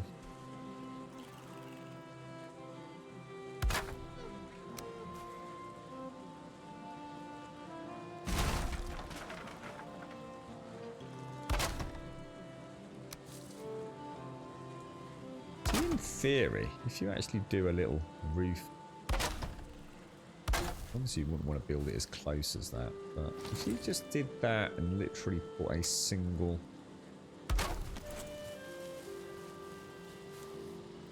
that would still act as a place to keep you warm and cozy, wouldn't it?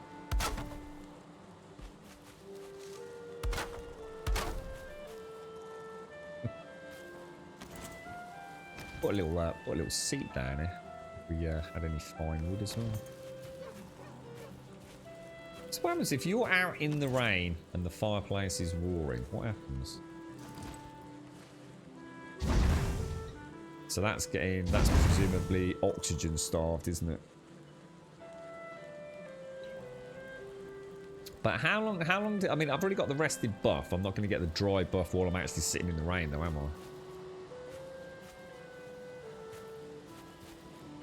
And I assume you get wet pretty fast. I mean, obviously, you probably die from fumes, but in theory, you can feel that, couldn't you? You can see the drops have stopped dripping off me. The wet almost immediately dissipates. You take a little bit of smoke damage, but then what happens? How fast do you get wet again? Instantaneously. Oh. Well, little things to be learned. Oh no. Oh no. Put that back, bro.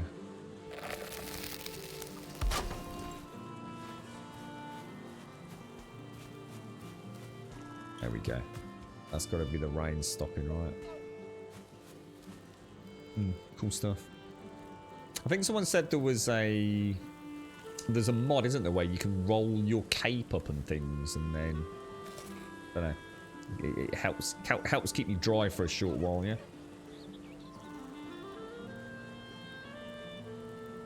You knock out the campfire, they will respawn. What, the stones? Really? What, in the exact same circle? Yeah, when I kept the beehive, everything you see here was exactly as it was, minus the workbench and minus the campfire. And yeah, there were like 6 stones around it. I just thought, wow, that just looks like really cool. So they actually would respawn in exactly the same spot, would they, Shades?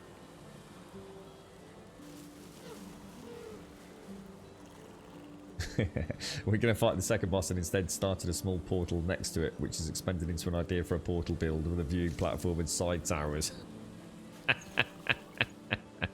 Welcome to Valheim. How's the ribs doing, Wentex? How are you feeling today, mate? Do you feel like you're making any progress, man, or is it a slippery slope of nightmare-fueled despair and rib agony, mate? Yeah, I know they respawn, Osen, but I didn't realise they respawned in exactly the same location. Like I said, it was a very perfect circle of stones. But basically, it was a campfire made out of rocks. So it just screamed, go stick a campfire there. You can actually see the campfire from the viewing sort of area as well.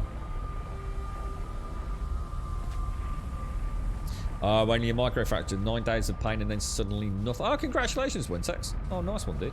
So what, you're pretty much... Oh, my headset's just died. Hang on, let me sort that out because it's so weird. I can't hear the wolves or anything. In fact, shall we just go down there while I do this? Bear with me, guys.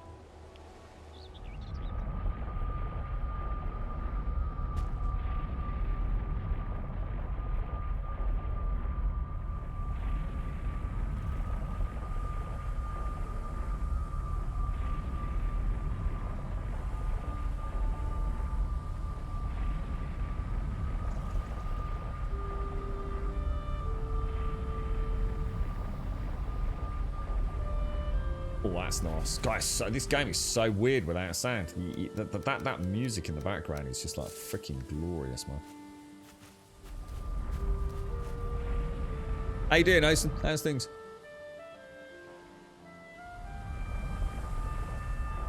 Yeah, that'd be handy to know. If I mean, I suppose I have noticed on the original mushroom or yellow shroom road, I did notice some of the branches that spawn on the road always seemed to be spawning exactly where I'd last picked them up when I took the cart. So knowing that, so flint, branches, stones always spawn exactly in the same spot, not in the area. That's actually good to know. I don't think I'd sussed that, to be fair. Yeah, you see what I mean, Billy? If I knocked out all these rocks, I mean, someone mentioned this has got to be a bit of buried treasure under here, look. It starts all looking a bit barren, doesn't it? Now we could angle off back up there, but it's attacking my workbench. Not anymore, he ain't. So yeah, I mean, obviously going over that involves us extending the height of all of that stairwell quite a lot.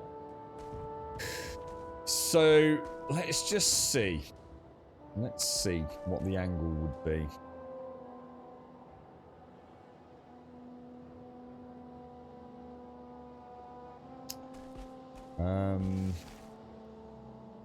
Would actually be one in from that. So let's just not. Well, let's put you there.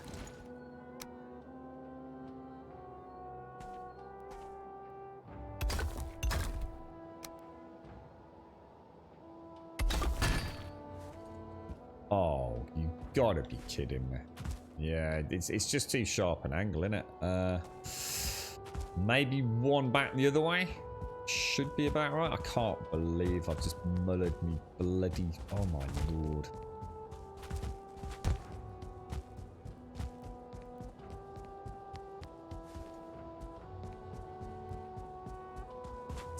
It would be quicker to go back to shades. Oh, that is not a spell shades, is it?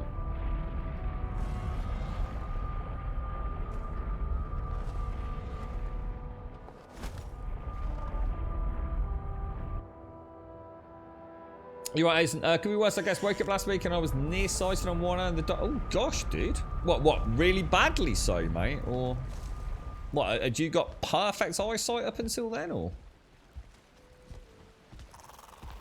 Jeez, dude. That must be quite scary to say the least, Aizen. I think anything to do with your eyes is extremely worrying, isn't it? And also quite intensely painful. If it's you know, if it's something even as simple as just getting a little bit of grit in your eye, you know, it's a horrendous pain, isn't it? Eye pain, and a very, very worrying type of pain. But yeah, to actually have your vision impaired. Hopefully it's just a short-term thing, mate.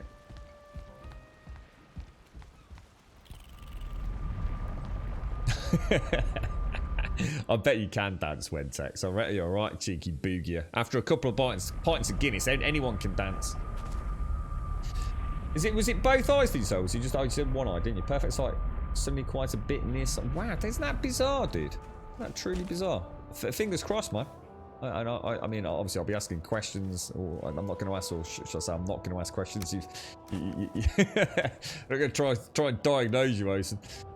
Yeah, and presumably nothing bizarre, or, you know, they didn't take a smack in the face from a golf ball or anything, and just literally woke up, went to sleep one day, woke up one day with some considerable degradation in eyesight in one eye. That's got to be scary, man. Really scary, dude.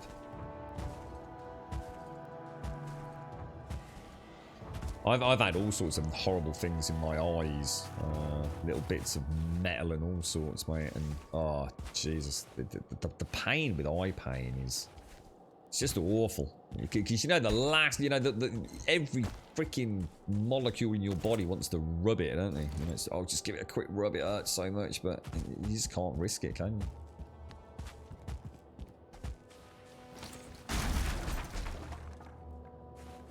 I had to wear a patch. I can't remember. I think that was a piece of metal, wasn't it? I had to wear a patch for quite a while when I was streaming, didn't I, a few years back? That was interesting. Right, so... well, actually, I'll tell you what. I have to come back for that, because we need to get a stone cutting bench, which means I also need... Do you think we're in range of that one up there?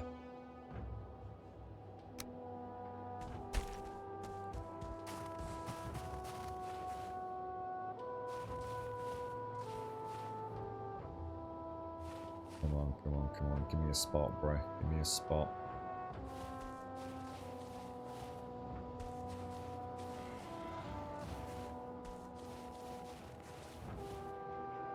I have a horrible feeling that... Oh, what? I need... Oh, come on, bro. Really?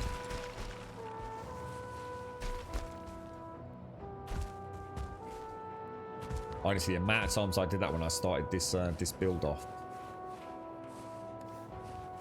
And ended up up, down, up, down, up, down. I'd forget the iron, or I'd drop the iron. I forgot the wood to make the workbench. Oh, it's a nightmare, man.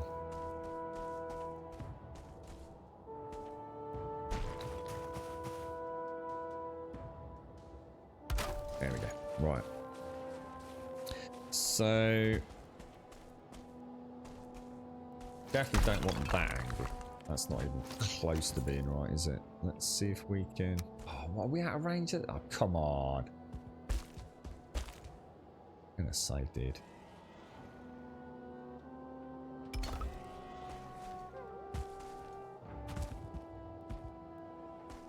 That would be about perfect, guys. That would literally be just to the side of the sign, wouldn't it? So how am I gonna do that? or do I smooth it off a little bit and then have the ascent there so we can clip around the back of that? Let me get some coffee down, man. Just bear with me. You right? Pickled what? Pickle, is that pickle? It's almost like a pickled cheese gaga, that is, mate. How you doing? Depends, dude. Depends on what you know, what sort of games do you like? Do you like survival games, or do you like hitting a tree with your bare hands and getting some wood and then headbutting a rock and making a pickaxe and from there sort of building things? If the answer to that question is even vaguely yes, then this game will sweep you off your feet. Because a lot of it is resource gathering if you like to build, but a lot of resource gathering if you also just like to get through the content. It's quite compartmentalized in terms of its progression. It's quite a crafting, progression tiered game,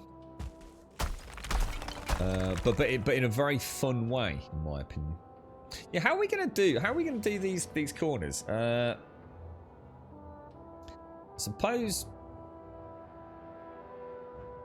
I always like to have a 2 gap.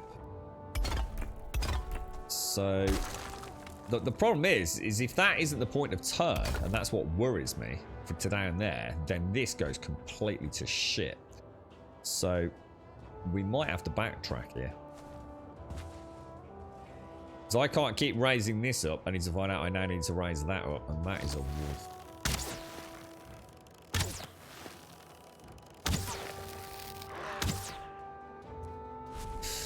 Humdinger. Yeah, we might have a problem here. Nothing we can't overcome, but nothing I want to cock up this late in the journey. I suppose the beauty of it is we always get the crafting reagents back, don't we?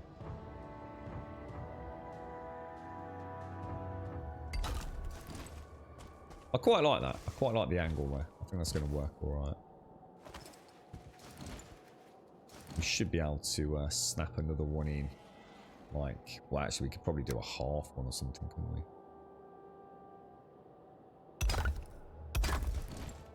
I'm not sure if I want a full 2-block one though. But yeah, well, we can play with that.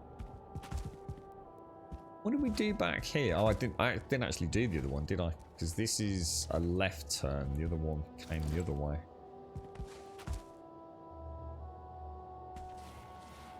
Worried about getting right inside there. Yeah, I thought so. God damn it. We could do it. Like I said, that's why the lesson I learned last time was doing all that so I didn't have to come back and put the stone cutter in there. I think I'm alright with that. I think I can live with it. I don't know whether I'd rather have it like as a sort of that as the turn though.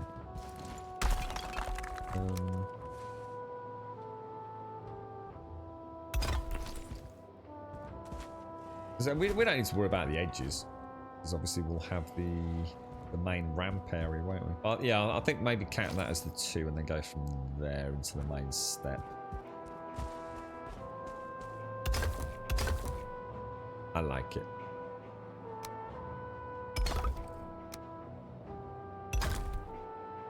And that should be the final run to the top of the mountain. That should literally get us there.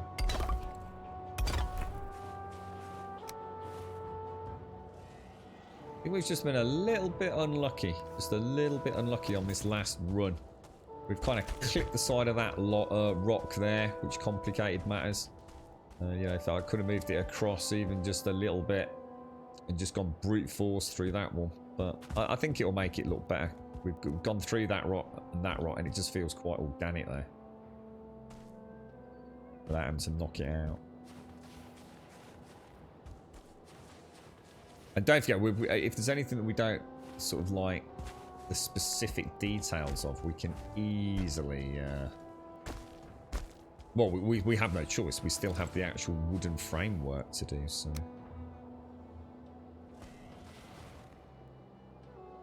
You've had metal shavings in the eye quite a few times. I just pick them out, but I had to go to hospital for a grinding spark. Yeah, I had a piece of molten shrapnel in mine. It was when I had to wear the patch, dude. It was awful.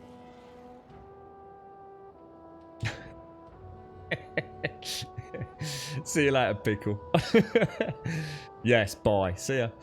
You're right, Zoe. Yeah, could have done, couldn't we? You mean the big round ones? Yeah. I mean, it wouldn't make any difference, though, would it? I mean, it'd still be still the same size, isn't it?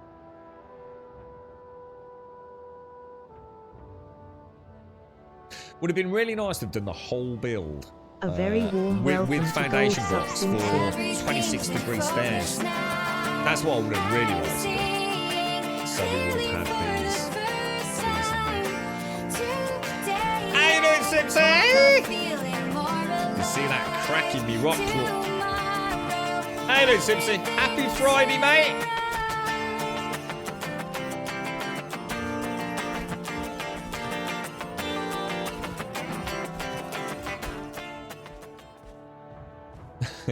How you doing, Script? You alright, fella?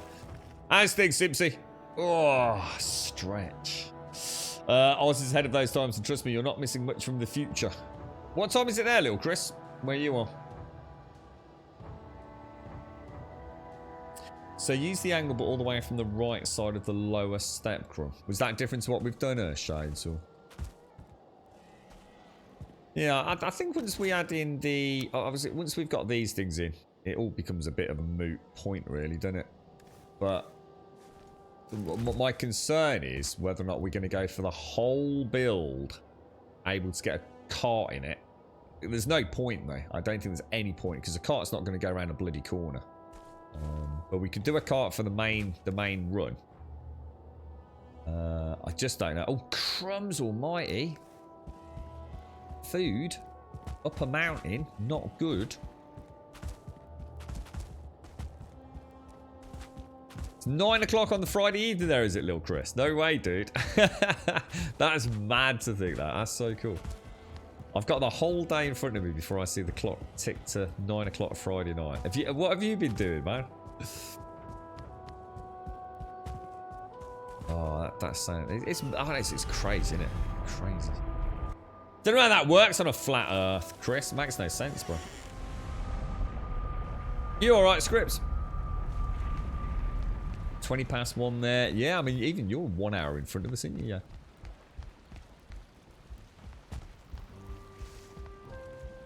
Is that because you don't have daylight saving time there yet, or is that just you know?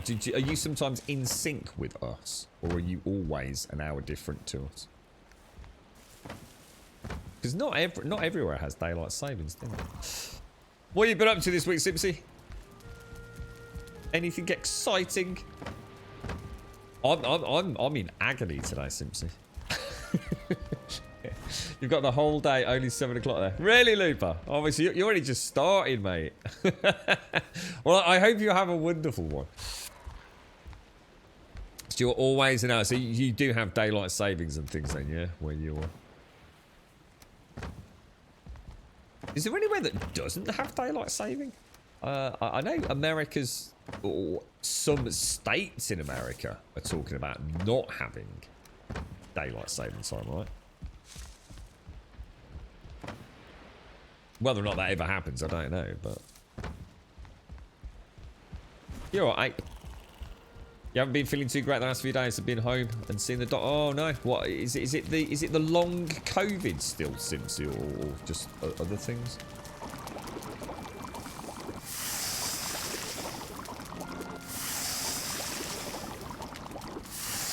We sent the Grumbodian naval fleet over your way yesterday, Simpsy. Just keep those Frenchies at bay, mate. It was so funny. I watched this really, really nice, chill. I assume ex-military gentleman talking about the state of affairs in Jersey, and oh my god, it was like all the news stations were trying to make out like France and England were on the brink of like war. And it was like, bloody hell, is this getting a bit more serious than I thought? You know, and honestly, the sensational headlines across, like, social media were like, oh my god, hang on a minute. And then I watched this terrifying act of warfare where a 34-foot-long ship literally kissed. Literally kissed another one. And it was like, you know... full-on collision in Jersey Channel, and I've seen more aggressive collisions in the dodgems down at the amusement arcade, mate. It was like, I mean, honestly, and you'd got this like this ex-military guy, just like, yeah, you know, everyone's just chilling out, you know, just a few fishermen kicking up a bit of a stink, mate. You know, we got the old Royal Navy on patrol. No one's going to do anything fucking stupid, you know.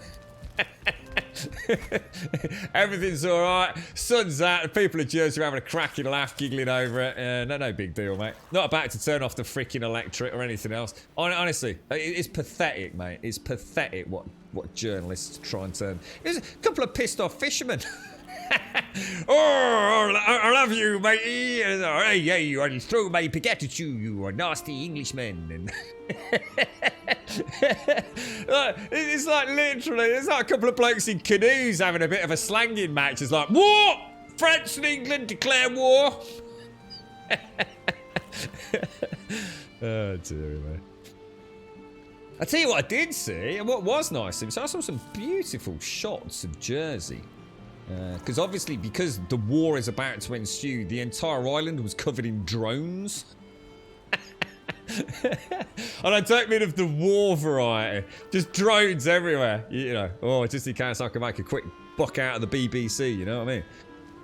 Yeah, drones everywhere. Beautiful, man. Really nice. Look like you got a nice stint of weather over there.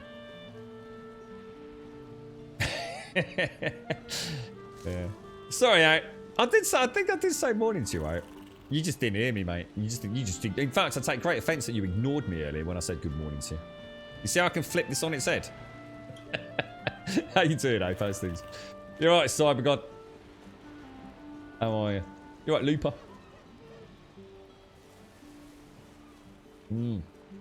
Yeah, I saw your little piss-tank memes in the goddamn Discord after I'd sent the naval war fleet at you, the old Grumbodian naval, you know, the special bloody SBS equivalent. And there's me and my little freaking octub dinghy thing flapping about with a canoe handle. And by canoe handle, I mean an oar. As you can tell, my vast maritime experience is coming to the forefront here.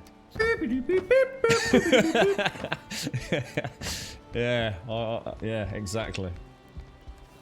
So, yes, I saw the shenanigans, your lack of faith in military operations in this here community. It was the way they fell out of that inflatable dinghy suits. It was like, I can just so imagine us having a party, right? On the Grumbodian Island. There's me, you know, at the back with the outboard motor. Go on, look at the sandy beach, everyone. And everyone's like, slow the fuck down, Grump. What do you mean? It'll slow down, won't it? Got a hang on, where's the fucking brake, mate? After Grumbodian community tumbleweeding onto the beach, mate. Sand in every orifice. There's me sitting there going, ah, shit, you were right. Fucking hell, these things get some momentum, didn't they, eh? You're right, oh, Wolf, how are you, man? How's things, bro? Thank you very much for the 30 and the Prime sub, Otter. Thank you very much for the 30 and the Prime. Top banana, mate. Very generous indeed, my friend. That's a lot of support, mate. Thank you.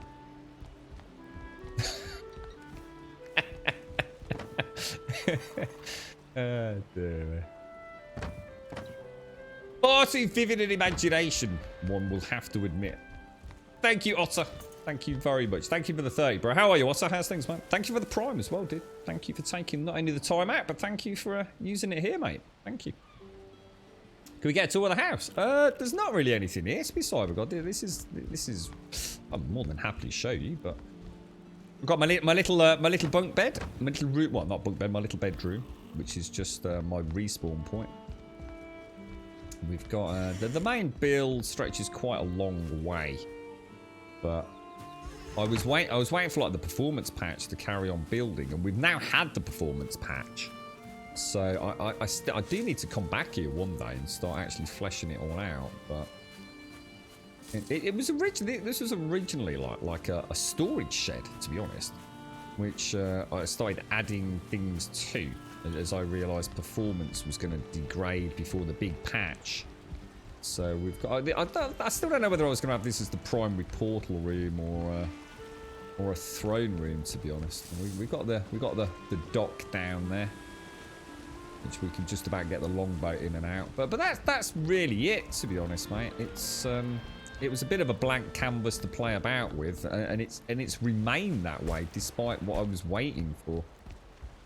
We've got like an emergency portal. That would be like the you know, if that was almost like the royal core, or obviously not that, yeah, but Viking trial or something. You got like a little viewing area up there, and then we just built in the smelter and got the smelter and what is it? The smelter and the kiln. Had a nice play with the hearth. I thought this was quite nice. So I'm going to put some detail work on there. Get some sausages roasting on the hot plate on the side. But that's literally it, mate. There's really not a lot else. I think the only thing I've really added to it, mate, was the... we can go outside. There is access to the roof and everything out there, which I need to finish. But the main thing was the portal, really. Sort of try and hide behind everything, so it's not as ugly and obvious as they normally are. Yeah, we've got a lot more. We've got a lot more smaller builds because rather than trying to have one build to rule them all, I ended up spreading my wings a little bit purely for performance reasons. But I think the shackles are off a little bit now. Although having said that, every time we come back over a long extended play, I still think there might be a bit of a memory leak somewhere. It's kind of weird. If I log out and log back in here, this will run at like triple digits in here. But the more times I seem to portal back in and out, it's like she starts getting a little bit... It's really weird. I can't quite put my finger on it. It's never been consistent enough to try and pin down what's going on. What are we actually doing? We came back... Oh, I think my hammer ran out of durability, didn't it? The Emperor's room in the Death Star. Yeah. I would actually really like to do that. I mean, I don't know if I like the idea myself of a throne room, personally. But I thought it would have made a nice portal, but I've ended up with that thing instead now. So, and of course, this works. We've got like a little sort of little role play thing here where you have to sort of program in your Stargate coordinates on the skulls, if you like.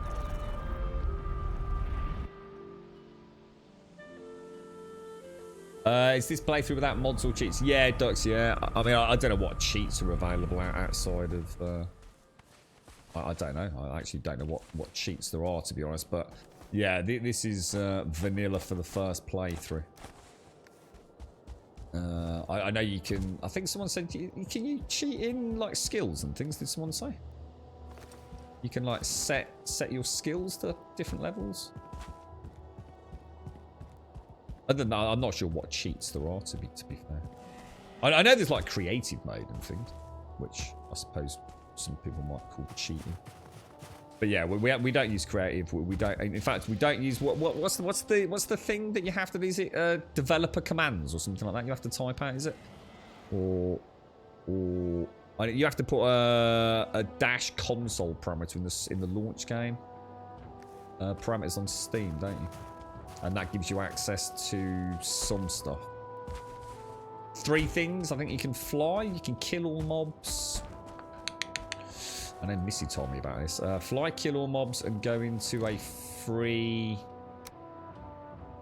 I can't remember. Like a free fly mode, isn't it? But yeah, I'm very much looking forward to the mods. I mean, I'll never like do the cheats, but yeah, I would really like to play with the mods. Like really like to play with the mods. Excuse me. That's alright, Cyborg. Yeah, I mean, to be honest, that is... Yeah, that's probably like the least interesting build we've got, to be honest. The one I really liked was the one we did yesterday. I had a lot of fun with that. A lot of fun with it. It really reminded me of my old days building Lego and trying to get as much detail as I could into Lego builds with a relatively simple set of blocks to play with. And we managed to create like a little... I mean, I can almost show you. It's kind of like a little fort. A little Grumbodian fort that has a portal room. But also almost maxed out comfort. But it's also completely self-contained. You can grow crops there. You could smelt there. I mean, it would be a build that I could replicate anywhere on the server and be completely self-sufficient, basically. Give or take. And I like that. I like the idea of a build to rule them all, but actually one that isn't just, you know, stupid gargantuan size. It was fun trying to get all the little details in it. And we're still nowhere near finishing it, to be honest. There's so much more fun things that we can add to that. Just defeated the Eldravi Ducks, moving on to the swamp. My question is, why do the enemies hurt so much? Got one shot from a troll with a bat, with full bronze gear at level 3, had shield up and was still obliterated.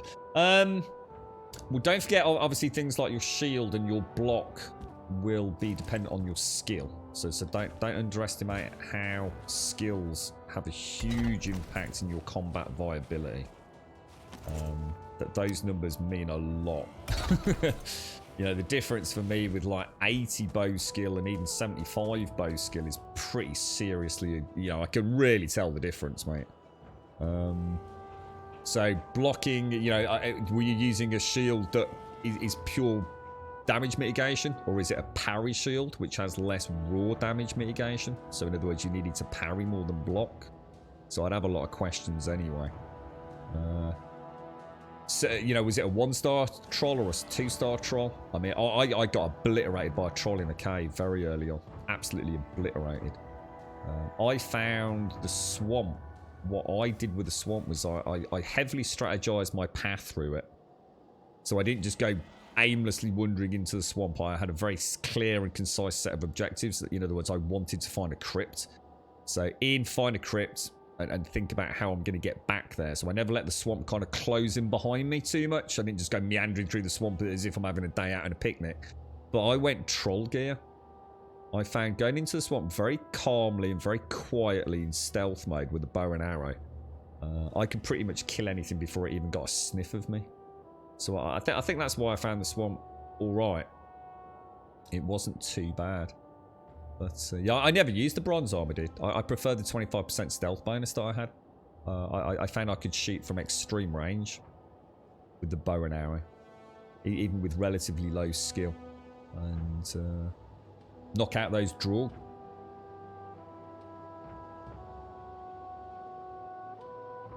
Alright, Landry, just use Vepin X to load your mods. You can play with a lot of mods, load them up. Yeah, I mean, I won't be using mods until I finish the last boss.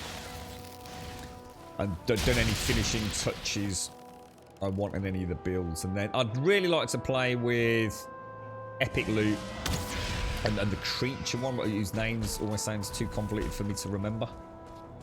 Is it creature diversity and dynamics or sort of something like that? Yeah, I mean, exactly, yeah. I mean, stamina is the secret to the swamp. You know, it really is. You know, you're nearly always wet.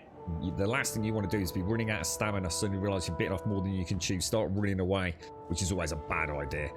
And falling into deep water and having a leech hit you. That's it, game over. The swamp would just devours you in an instant. But yeah, just taking your time with it.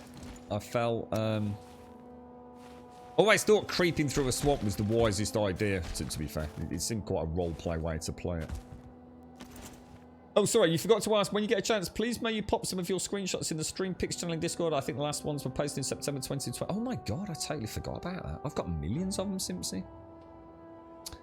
God, yeah, I used to do those with all the shots from Twitter used to come from there, Simpsy. God, I actually totally forgot about that section, you know, mate. Yeah, I should do, actually, shouldn't I? I used to enjoy that. I used to really enjoy being able to just some raw, unedited images. A lot of that stuff's like really low 1080p Steam, shitty compression as well. Since you know, I was always surprised at how good they actually looked at times. Yeah, I think they gave quite an accurate portrayal of a video game. You know, a lot of people, myself included, you know, when we start throwing reshade and taking 4K screenshots and super sampling stuff, especially in this day and age with Ansel, you can give a really wrong impression. But all those screenshots were literally like this, bang, F12 uploaded. So yeah, always nice as I used to use that a lot for reshade, you know, since each time I'd go back and play a new game. It was a really nice way to see like what my reshade would look like. It sort of acts almost like my own personal archive. Using the texture mod. Is that the high res texture mod, is it, Cyber? Bronze buckle of parry 1 and a 1-star try. Oh yeah, you got no chance, Ducks. Yeah.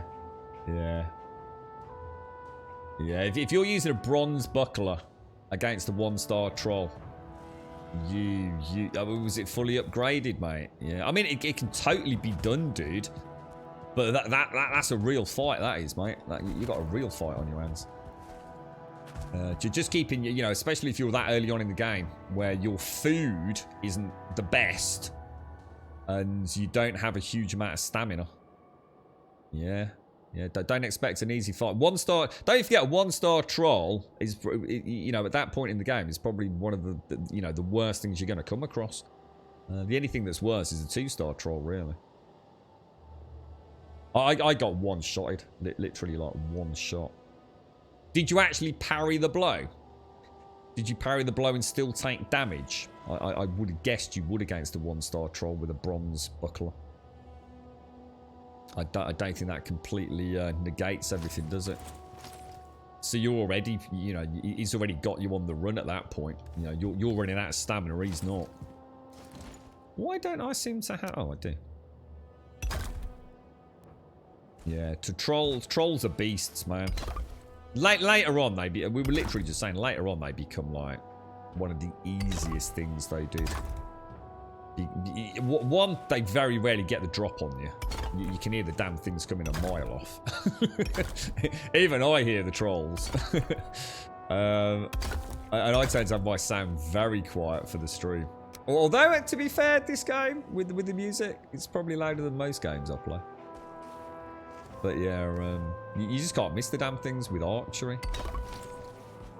Yeah, I've killed a troll with 2 arrows. In fact, I think we've killed 2 trolls with 2 arrows now, haven't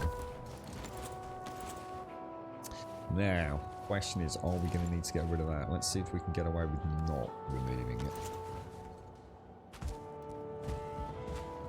You were attacked by 2 trolls raiding your base. You parried the one in the forest. You probably still took damage though, right? I was in a cave, dude. And I thought, oh, I've not had a chance at parrying a troll.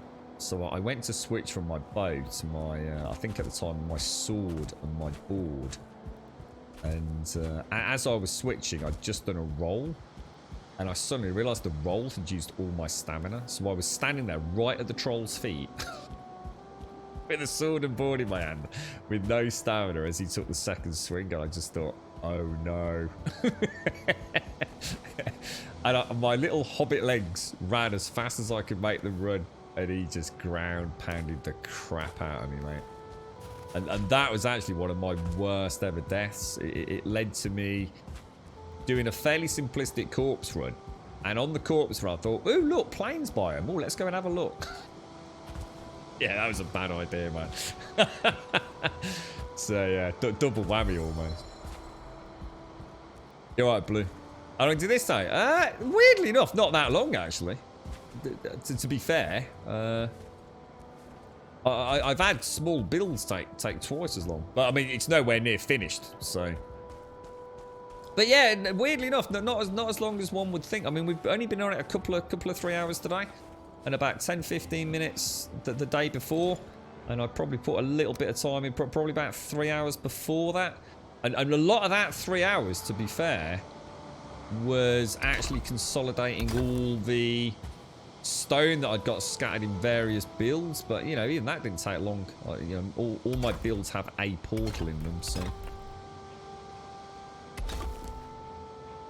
Yeah, I think if anyone's thinking about doing a big, huge staircase or anything, I would genuinely... I wouldn't be put off by time spent. I think you can bang out something like this pretty quickly. I mean, this literally comes all the way. This is as high as it goes. It comes to here, look. That was the objective. We have a stone staircase that goes all the way from the meadow with its own Grumbodian portal to the very top of the mountain up here. So every single step of the way for a visitor to the server will be on a stone pathway, or ultimately a wooden pathway, because I think we're going to have to add in some 45-degree stairwells, otherwise it's a jumpy build, and I hate jumpy builds. I don't want to jump up a stairwell. What I'd love to know, it'd be great if we knew if the devs had any intentions of adding in a 45-degree 1x2 stairwell. That would be stone. That would just be It did. I knew the planes were bad, and to be fair, we went into the planes, didn't we? We were doing a corpse run, so I'd got basically the same gear pretty much as I was going to have once we'd got the corpse, because I'd got a reserve set of armor, hadn't I? And I saw the bit of planes, didn't I? And we saw a fueling, and I thought, yeah, let's give him a bash. And I killed the first fueling, like, bang, dead. Awesome. Then his mate started chasing me, and I took a couple of shots and missed. I thought, that's bad. Yeah, we've heard bad things about it. So I started running. We outran the fueling. And as I turned, thinking, yeah, we've got good stamina management. Let's turn. We've got range. We've definitely got a couple of clear shots at him. I turned around. I literally, you know, I was racing off. I turned around and boom, 2 death skeetos right behind me, man. Unlucky, bro.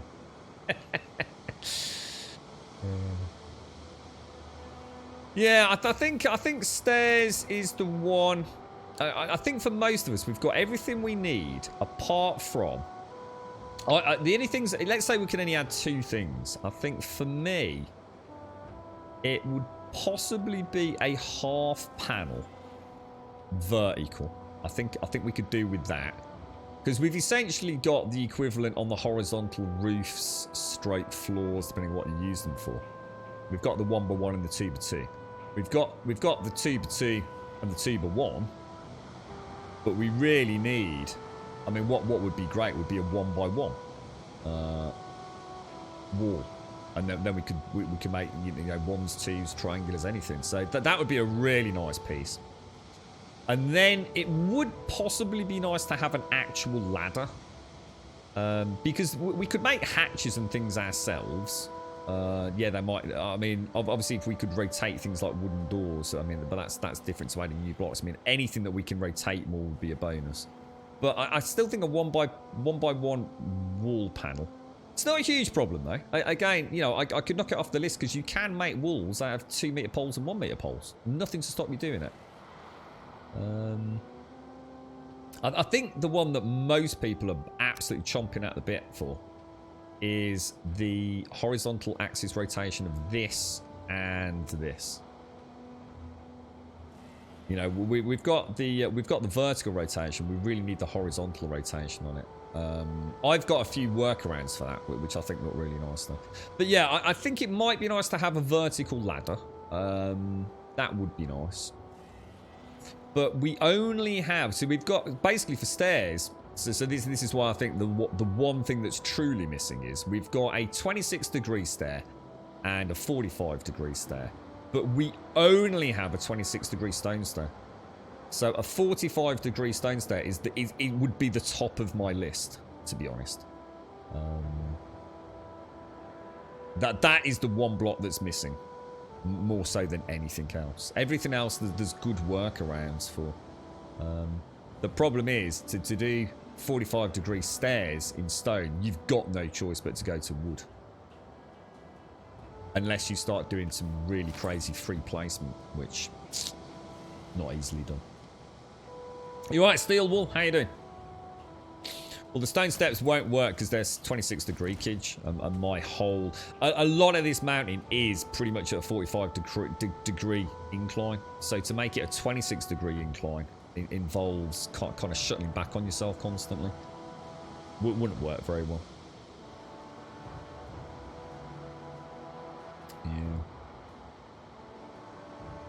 Yeah. We need Iron Beam 26 and 40. See, I don't use Iron Beam. Yeah, I've not really used Iron Beam that much. I mean, yeah, I mean, like, so I suppose anything that we could add would be great.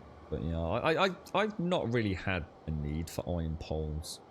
I've used them on a couple of builds. And you know, just those ones have been more than adequate for what I've done. But, yeah, I mean, anything like that increases structural integrity is, yeah, I mean, I'd be all for it. I suppose in a way, because I've tried not to use them deliberately. Because it forces me to come up with other solutions. Obviously, if you're building a huge wizard tower or something, then you're going to have a different opinion on it. But, yeah. There are a lot of blocks I'm sure we'd all love to see. But I still feel like the 45-degree stair one is the one that's missing, and the rotations on the triangular sections are definitely missing. But we only have one rotation on all of them, really, don't we?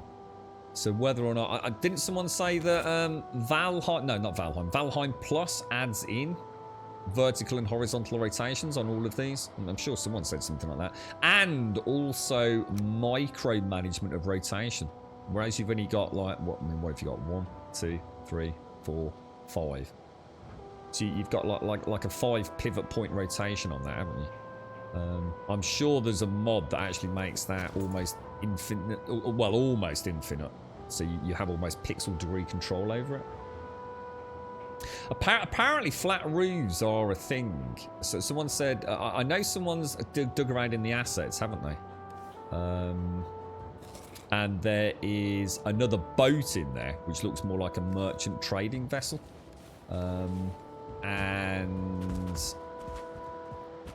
I'm sure someone said the sod... Is it called a sod roof, which is a flat sort of earthen style roof? It is in the assets already in the game files. So I think people are quite hopeful you're going to be getting that with Hearth and Home, I would have thought. I mean, you can still do flat roofs with stone. But yes, yeah, I mean, it is quite annoying when you come up with a really nice build. Yeah, that's interesting. I'm not sure. Yeah, we'll be alright. I can figure it out. You alright, Krobicus? How you doing, fella? Yeah, I mean, because this goes all the way down, like literally all the way down. So it goes down there.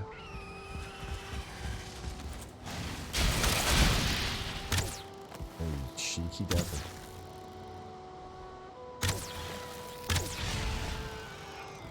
I'll show you quickly. You can hear wolves. You see all the scaffolding, look. Goes for days. It's kind of weird coming back down here. You forget how far we actually have come. It's quite mad, actually. And I did build like a little stop halfway up. It was only temporary, but I think I might keep it. This was I only built this just to stay so I could AFK quickly.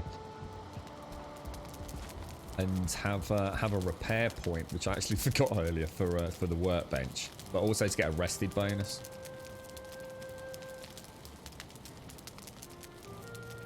And then what we're gonna have a little play later on today to see if we can come up with a sled area for a car. We know people have done the boats and all that sort of jazz, so this now comes out here and that carries on all the way down to the bottom. You can see a little campfire twinkling just over there. Look. And the plan will be to mirror this over here. So that goes all the way down. Look. But what I'm going to do is I'm going to mirror that. That side is going to mirror on that side. And what we're going to do, we're going to knock some of the stone out in here. There's going to be like a little temple shrine where you sort of offer a little something for safe travel up the mountain. You know, I don't know. Not sure yet. I'm sure we can. And this is going to be sort of like a Mayan style pyramid at the bottom. So you'll be coming up a Mayan pyramid sort of stairwell, sort of countersunk into the pyramid primary sort of surface, and then you'll have that journey up the mountain, which is why I wasn't sure about whether to keep the build up there. I think the build might distract from it, but it is quite handy having that little area to stop off and grab a, or whatever you do, grab a beer and a smoke as you clamber up Everest. I was watching a Valheim stream last night, dressed in full on AC Valhalla costume. Oh right, proper cosplay. Yeah. Like Simpson said, you want to see my ball sack bouncing around in this hot tub, mate. If you don't think I'm giving it all, you've never seen such a pruny wrinkled ball sack in all your life. It's been sitting here like a shriveled walnut for 6 hours already, mate. It's fucking dedication, that is, bro. I tell you. Don't always just assume because you can't see things, the effort isn't going in, mate. Yeah, just because you can't see my floating plums don't mean they ain't floating, mate. You know what I mean? In fact, it's got a little Kit Kat resting on one of them for later, in case I get hungry. You right, Z? How you doing, mate? How's things?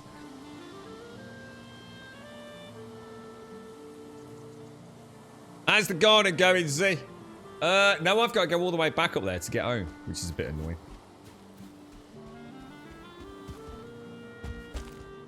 Yeah, I saw there was a guy who used to play. He used to play. I can't remember his name now. If I remember it, I'll tell you. He used to play, or it probably still does play, Sea of Thieves, and he used to dress up in a really good cosplay of Captain Jack Sparrow from Pirates of the Caribbean, and he actually did look really cool. He actually did nail it. It wasn't just one of these cosplays that someone's half-assed. It's not like someone sitting there wearing a pair of fucking pink bunny ears or something. You know what I mean? Or a fucking wizard's hat. It was actually like a proper outfit. You know, he actually did look really cool. Yeah, you see, you wish you won't open your mouth now, didn't you, Chromicus? You're thinking about that Kit Kat now, aren't you?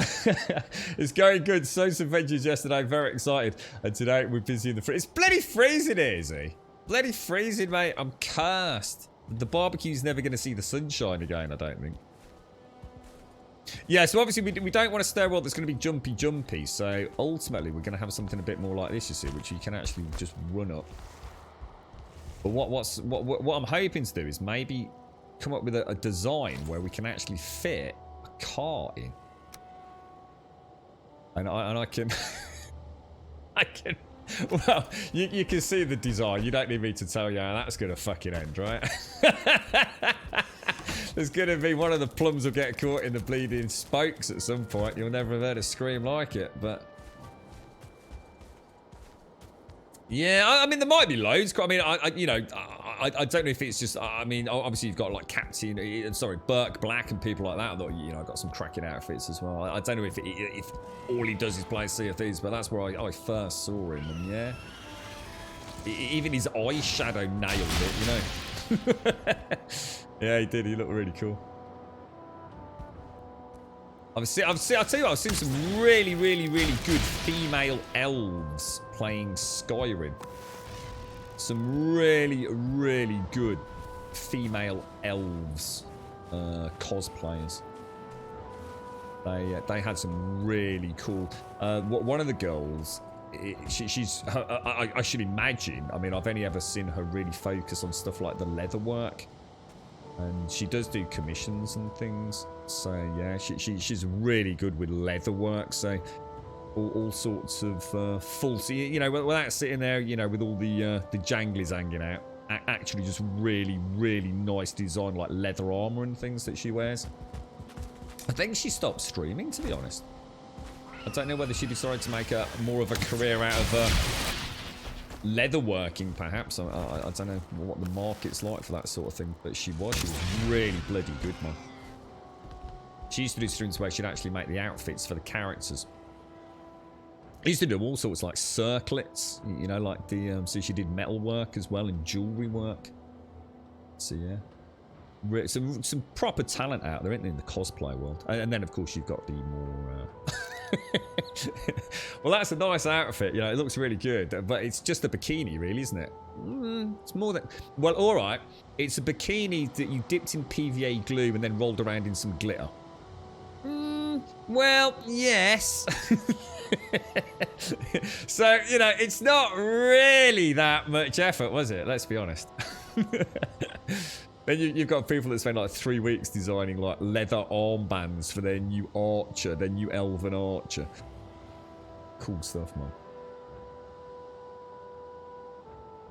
A nice bit of chocolate gatto, have you? So the garden's going all right then, Z. I'm excited to see how your tatty's working in your tatty pile. Yeah. Yeah, the sun's out here. It's just doing nothing, see. Honestly, it's like the sun's there blazing away, but there's no heat to it, man. It's awful. How's Evil doing? What were we doing up there, by the way? Why are we down here? What did I forget to do up top? Did we need more stone? Can't remember what was holding us up carrying on. Or did I hit a point where I needed to fanny about or something?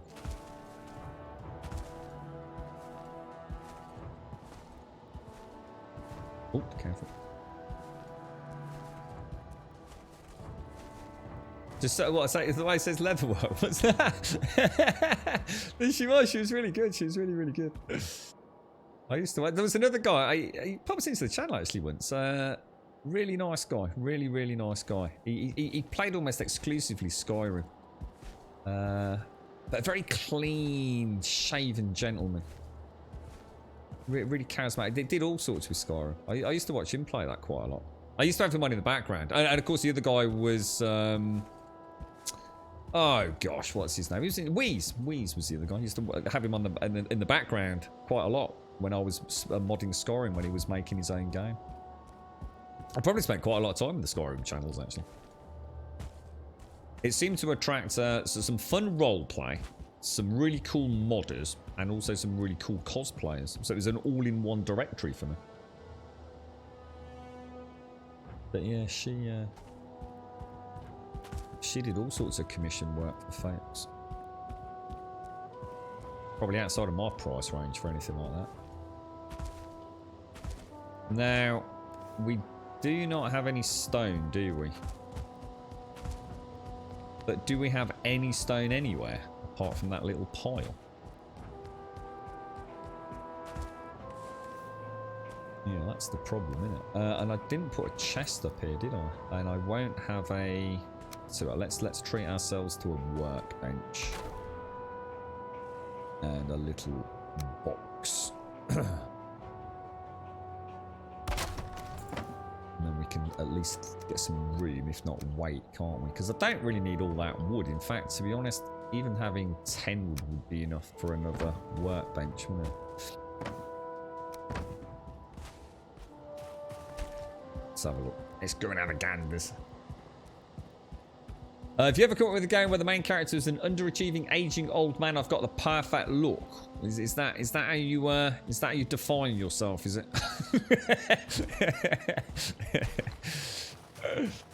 Actually, I quite like the way that stairwell curves like that. Actually, that looks really nice. Well, that's worked out a lot better than I thought. You're not allowed to, yeah, not allowed to get stone on the mountain, Chromicus. Yeah, can't. We were saying it's one of. I think it's one of the worst mistakes a builder can make in these games. I used the classic example earlier of like you go off to build a log cabin in the forest because that'd be great, right? A log cabin hidden deep in the forest, and what you actually end up with is a log cabin in an area of extreme deforestation, and it ruins. Oh my god, where's the? You got to be kidding me. We're okay. Yeah, and the same with the mountain. You know, if I started hacking this out just to get stone to build this, it would look shit awful, mate. Absolutely shit awful. There are so many things you just cannot replace as a builder that are only available at the point of seed spawn. It's no end of times I'll see someone build a really nice thing, and it's just in this completely barren, flat wasteland. I mean, even look at my original build, because I was hoping that we'd be able to do much more terraforming. It's...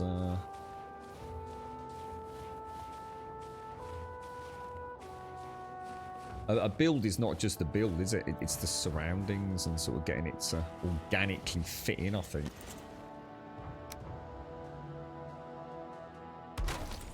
That should do us for most of that. Now, how much higher are we going to... I mean, are we going to... Oh, God, it'd be so tempting to build like a recreation of that Skyrim first tower here.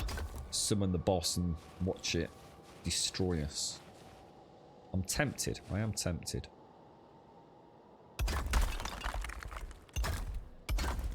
Been a long time since I saw that happen.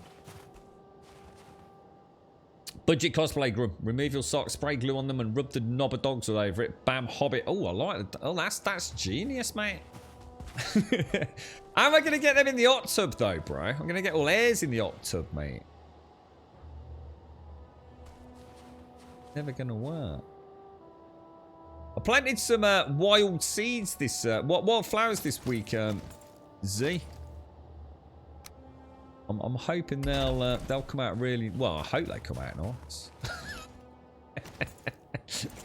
Probably get some nettles, some nettles and one solitary poppy or something like that.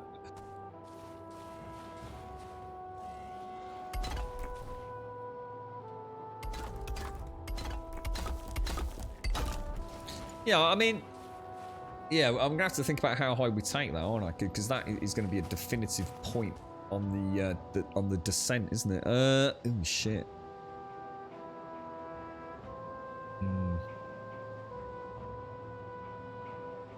I have the same mindset, Grim, and I refuse to use portals, so I found... Yeah, yeah. I mean, I've got no issues with using portals my first playthrough, but I am so tempted to... See, my rule with portals isn't so much that I don't want to use portals. What I don't want to use is disposable portals. In other words, you'll see someone playing... I'm not watching anyone else play, but I'm sure, because I know I do it for the builds. They have portals everywhere, mate, but they're literally just portals out in the middle of nowhere. You want to go to the side of the map, you just go through a portal and bang, you're out in the middle of a field. So kind of like my own rule is, if I'm going to put a portal down, it can only be temporary in order to build a permanent structure around the portal. And some of those builds will take a week of stream time. You know, like the dock and places like that. Or even the Grumbodian Fortress portals, I mean, as we discovered this week, they take some serious time. They're a lot more involved than I originally thought they were. So my rule is sort of like no portals for portal's sake, but portals for building purposes. Yeah, go for it. So I kind of really like the one at... I tell you what, that's worked out really nicely. I guess that's flat enough to leave that there, because if I wanted to build a tower and build it out, I could still start a stairwell back there to bring it up. So I actually think we've nailed the point of descent, don't you? I think if we start going back down, obviously it's gonna come up at some point. So like straight away there, look. But how many shelves are we gonna go for it?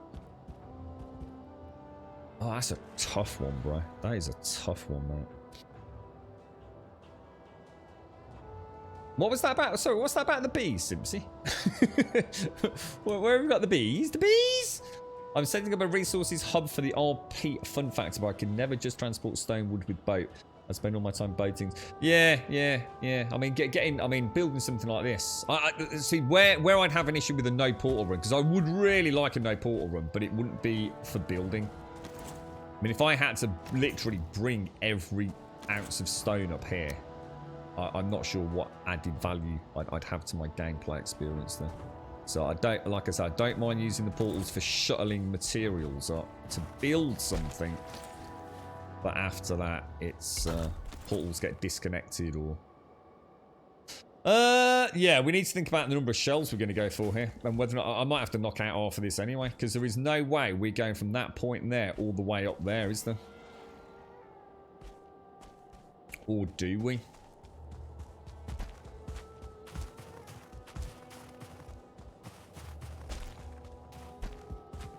I mean, we could make... Jesus.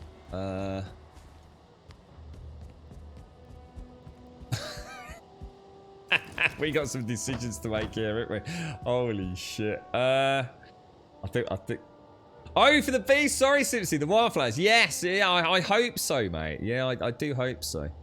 Yeah, I mean, I was hoping for more butterflies than bees. A very You've warm now planted the welcome seed to of Gold doubt that Subject. the girlfriend's going to kill me now. I never thought about bees. If they attract bees, I'm going to have to dig them all out. She'll go mad. Goddamn nerds. I was really thinking about butterflies.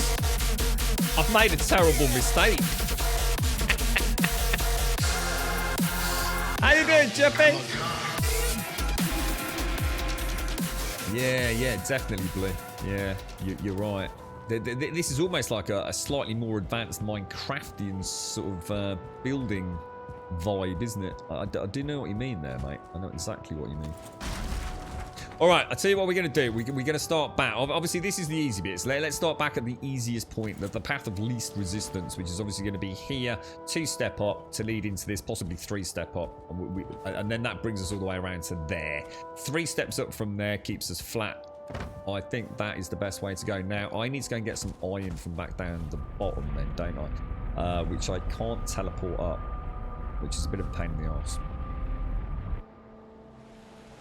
Yeah, bees are important. My girlfriend would happily kill every bee on the planet. She has an actual true deep phobia of bees and wasps, mate. She is terrible with them. She does not. She would go mad if I'd planted something that attracted bees heavily into the garden. Oh, look at the butterflies. She runs around the garden screaming, "Oh, the bees, the bees! Where are all the bees coming from?" She hates them. She really does. You're right, Juppy. Nice to see you, Juppy. We were talking about you the other day. How are you? How's things? Yeah, she honestly, she's. I mean, you know, it's the wrong thing to say. She doesn't hate bees. She's terrified of them. Honestly, really, genuinely, deeply terrified of bees. It's an extremely irrational state of anxiety and an extreme panic. It's there have been times where she's been close to pretty much killing herself due to running away from a bee. You know, there's been funny times. There's also been some pretty. Oh, hang on.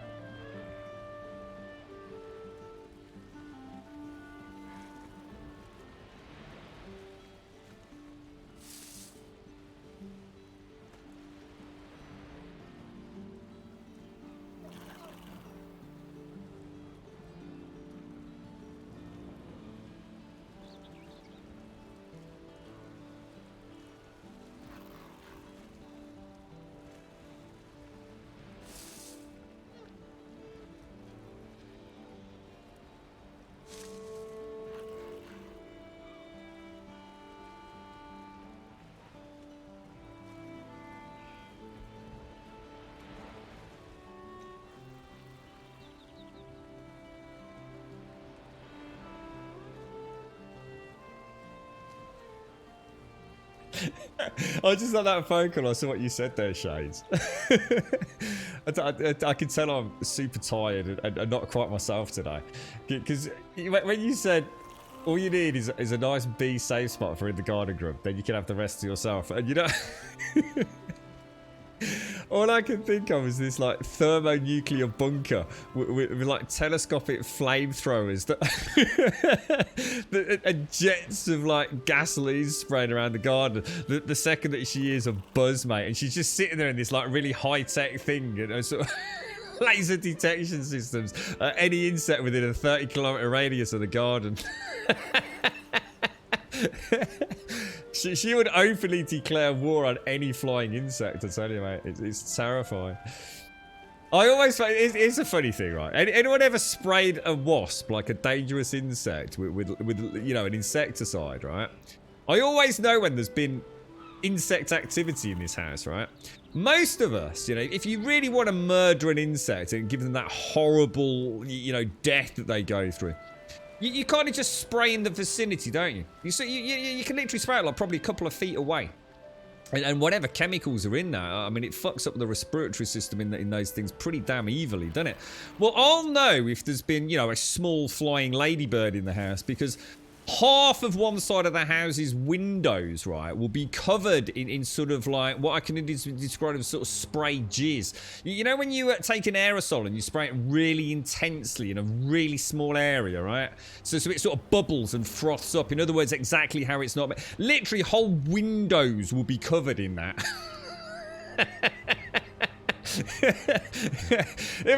Oh, did we have a wasp in the house? Well, I don't know, but I heard some buzzing. Alright, preventative measure, yeah? Yeah? Brilliant, yeah? You know when that cake's on the window, it's going to take me 3 weeks to scrape it off, don't you? Well, there's no wasps in the house. And off she'll trot. Oh, cheers, darling. Yeah, brilliant. Yeah, summer again. Yeah, get down to pound shop, get a fucking pallet of that stuff, mate. I ain't paying Tesco's prices. Right, now, we are... What were we doing? I need to get... did I come back 3 for food? Or... Can't remember now. Oh, I needed to get the iron, didn't I? Yeah, she's a nightmare with that stuff. It's like, once it's dead, then she sort of like cocoons it in its... its own little bubble bath. It's like 4 inches high. What's in there? There might be a wasp. Looks like you've built a snowman on the windowsill, darling. It's huge. What the fuck? You can fit a wasp's nest in that, mate. Wow. I don't like the way he was looking at me. I think that wasp was a particularly evil wasp. I bet that one's really dangerous. Probably got enhanced poison abilities. Yeah. All right. Calm your knickers now. I would say, do not ever freak out around a wasp because it will sting you. Oh, yeah, I know. You try saying that to the girlfriend when she's running around. I think she's nearly beat herself to death a couple of times thinking there's one in her hair. Oh, dear. There was a wasp in a car once. Well, I'm pretty sure it was a wasp. And she stopped the car in the middle of the fucking high street and just legged it to McDonald's, mate. In traffic. She was driving the fucking car. In the high street, wasp came in through the window. She slammed the brakes on, opened the door, straight out across the fucking high street into fucking McDonald's. Honestly, she's mad. Yeah, it was our anniversary, Simpson. She couldn't wait to get her hands on the beautiful chicken nuggets and the milkshake. Living the high life when we were young and free.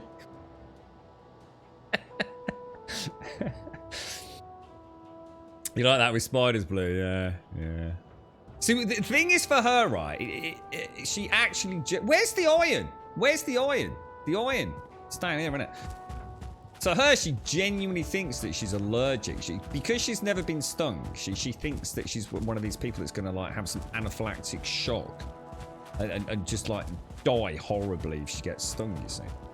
That's what she's got in her head. Where's the iron, guys? We had 4 iron kicking about and I don't know where it is. Oh, you know where it is, don't you? I've just suddenly clicked.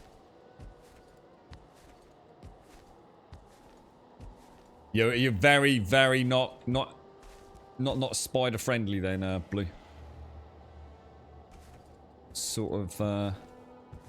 The one thing I hope the girlfriend never discovers, right, is that you can take a. I mean, I'm sure if you've ever played up being pyromaniac, you know, you get like aerosols, so you can get like a deodorant and sort of, you know, with your lighter. And you know, every home has got the potential for wonderful flamethrowers. We'll leave it at that. We won't teach the kids terrible things. Yeah, I hope she never learns that, because, yeah, I can literally imagine her running through the house screaming with her ladies' right guard and a Zippo lighter, spraying the house with, you know, jets of deodorant. The dogs are on fire. Toby's screaming, clambering up the curtains, and there's just this little wasp just chilling out, having a cup of coffee on the windowsill. You know, just what the fuck, dude? These people are mad in this house, man. Oh god, I can see it now. I don't ever kill them. I get someone else to do it. Yeah, I always try to take them. I'm quite good with the wasps, actually. She's like, "Were you not scared?" I said, "Oh, no, man. It's only a wasp, innit, darling, eh?" Sitting there quivering as I let it out of the coffee mug. So I'll come and rescue you. I do not fear the wasps. I fucking hate wasps. Little bastards. Right, okay, I've got the plan. I know the plan. The plan. Are you sidetracking me here, boys and girls?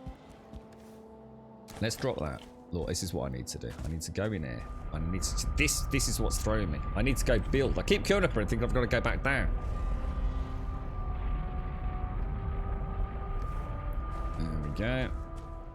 And then back in we go. There we have it. And yeah, I keep coming up and down, up and down, up and down. I keep thinking, I keep thinking the iron's below me. So I keep going up and then walking down and then realise, oh, it's not. Then I have to go back up. The iron is in this bloody box right here, look. It took me 3.5 hours to get it. You've got a wooden table on the balcony. Oh, but now I do need to walk it up, don't I? Oh, my Lord Jesus. God damn. You couldn't make it up. It's bloody stairwell, mate. We need a whole Grumbodian masonry team on this. You're a bit under the weather, so you're standing down a bit. Put newspaper on the living room table and put the table on the table inside and started applying weatherproofing to the tabletop. Came into later to start on the legs and use a tool. Oh. Oh, really? Oh, bloody hell, mate. You were lucky then, weren't you? Yeah, wasps are... I know, it's like you say, Shades, you know, if you can stay... So the problem is, though, right? The wasps don't harass you, but what they're doing is they're trying to get to something that you've got. And it could be anything from, you know, like a fizzy drink or you know, your sausages off the barbecue, can't you? So, even though they're not bothering you, you don't want them on your food, do you? So you sort of like try and pat them off. So before you know it, you've now sort of entered this like realm of, are they going to piss off or not? I mean, to be honest, I mean, most people who've been stung by both would probably rather be stung by a wasp than a bee, wouldn't they? Oh, wow. Check him out. Oh, God, I thought he was going to make it. Oh, clever sausage. We get some bloody big bees in the UK. I've already seen some massive ones this year. Like, really big. I know there's all sorts of sizes and sort of I guess species, is it, or whatever they are, of bee out there. But I've seen some really big ones already this year. Like, you know, those really big, heavy, chunky ones that almost kind of, it's like there's a bit of momentum to them. You know, it's not like they can exactly control their flight path very well. Like lumbering zeppelins of the bee world.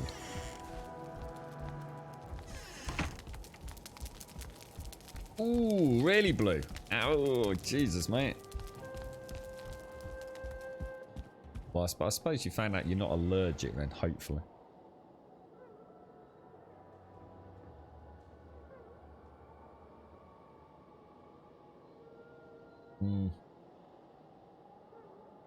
Oh, there's an idea. Put a plate of sugar water on the other end of the garden. Really? How does that work, Hashi? God, the girlfriend would thank you a million times over if that's a legitimate ploy. What? So if you're having a barbecue and you've got, you know, you're serving up the burgers and the sausages and things. Do I need just rock for that? I do, don't I? And a little bit of wood. Now, have we got wood up there or not? So you know, if you're eating at one end of a garden and you put what a bowl then, like a big bowl of water just with some, you know, normal sugar sprinkled in it. Well, the thing is with that though, will that not attract the ones that weren't going to bother you anyway? So do I now suddenly have a bowl with 30 wasps drinking from it? I'm not sure now, mate. So, oh, we know that guy, didn't they? That gave us a big bowl of sugary water last year. Let's get around there, lads. More wasps than I've ever had. Yeah. Yeah, I actually, one of my first experiences with a bee, not a wasp, was I actually trod on one. Yeah. I don't think that's uncommon, is it?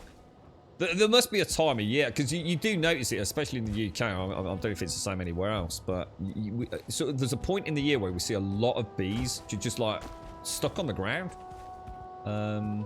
It's as if they can't fly, like they've run out of energy or something, and they just walk around. Even if provoked by a dog or something like that, they don't do anything. So yeah, it's not uncommon for someone to step on them. So we're going to need a workbench, and we're going to need that, but that means I need wood, and I don't know if I've got any wood up here.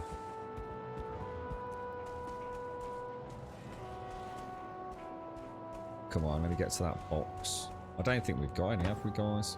Oh, result at last. Finally, we can carry on. God, that's all for. I do apologise. I'm feeling really shit today, guys. So my mind's drifting all over the place.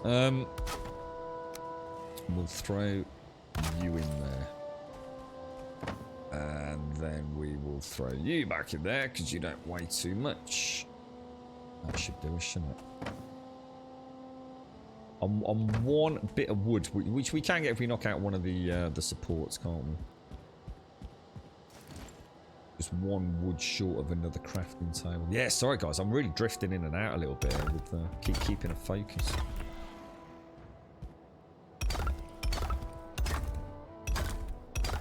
Yeah, that's what I'm worried about now, with Ash's plan.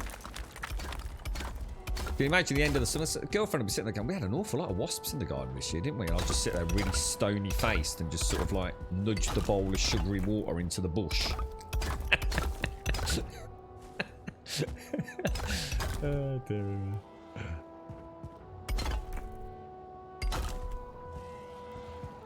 Is that what it was? Droughts. I suppose it makes sense, doesn't it? Yeah. Wonder if they get. What happens if a wasp drinks like lager? Does the wasp get drunk and get angry and start attacking like lampposts and things? You're looking at my wasp hive, mate. Looking at my wings, mate. You're looking at my. It starts just headbutting freaking lampposts, getting all proper large with it. Bit of waspy bother.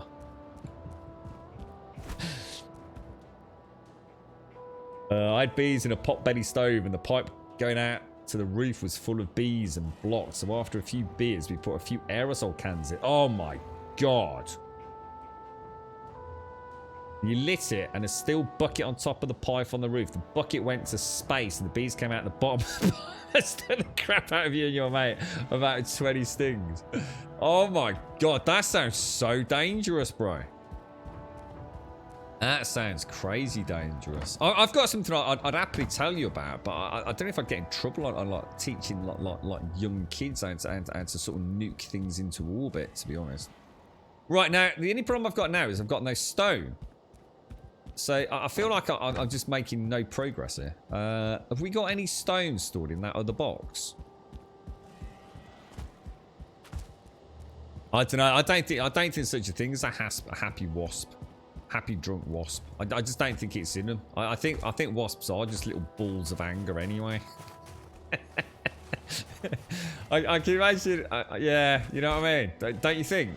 I can imagine a happy bee singing on his way. Oh, I'm a happy little bee. I've been drinking down the pub. Gonna get me cheesy chips and a kebab.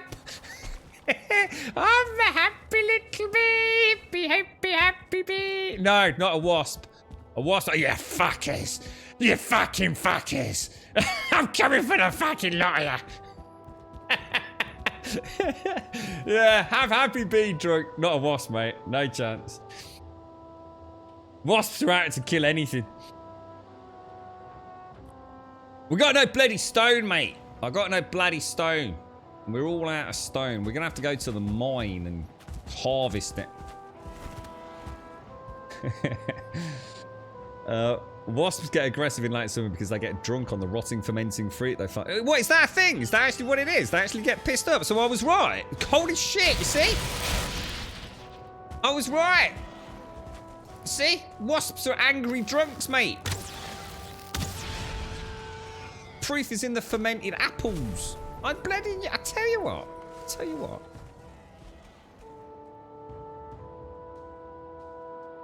You got stung twice, Shades. Both times I accidentally managed to squeeze them. Oh, Jesus. Yeah. So I don't think anyone likes spiders sort of naturally, do they? Hasn't everyone had a bit of a bad experience with a spider? Isn't the whole point of a spider is it's supposed to look pretty evil? I mean, I've kept spiders. Mexican red chili Mexican red. Oh, you know what I fucking mean. Anyway, I've told you before. I've kept a Mexican red knee. I think they're called. I think they're Chilean Mexican red knees. Tarantulas. And yeah, they're actually a really, really cool animal to keep, actually. But I still don't love spiders. You know, they're not something I'd go out of my way to, you know, cuddle up and give a kiss, you know? It's never going to happen. I mean, there are certain things in nature designed to look quite formidable, you know. Millions of years of evolution to say, don't fuck about with me, mate. Wasps, the black and yellow, you know, colourings and markings and camouflage. I mean, it all plays a part in nature, right? So, spiders with all them eyes sticking out the top of their head watching you. Yeah. So basically the butterflies. So basically the butterflies are basically like skooma dealing crackhead.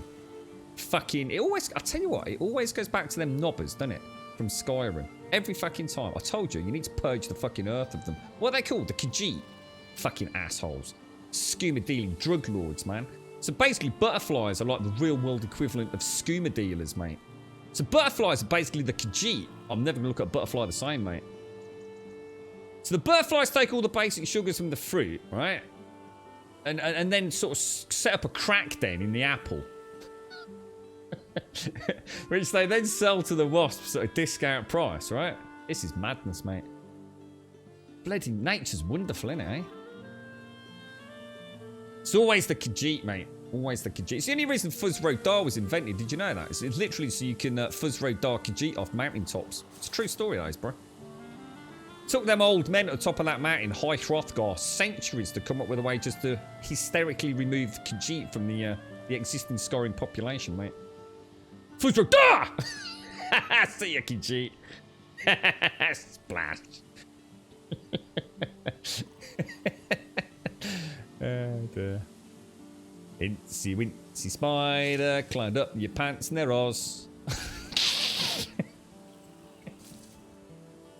You've kept spiders as well as a kid in a jar. I'll tell you what I kept in a jar. I kept ladybirds. I kept them in a Lego house. It was a swank Lego house, mate. In fact, I bet they had a hot tub. Seriously, I bet I had a Lego hot tub for my ladybirds. Wouldn't surprise me in the slightest. Yeah. I had a test tube. I was trying to grow something in it. It was a deeply involved bit of grummy research, and it involved a bit of pork or something. And it had a cork on the top, but the cork was like really like brittle to the rolls in it. And maggots, tiny little maggots, grew out of this little piece of pork, and they were all in the test tube. I didn't think much of it until one day I realised that all the maggots had crawled out of a little hole in the cork, and it gave me the heebly-jeeblies because it was on like a bookcase. So I knew there were like little wriggly maggots all over the place. I did that once. I definitely kept I kept ants. I definitely had a ladybird and ant farm. And I used to try and feed the ladybird aphids, greenfly, but I always squashed the aphids.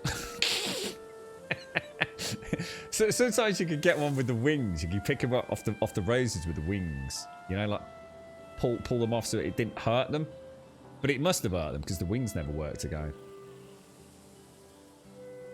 Yeah. Elephants get. Can you imagine a drunk elephant? That's something you want to fuck about with, isn't it? Eh? Can you imagine a pissed up elephant? Holy shit. Give us a cuddle, mate. Oh, fuck off, knob. But I really love you, but I don't give a shit. You're like 4.5 ton of fucking elephant, mate, alright? Just sit the fuck down, alright? Give me your mobile phone and your car keys and all. You ain't driving home tonight. That's when Grumbanian sites discovered containment protocols. Yeah, it did. Yeah.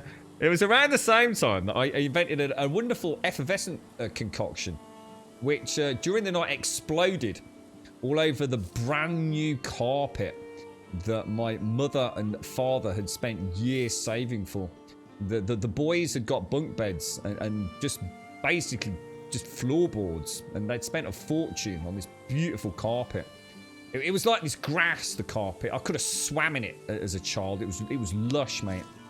And I exploded a brown effervescent fart potion out of a test tube all over it. And obviously, my first instinct was not a problem. I'll just put the whole chemistry set over the scorched brown sort of volcanic meteor strike in the middle of the carpet. Yeah, didn't work. For some reason, my mum was highly suspicious about why the chemistry set was in the middle of the carpet and moved it. And I don't remember much about the following days. It's a little bit blanked out. I'm pretty sure I got the shit kicked out of me. I'm pretty sure I tried to blame my brother at one point. Dad was having none of it, at which point I seem to remember a major thrashing. Yeah, and a really nice rug sometime after that came into the household.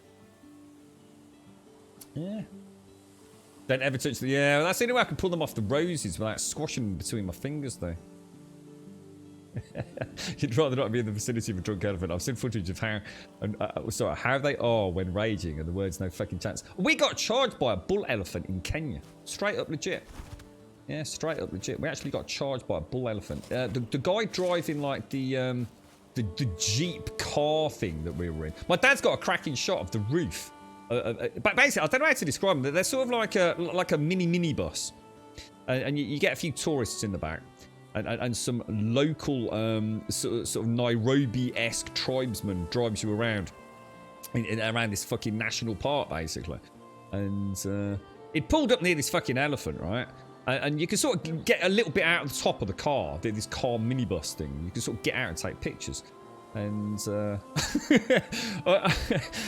I remember was this elephant went from like, oh wow, Dad, it's so fucking big, isn't it really cool? Oh look, I can always reach out and touch it. And then it was like this, fucking noise came from the front of the minibus, and everyone in the minibus was like thrown backwards as this thing, this monstrous entity, started like hitting the ground with like, you know, this gargantuan paw thing, and its ears are going rah! And it started charging us, and this fucking dude in the front, he's like hooked over like Mr. Bean at this fucking steering wheel. I'm like, Dad, is everything alright? Dad's right. He's on the fucking floor. His fucking brand new camera's like taking shots left and right of the roof of this thing, and this dude's behind the steering wheel. He's pumping the gas, trying to get the fuck away, screaming in Kenyan. He's like, fuck me, we're all gonna die. The rest of the trip went like this. Can you see it? No, well, we're not getting any fucking closer, mate. It's a tough shit.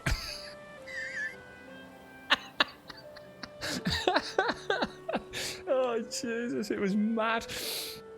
It's like, can you see the leopard? No, well, we ain't getting any closer, all right? We've used all our lives today. Yeah, apparently, after we got back to the camp that night, apparently it'd never been any trouble. He was known to be a pretty cool bull elephant, but literally just the last few days he'd been acting a bit weird, and he just thought we were too close. We were just too close on that day, and he fucking went for us. But fucking hell, those things can run. But my dad, I straight up legit honest, there's no fucking shit. My dad's actually got pictures of what is essentially the roof of that kind of minibus where he went flying. He actually hurt himself quite badly, but he didn't get stampled by a fucking, you know, bull elephant, you know. Yeah. Can you see the rhino? No. Well, it's tough. I can see it. I think our driver lost all sort of sense of adventure after that, to be honest. Right, now, we need to go back. We need to go and get some rock, don't we? So let's pop you banner. Where are we going to go to get rock, ladies and gentlemen? Let's go to the mine. The Mines of Mordor. Was it the Mines of Mordor? Fuck knows. Like the T-Rex chasing the trucks in Jurassic Park, let's go faster. Oh, honestly, we had so many fun adventures. They used to let, like, the monkeys, the baboons used to live in the camp with you as well. So they were actually part of the camps. And when I say a camp, it was like a really basic perimeter. A really simple perimeter. You know, we're not talking about a wall or anything. Sort of a bit of wood and a bit of a fence here and there, and all the sort of like tents would be in there with all these wonderful mosquito nets, and yeah, it was a fucking amazing adventure. I mean, fucking hell, could cost my dad a fortune, but a hell of an experience. But yeah, the monkeys were all kind of in there. You know, they were like sitting down, virtually having your dinner with you. It was crazy, man. We saw all sorts. You know, obviously lions. What did we see? We supposedly saw a white rhino. Supposedly, my dad has got a picture of what may or may not. Well, we know it's a white rhino, but it's fucking very well in the undergrowth. Let's put it that way. And they were under strict instructions not to go even remotely close to the white rhinos. Gazelle fucking everywhere. I never want to see another gazelle as long as I live. Those things just fucking hell, mate. The whole place is just wild with the gazelle, man. But yeah, we saw. I'm sure we saw a leopard. I'm pretty sure it was in a tree. I'm pretty sure the leopard was in a tree. But I'm sure we saw a few leopards while we were out there. Yeah, it was pretty fucking mad, actually. Good times, man. Good times. Good holiday. Right, now, we are going to the mine.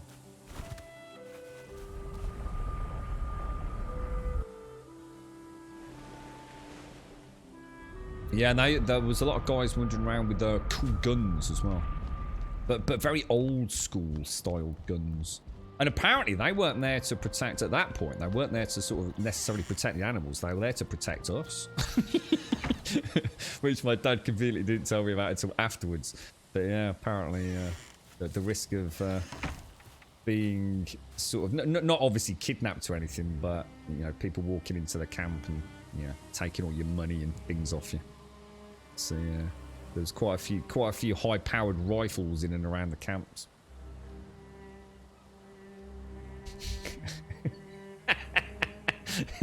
It's a really cool dude, actually, Zoe, because you always kept the same driver for the whole sort of. You obviously travelled around a little bit. You keep the same driver for the same sections you were driving through. So if it was over a couple of 3 days as you went from camp to camp, then you keep the same geezer. I don't really remember him that, you know, I was quite young, but I do know he had just the most amazing laugh, just the most infectious laugh ever, and those beautiful white teeth, man. It's like his whole mouth just took over his face, and just this really sort of bellowous, sort of guffawing laugh. You know, just you know, as a young kid, it's like magic, mate.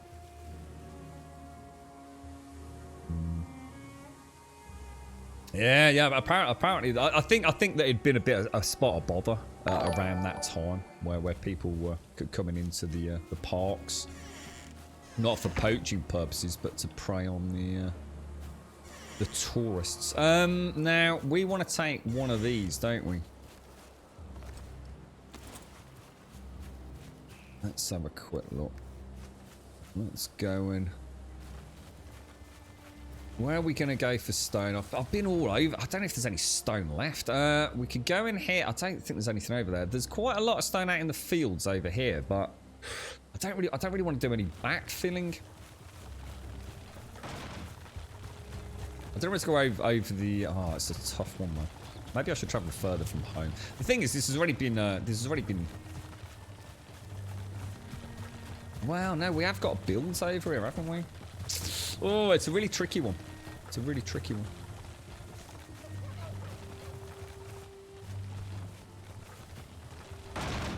Yeah, I had to have like a load of injections before we went, and malaria was a really big one. We had to have like daily malaria tablets while we were there. I don't know if that's still a thing, but yeah, malaria was a real concern. My granddad had malaria. He got it in the war. Or my great granddad, whoever he was. I didn't know him, but yeah, apparently he had malaria. I never knew my dad's dad, and it wouldn't have been him. You know, well, I say that I did know my dad. Apparently, I did meet him, but I was very little, and he died quite early in my dad's life and my life. So I never really knew him. My other granddad was sort of like very reminiscent of the sort of he was a man, because obviously my mom's adopted, so I'm not necessarily, well, I'm not a blood relative of his, but he well, he's no longer with us, but he was a amazing looking guy. Have you ever seen I've never watched it, and I know we've spoken about it, and it made me think. I think Hashi mentioned something about his granddad a while back, and I couldn't help but feel that there was a little overlap of similarity there. But do you remember a film called Lawrence of Arabia? A really sort of dashing man with like very blonde hair, yeah? Do you remember a film? I don't think I've ever seen it. It's a very old film. I know I've seen bits of it, but I don't think I've ever watched the whole film. I think it's a very long, very classic film. And my granddad was a bit of a Lawrence of Arabia kind of dude, with some of the most... Honestly, I've never to this day seen anyone with eyes like his. They were both blue, but also grey. So completely alien, but so absolutely hauntingly mesmerising. I mean, he really was a bit of a naughty boy. He was... Oh, what about these? What about these? These standing... I don't know if I can bring myself to smash standing stones, though, guys. How much rock would we get from one of them? Would we get a lot? I just don't know if I can demolish a sacrificial sort of or holy area like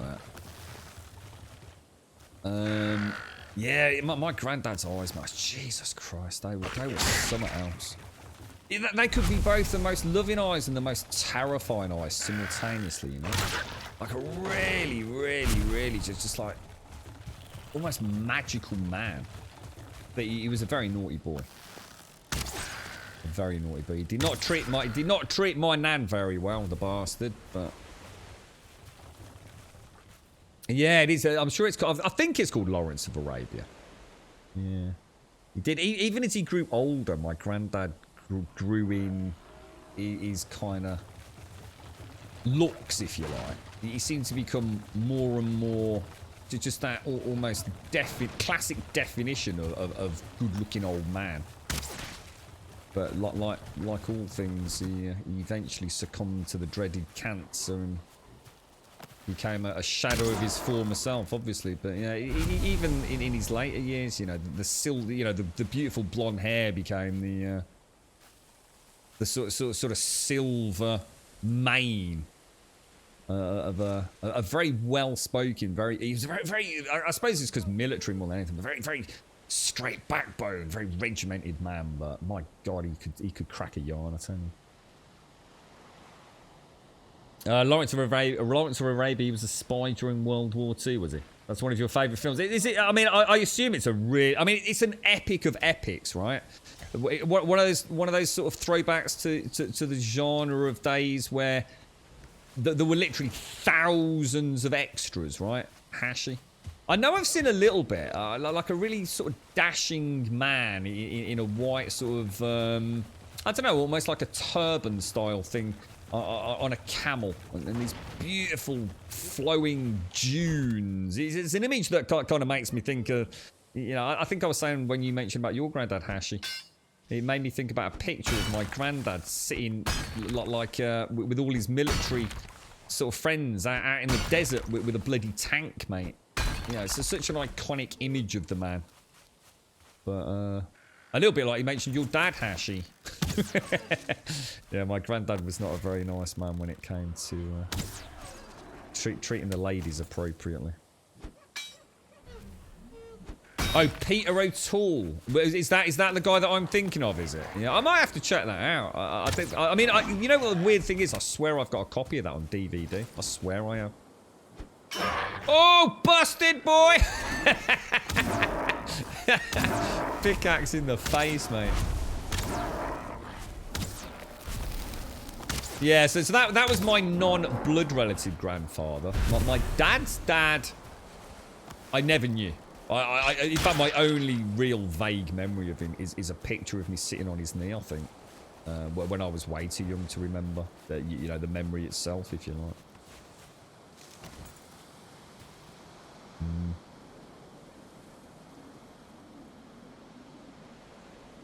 Don't make a mistake, people to Google Laura and Alabia. It's a bit of a stretch to you. Your granddad had it too for the war. I think he was in Guam. Yeah. Malaria's nasty, isn't it, man? Isn't that still like? Is that not? Does that not result in like more deaths per year in the human population than anything else? Is that right? I know it used to be horrendous, didn't it? I don't know if it still is. Well, I'm sure localized areas of the planet's extremely serious, but didn't the Europeans start dropping like some sort of napalm pesticide all along local waterways and things to try and eradicate it from Europe?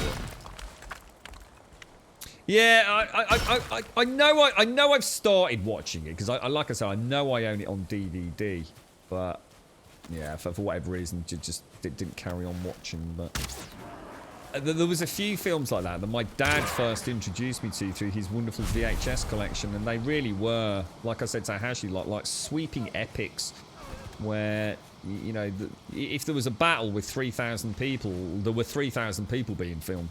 All in period costume, you know, all the accessories, you know, a completely different era in filmmaking. And now it would all be CGI and everything, wouldn't it? But yeah, crazy, man. You're on a special edition in the metal case. It's a wonderful tale. My other favourite war era film was A Matter of Life and Death. Who's in that one? Who's in that? The ones that I kind of remember a little bit about. I've not seen them for a long time, but again, a throwback to the films of maybe a little bit later on, was a Michael Caine film called Zulu. So some war films like Bridge Over... Is it a Bridge Over the River Kwai? Was one we mentioned a while back. And the other one that I remember was... Oh, what the hell was it? Oh, Sean Connery and... The man who went up the mountain and came back a king, or went up the mountain and ended up dead. Michael Caine and Sean Connery. I thought that was amazing. I remember watching that thinking, shit, you know, damn, that's incredible. Absolutely incredible. Lawrence coordinates Arabians against the Ottoman Empire. And that's why he's a hating man in your country. So hang on. So Lawrence of Arabia is actually a true story, is it? Is that what you were saying? Or I'm getting confused now. So Doc mentioned something about a spy during the World War. Is Lawrence of Arabia an actual tale? I'll check that out in a bit, Doc. Thanks for that. I thought it was just like well, I don't know. I suppose I've never put any thought into it really. Cleopatra. Who's in that? Who's in? Is it really? I mean, I dread to think how many films about Cleopatra there have been. So David Niven's in A Matter of Life and Death. He plays a pilot who battles with heaven for the right to stay alive. It's a wonderful film. Oh, so it's okay. So it's kind of all right, interesting. Well, there's no. How would I know? Funk. That's why I'm asking the question. There's no reason to say, of course, it's real. That's why I'm asking. Lawrence of Arabia. There's lots of things in Hollywood that aren't true. There was a breakfast in a malaria vaccine there's a breakthrough in a malaria vaccine 2 days ago, but due to COVID, it wasn't very big in the news. Oh, really? So this is actually something they can... Is it like a preventative measure? Because I know that they were originally fighting malaria sort of spread by actually attacking the breeding grounds, weren't they? But I know the last breakthrough I heard about was introducing a strain. So in other words, a genetic mutation of the mosquito that would... It could only give birth to male offspring. And I remember thinking, like, you know, is this like playing with, you know, so something that, you know, it's the first time I've kind of thought about the knock-on effects to human intervention. The idea was to introduce a genetically mutated mosquito into the native population that could only copulate and provide male offspring. So over a period of generations, you would eradicate the entire mosquito population because you would only have male offspring. And I just thought at the time, you know, I know malaria is a horrendous blight, you know, amongst the human species, but what's the knock-on effect to an entire insect population being eradicated? You know, I don't know what eats the mosquitoes, what else the mosquitoes do. I'm not saying, you know, we're not here to protect one another, but it just made me realise, you know, the mass extinction of something, you know, I guess a biomass level. Mosquitoes must be a pretty significant part of the food chain for a lot of, I was thinking presumably birds and possibly even aquatic creatures.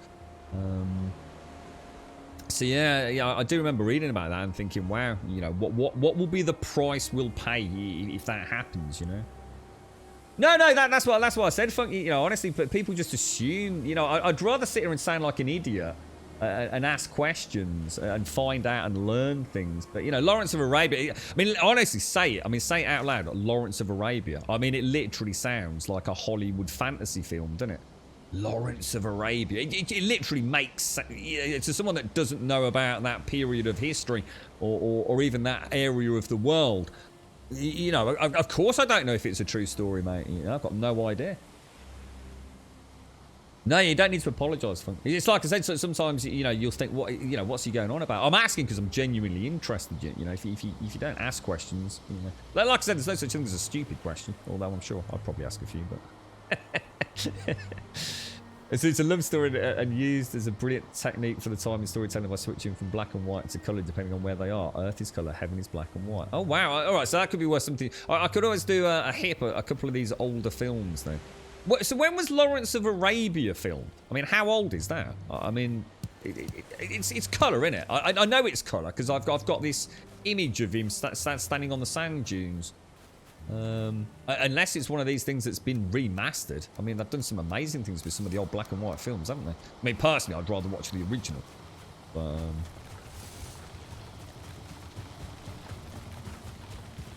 bats eat mosquitoes. Well, exactly. Yeah, this is what I was saying. You know, I'm not trying to, you know, say whether or not, you know, if it was down to me to make the decision, Jesus Christ, what would you do? You just don't know what the impact in years to come could be of wiping out an entire mosquito. But, you know, you speak to people that are losing loved ones on a daily basis, entire generations of families, you know, devastated by malaria. They'd probably quite happily pull the trigger, wouldn't they? But, you know, it's one of the very few times where I kind of sort of thought, wow, you know, even I can sort of see potential concerns with that. I suppose that you know, that genetic manipulation level, it was a fairly clear cut. That's got to have an impact, right? Like I said, the pure biomass you know, a couple of 100 square miles of mosquitoes. You can put all them in a warehouse. That's got to be a pretty dense biomass, hasn't it? I mean, Jesus. Yeah, weird to think what we can do, if you know.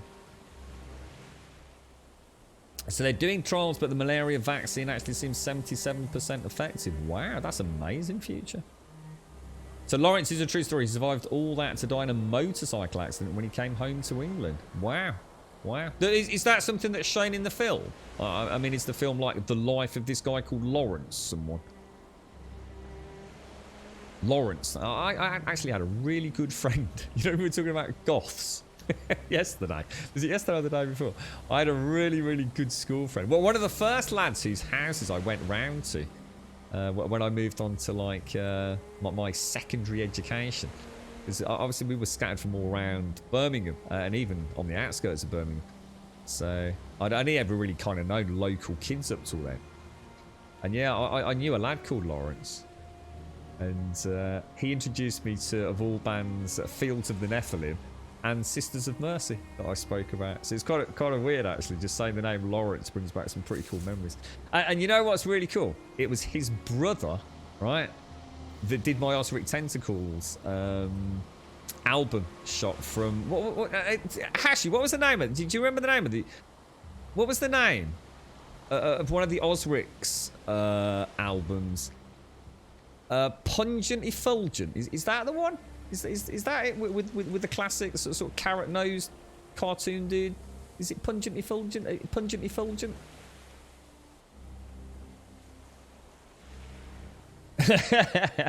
Yeah. The motorcycle death is the opening. Oh no, right? Is it? Pungent Effluent? Is it Pungent Effluent? Ah, right. Yeah, that was the one piece I had on my leather jacket, man.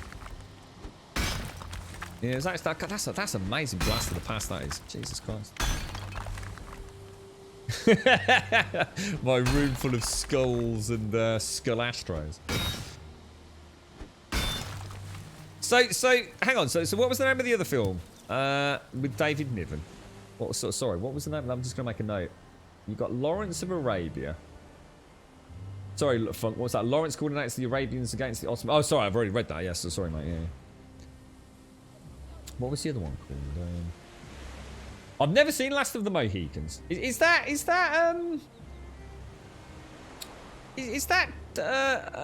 Lethal Weapon dude? Or am I miles off track? What's his name? Yeah, I've never seen Last of the Mohicans. Yeah, never seen it. In fact, I only like literally a couple of 3 years back. It might have even been last year. I watched. Is it Apocalypto? Yeah, Mel Gibson. I'm thinking of. Middle East. Yeah. So sorry, Funk. Yeah.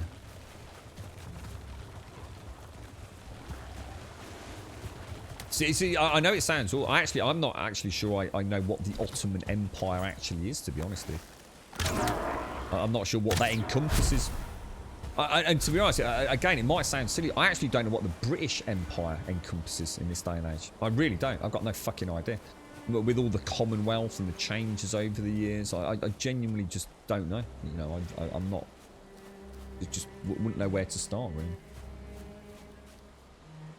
Oh, it was Pungent Effulgent. Pungent Effulgent. He started playing all this crazy music. He got this. He was really into his music, like really into his music. And he was the first guy that I knew at school who kind of started wearing a little bit of makeup to school. And then bear in mind, this was a grammar school, man. I mean, you imagine the balls it took to do something like that. And the trouble he got in with the teachers and being told to wipe it all off. But he played Sisters of Mercy, Fields of the Nephilim, Osric Tentacles, AC/DC, Marillion, nearly all of the music that he played so much. He just played so much music. And he was like really heavy into his role playing. He actually, one of the first guys I knew that wore what I call a trench coat. His dad was actually, in fact, it's kind of weird actually, because two of my best friends at school, both their dads were professors at university. And I've never really actually thought about that. I mean, obviously I knew, but I've never actually suddenly clicked that. I suppose Lawrence was a very, very good friend, but not for as long as my other friend, because, you know, clicky groups at school and things. But yeah, Jesus, man, that's madness. Oh, Daniel Day-Lewis was him. Oh, I thought it was a Mel Gibson film. Yeah, I've never seen it. The other one that I've never seen, and I spoke to you about this, didn't I, Shades? It was I've never seen a lot of the. What's his name? What's the lad's name? He always does a lot of freaking long films. I mean, now long films are part of the norm, but back in the day, oh god, what's his name? He did Waterworld. What's the actor's name? Dances with Wolves is a thing I think we mentioned, wasn't it, Shades? I've never seen Dances with Wolves. Or was it The Postman? Did he do something called The Postman? I don't think I've ever seen that, if that's him. I think I've only ever seen him in Waterworld, which is with Dennis Hopper, right? Which I actually thought was a freaking awesome film. I think Waterworld's brilliant. Yeah, he's an actor who's I have very little knowledge of. Or certainly within his filmography, should I say. Kevin Costner, that's it. Thank you. Yeah. So, is Last of the Mohicans one that you check out? I was really skeptical about Apocalypto. Is that right? Is that the Mel Gibson one? I remember sort of seeing the trailer for Apocalypto and thinking, yeah, there's no way in hell I'm watching that. Yeah, but back then I didn't even watch subtitle films, you know what I mean? And I was like, yeah, it's not happening. And I think some of you mentioned it, literally just in the last year, 2 years, maybe, who knows. And I was hooked. It really showed me how much my taste in films had changed. I thought it was brilliant. I thought it was absolutely fucking amazing. They're definitely one of those ones I should add to that list of films that kind of left you maybe not reeling for breath, but made you sort of thinking, shit, I just saw something pretty unique there. I think I mean I would include it in the films that, you know, I know it sounds a lot to say it changed me, you know. I think there's a point where people think it's a bit of fluff, but there are films like that I know of. But Boy in the Striped Pyjamas was one where I think I came away pretty much in tears, man. And I don't mean like a couple of little. I just absolutely like like that, almost like not breathing. It was like, oh my god, oh my god, oh my god, oh my god, oh my god, oh my god, and things like Schindler's List and stuff like that. You've got the ones that just touch you on so many levels, like Green Mile, Shawshank. You know that scene when they're drinking the beer on the roof in Shawshank. It's like even my voice is going thinking about it. It's like, holy shit, dude, man. All the things we take for granted, right? Yeah, see, that's an interesting one, John Joe, because I was under the impression that a lot of people hated Waterworld, and maybe it was a huge financial flop, and maybe that's why that has been ingrained in my head. But I thought, that is the one with the tomato plant, right? I love that tomato plant. I love that as much as I like Wilson in Castaway, that bloody tomato plant, mate.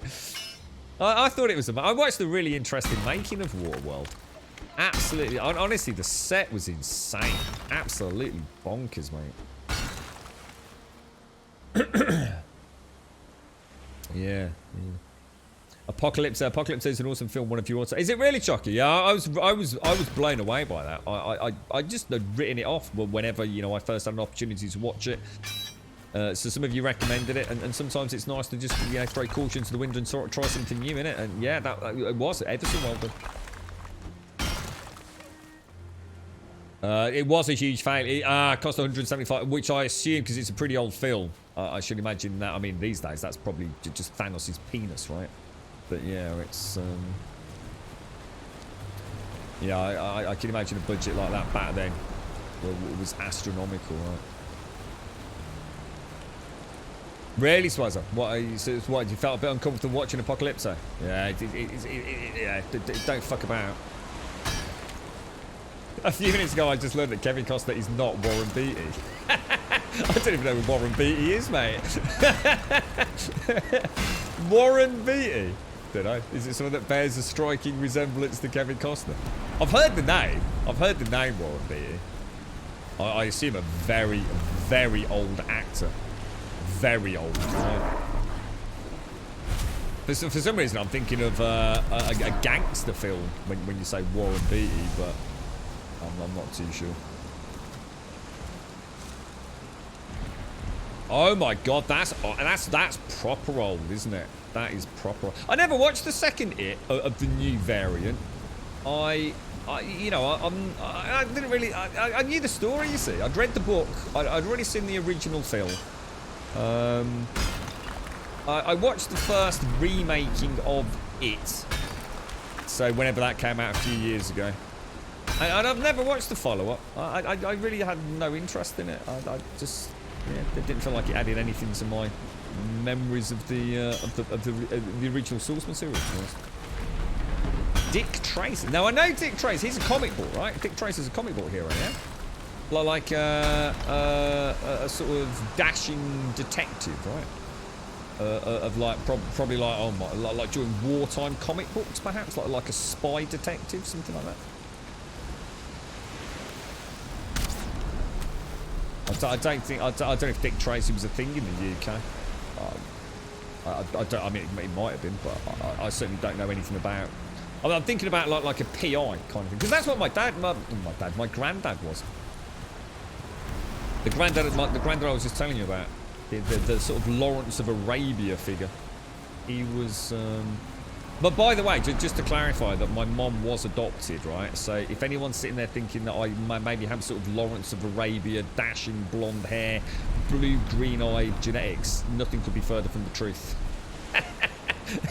Stick with a small, squat hobbit muggle with hairy toes image. You'll be a lot better off. Yeah, my granddad was. He's no blood relation to us.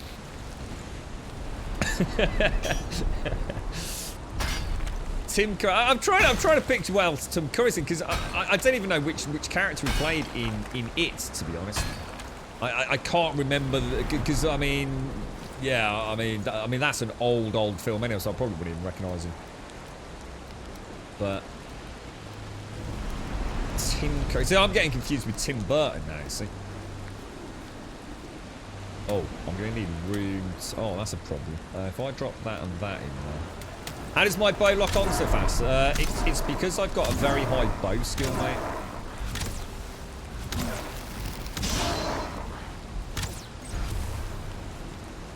Yeah, I played Archer, as I do in most of my survival games, pretty much from day one that I could get my hands on a bow. I love my bow and arrow, bro, so that's probably why you're seeing what might seem a bit of a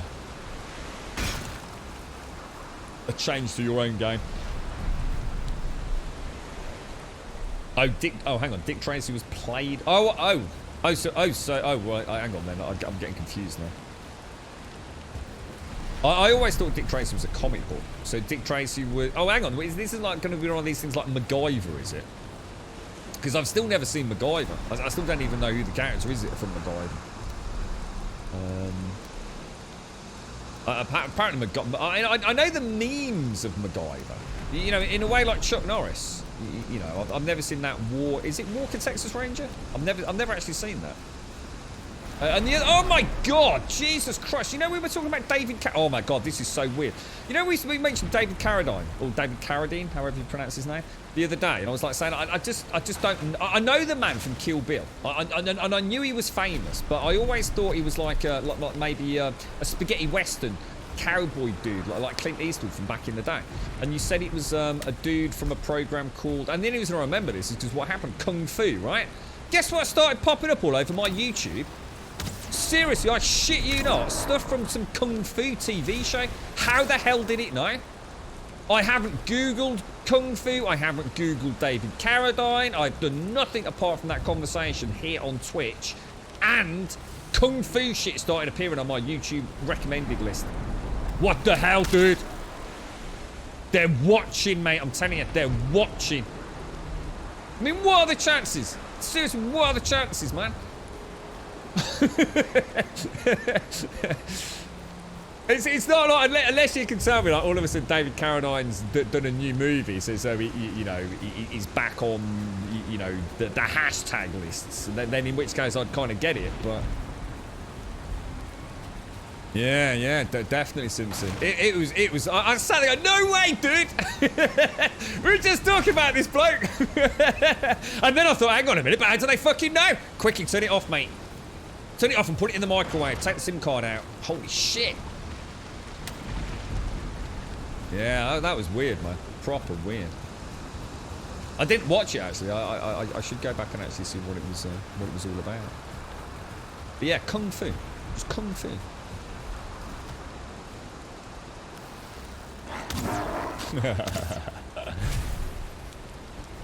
Yeah, that is. I do find that weird. It's all IP address focused, isn't it? So like, if she's been looking at something on Google, I'll soon start seeing adverts for things. Ever so strange. I suppose that's the world we live in now, isn't it?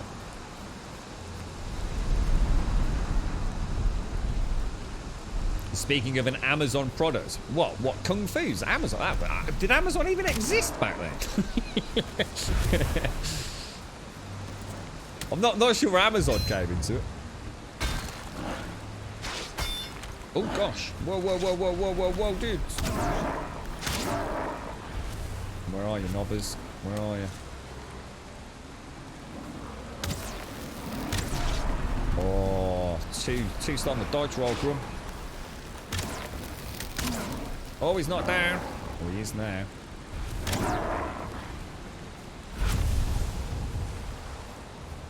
Cheeky little fella. Oh no! Two stock. Oh gosh.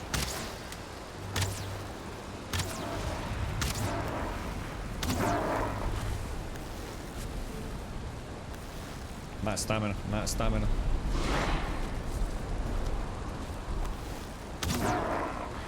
You're not taking me alive, grey dwarves. You're not taking me alive. You know what I've lost now, don't you? I don't know where the cart is. Oh no. Oh no. What we need a dangling lantern, a bronze lantern that we can put on this cart. That would be so freaking sexy, mate. Imagine that, just like dangling in the wind. Maybe with a little wind chime. Ding-a-ling-a-ling-a-ling-a-ling. That'd be cool, man.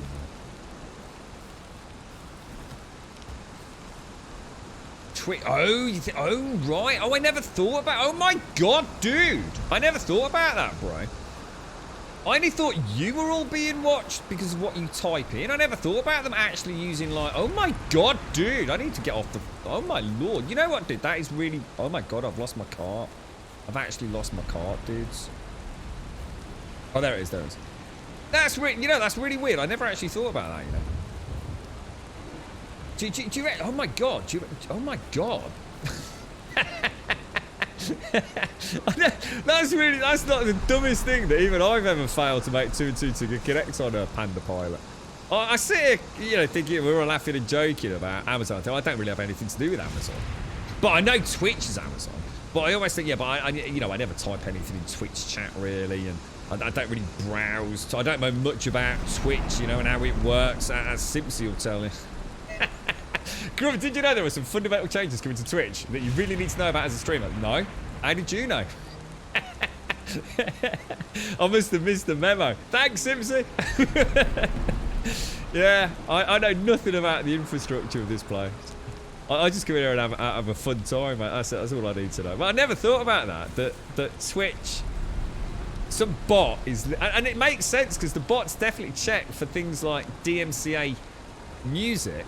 So yeah, you know, they're probably, oh, you know, he streams, you know, X amount of hours a week, and he quite often mentions cults. So I definitely am on a watch list somewhere. And I you know, I used to sort of joke about that, thinking, well, how would they know I talk about cults? Well, that's why, because they're listening. Holy shit! Do you reckon this could be used in a court of law for my general mental degradation over a period of time? Have I watched The Danish Girl? Probably not the version you're thinking of.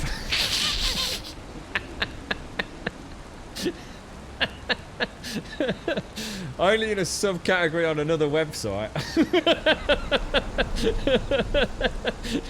Only on my hot tub Twitch filter. No, I haven't, Shades, mate. I haven't. No, not at all, mate.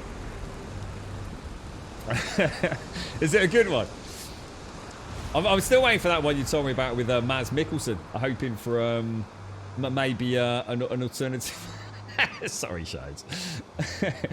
Yeah, dude. You're getting some Kit Kats. Oh no, I'm terrified now, Simpsy. I was just going to say RTX 3090, RTX 3090, RTX 3090. Oh my god, I'm on the lookout for a free RTX 3090. Yeah, might as well work. Make it work both ways, Simpsy. Yeah, but at least I'll be able to see it, Ceasing. Harrison Ford was discovered by Lucas, that's presumably George Lucas. He was a guy who did set construction. His first role was in American Graffiti. What, really? What, Harrison Ford? No way, I didn't know that.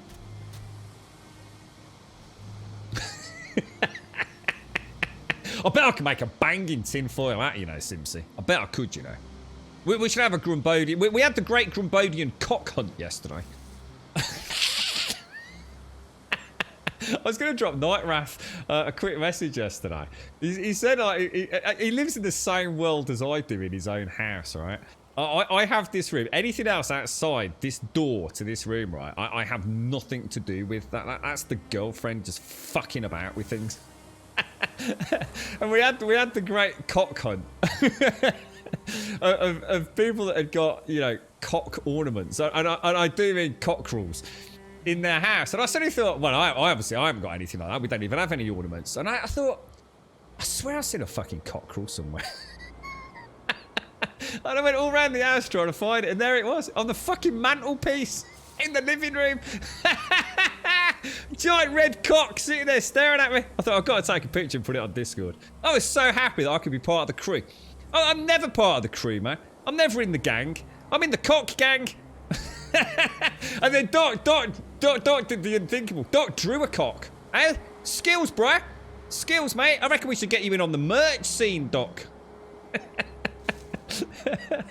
Oh, dear. Oh, I couldn't believe it. Nightrath really made me think. Because I read it and I thought, you know what? You sound like the same sort of wibbly-wobbly world I live in, you know? Sort of in a daydream in most of the house. And I don't really pay attention to anything. Things just appear and disappear and get replaced by other weird trinkets and ornaments. And yeah, I swear I've seen a cockerel somewhere. Went all over the place looking, thinking, I swear I saw one around Christmas time. It's a nice cockerel, I thought, as well. Nice bit of kit, man.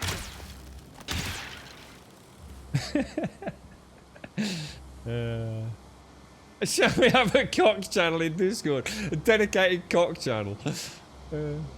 I've not read that little bit Advina put down yet. Apparently Advina discovered the you know, like the birth. Is it a Spanish cockerel? Is it Spanish or? Yeah, it sounds like there's a bit of interesting sort of lore behind the old sort of heart. Because they're all very similar, aren't they? They've got a very similar pattern to them.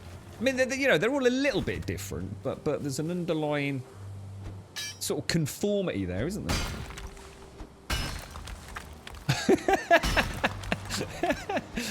I thought it was genius, Missy. Oh, dear.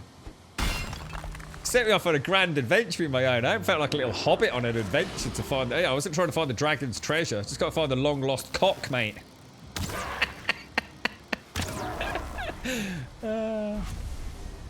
It's like, no way, there it is, mate. It's like bloody Easter. For the Easter eggs when I was a kid. Is it Portuguese, is it? Ah, yeah. Portuguese. Yeah, cool stuff, man. Killed your first serpent. Nice one. Well done, Billy. Proper food now, mate. Proper food.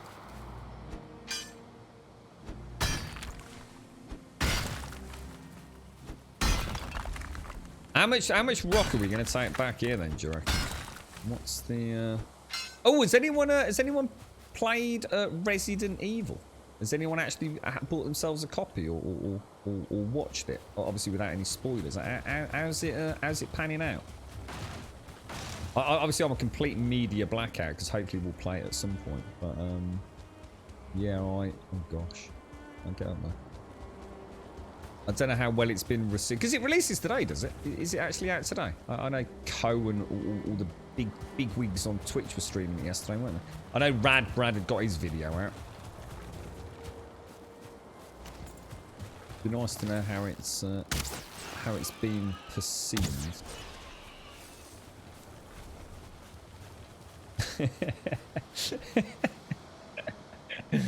We think outside of the box, John Joe. I like that, Crobby, because it could be our little motto. Our little tagline, right? You tried to watch Dan's gaming play a bit last night, but the frames were so bad. Really? What? Really? On Dan's rig? Oh my god. Wow. Jeez. What do you think that was Dan having some problems? Or your internet, Simpsy, or do you think there might actually be a problem with the game? Ooh, that'll be it. I was gonna say because the Resi engine's normally pretty solid, isn't it? I suppose it's like any PC game though, day one, right? You never know, do you?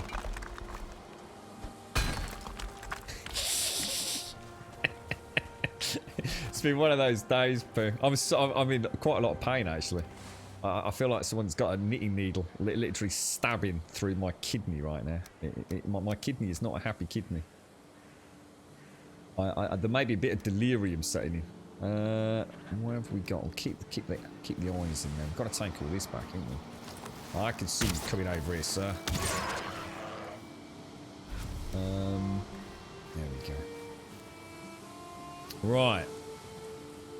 What else we got going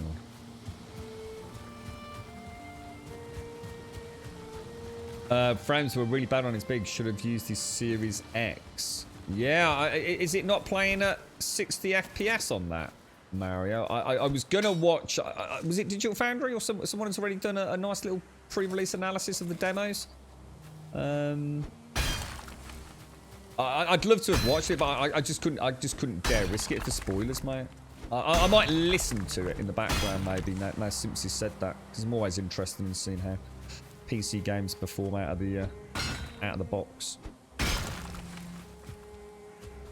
Not sure if it was just that area, but it wasn't great. Others were mentioning it in chats. Yeah, okay, so it's definitely an issue. Oh no. Well, fingers crossed. I suppose this is always the problem with playing games on day one. It's probably, you know, let's say we can wave a magic wand, and I could play all games, you know, on day one. You know, if all games were sent to me and there was no financial reason not to do it. You know, if I wanted to become like a day one variety streamer at my own expense, I just don't know if it'd work for me, mate. I live in a world where a PC is quite a luxury, and I don't want to be playing a PC game that is performing better on a £450 console. You know, I might as well just give it up now and just join my console brethren. You know, it just seems to be endless. You know, I mean, obviously, I'm not going to slam it before I've seen it myself, but if that is the case, then that's 2 big releases already that I'm interested in. Outriders, oh my god, Outriders was so bad when it released. It was so bad. And yet, you know, now it's playing well. So playing all these games on day one, you don't get a good experience. You just don't get it on PC so often. You know, you're just better off waiting a couple of months or until a couple of patches have hit. And you know, I'm not here to say that there's not a reason for it. You know, the multitude of different setups and hardware combinations and all the rest of it. I understand why it's difficult, but even Valheim, you know, this, which I didn't think was going to be a particularly demanding game, turned out to be a very demanding game, and we've only recently had a patch that significantly changed that. So, you know, I could argue I should have left this for a little bit as well, but just tired of day one bad PC ports. Just not sure I could ever go to streaming stuff day one. Even day 2 or 3 would be better. At least I'd have a bit of time to play about, you know, and read up on Reddit and some of the more tech-focused gaming channels to see if there's fixes and stuff. It does surprise me though, because like I said, the Resi engines actually, I mean, Resi 7 was pretty bloody awesome, wasn't it? Have you been playing anything? Did you say, Simpsy? Or we'll have to have a look at that Conan. Oh, Conan Exiles is going to Xbox Game Pass. You know, for those of you that are interested in playing it over there. Well, that was interesting.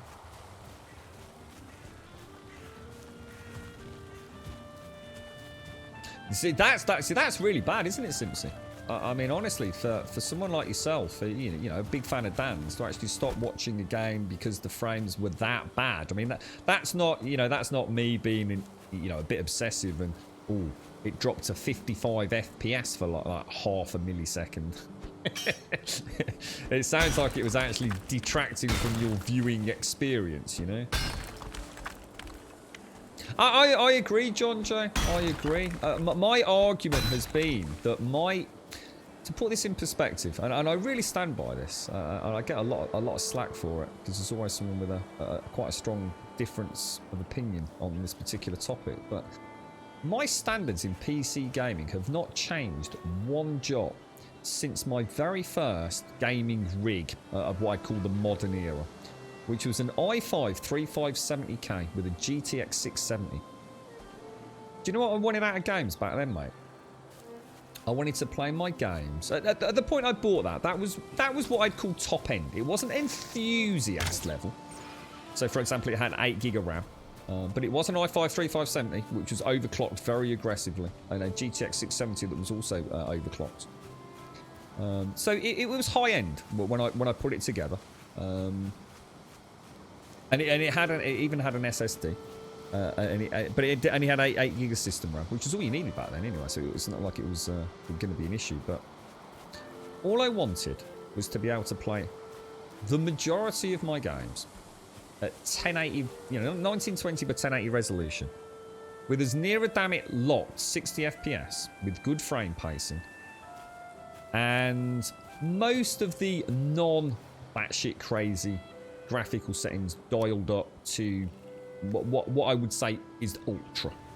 That's what I really wanted to get out of that. And most games, you know, if I dropped, for example, some aggressive, you know, 8 times MSAA anti-aliasing, and dropped, you know, shadow resolution and distance scaling and things a little bit.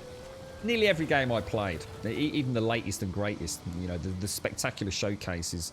This has got to be going back to what? Do you reckon about 2014, something like that? Where that would have been around, you know, the top end. The sort of era of Tomb Raider reboot, things like that. So, you know, pretty graphically intensive game. But played it really well. A couple of dips in one of the canyon sections, but 1920 by 1080, I was quite happy. You know, all these years later, I'm in 2021, right? And that's all I expect. That's all I've ever wanted. It's 1080, 1920 by 1080, locked 60 FPS. That's what I can stream at. Well, technically I can't for most games, but the 1920 by 1080 at 60. Good 16.7 millisecond frame pacing. And yet, I'm being asked to spend more and more and more and more and more on PC hardware. And the games are no better. Yeah, I understand ray tracing and things takes it to the next level, but a lot of the games I play are no graphically that much superior to what I played even back then. You know, they really are not. All right, they are better, but they're not justifying the thousands of extra pounds I'm being asked to spend as a PC gamer. You know, I'm talking 7 years down the line, probably 8 years down the line. And my benchmarking requirements haven't changed, but my cost of entry has gone up through the freaking roof. Now, all right, I'll be the first to admit the 3000 series GPUs has changed everything. It has. You know, they're much more in line with common sense prices, aren't they? But they're not because of scalping. But yeah, I can't hold that against it. But yeah, it is. It's we seem to just get more and more PC games that aren't the focus of development. You know, we have to wait for patches and drivers longer. I remember back in the day, like, it used to be an ongoing sort of joke, didn't it, between AMD and Nvidia graphics card owners that you always went Nvidia because yeah, AMD might be able to catch up. You'd be waiting 3, 4, 5 weeks for the drivers for a particular game. Well, now both of them are shit. It's as simple as that. They're both shit. They both have to wait ages for them to sort themselves out. And you know, I mean, I've never known a time like it. The amount of times I've rolled back drivers for video games in the last like probably two plus years. I've never had to roll back drivers so much. You know, you get a brand new driver that works for one game and destroys the entire rest of your collection. It's I've probably got half a bleeding mech drive sitting there with old drivers sitting on it. So you started a new RimWorld colony the other night, playing with the DLC for the first time, just popping in and out of the game when I feel like it, as I'm struggling to get into things at the minute. I actually mentioned RimWorld yesterday, Simpsy. Yeah, I did think about the sort of the back catalogue of games that are not particularly demanding. And yeah, we mentioned RimWorld. I think we were talking about games that have got a huge modding community sort of around them. So yeah, I know that's a long-standing favourite of the PC world, isn't it? Did they ever release RimWorld on like consoles and things? Did they ever do that, or is that a PC exclusive still? Yeah, that's it, John. I feel like I do. Yeah, I do. And just to add salt to the wound, even if you've got the money today to get a nice PC, you can't. I mean, how many of you in chat right now are looking at upgrading your PC? But you can't, because you can't get the CPU and you can't get the GPU, or one or the other. Oh my god, Jesus, that scared the shit out of me. God damn it. I was like, what the hell? I got a flying ball coming at me. Yeah, you know, how many people have got the cash sitting there, but you got no hope of actually purchasing one, have you? That's that boar farm at work, look. It's overflowing. Yeah, you're not into those first-person sort of horror. Is it the horror element you don't like, Mario? Yeah, I always thought that would be a good one for maybe like the Switch with a touch screen, but I've not played the game, so I don't know how easily the controls would translate, I suppose. I know Stardew did, didn't it? I mean, Stardew made a phenomenal impact on the Nintendo Switch audience and consoles. So it's almost free money to a developer these days, isn't it? Especially if they've made good bankroll originally. Get a nice team to port it over. Quite looking forward to 7 days getting to that point. I think it'd be really nice for them to finally wash their hands of the negativity around the console release on PlayStation 4 and Xbox One. You know, I do firmly believe that we will get a 7 days to die on current gen hardware that does the games justice. You know, I think we're still a long way from it, but it'll be a little bit like the old No Man's Sky shenanigans, won't it? All that negativity. Eventually it'll turn into a positive dialogue, I'm sure. Survival and first-person horror. Yeah, I mean, I've heard some bad things about Resi 8, mate.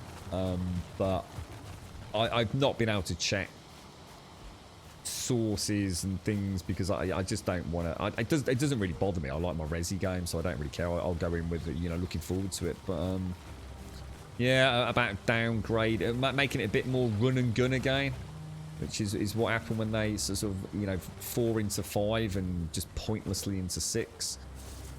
You know, Resi 7 was a bit of a return to the horror format, and apparently Resi 8 is taking a bit of a step back on that. But I'll judge it when I play it rather than worrying about what all these people desperate for hits are sort of talking about.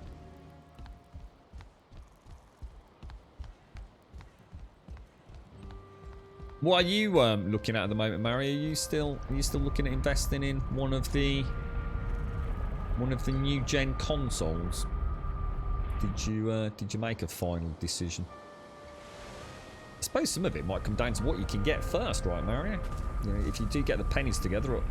Oh, hang on a minute. That's not where we want to be, is it? Oh, Christ, this is going to be a nightmare. it's going to be better for me to go... Oh my god, how are we going to do this? Jesus Christ. I suppose if I set that to OP, right? Back out of it and go through.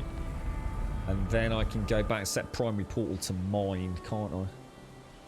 Still going for Series X. Yeah. What's availability like in the UK, Marion? There was supposed to be a massive delivery on the 4th, wasn't there? To, was it Argos and... where was it? Argos and... Oh, shit, I can't remember the other retailer. Was it Currys? Was it Currys and Argos? They were expecting almost like the biggest shipment they'd ever received. And I think the recommendation was 2 o'clock or something. You see how the frame rate's gone here? And yeah, if I just very quickly log out and then log back in, it definitely feels like there's a memory leak, but it only happens after you've been out and about a while. But it's not consistent. Other times I've been out and about for freaking hours and never come back home. And I come back home and it's flawless. So I wonder if there's something they can tie into portaling. See, the problem with this game is you don't actually portal, do you? I think that's the misunderstanding. What happens when you portal is, if you could imagine watching yourself on the map, is you actually travel across the map, don't you? So I wonder if what's happening is, on some portal journeys, I'm traveling through an area that is causing an issue with my game. And that might, in fact, that might explain it. So in other words, if I'm like traveling from the east back to base camp, or even south back to base camp, I'm traversing this terrain that isn't problematic. But maybe if I'm, portaling from, say, southwest, I'm traveling through something that is causing a blockage in the pipeline. Because look, back here, obviously after the primary movement, you're back to perfect frame rates, look. Triple digits. So, wonder if there's a way to do like a little purge of memory or something just after you step through a portal. You got a bunch of Xbox vouchers for your birthday last weekend, but there's no games I want. The problem is with Xbox, Swazza, they're promising the earth, but there's nothing yet. Obviously, they bought up a ton of studios over the last 12 to 18 months. And they have got some real talent. There's no doubt about that. But there's nothing to show for it yet. And I guess that's the game Microsoft were playing when they started introducing the Game Pass. I think that's their placeholder. Look at all these wonderful games from yesteryear you can play. As well as any upcoming new ones. And I think it's inspired people to see it as a very viable option, as a cheap way to game during the pandemic. The Game Pass is cracking value for money. If you're not a big gamer and you've got a huge back catalogue that you otherwise wouldn't be interested in. I think for a lot of people that have got the Game Pass, it's maybe for me it's great to see, because I haven't played a huge selection of games over recent years. A lot of it has been playing 7 days, so the Game Pass has been a really great opportunity for me to have a sneak behind the scenes of a lot of games that came and went without having to fork out a ton of cash for them. And thank you very much, Elegon. But yeah, I mean, there's not a lot really in that Microsoft portfolio, is there? There really isn't. It's a pretty dead. Oh gosh, really. Yeah, it's a pretty dead library, to be fair. They have spent a long time without any blockbuster hits. Oh my gosh, I need some first party hits. I mean, what have they honestly got? I mean, really, what have they honestly got? I mean, the problem is there's so many of it's pigeonholing gamers into one genre instead of having a sweeping spread like Sony have had for so long. You've got your Forza games, if you like racing. You've got your Halo games, which has just become a bit of a joke, I think, within the community. In fact, they still haven't released that yet, have they? You've got your Gears of War, if you're into your third-person cover shooters. What else have they really got? genuine question, actually. What else? Because I know I'm missing 2 and I can't think what they are.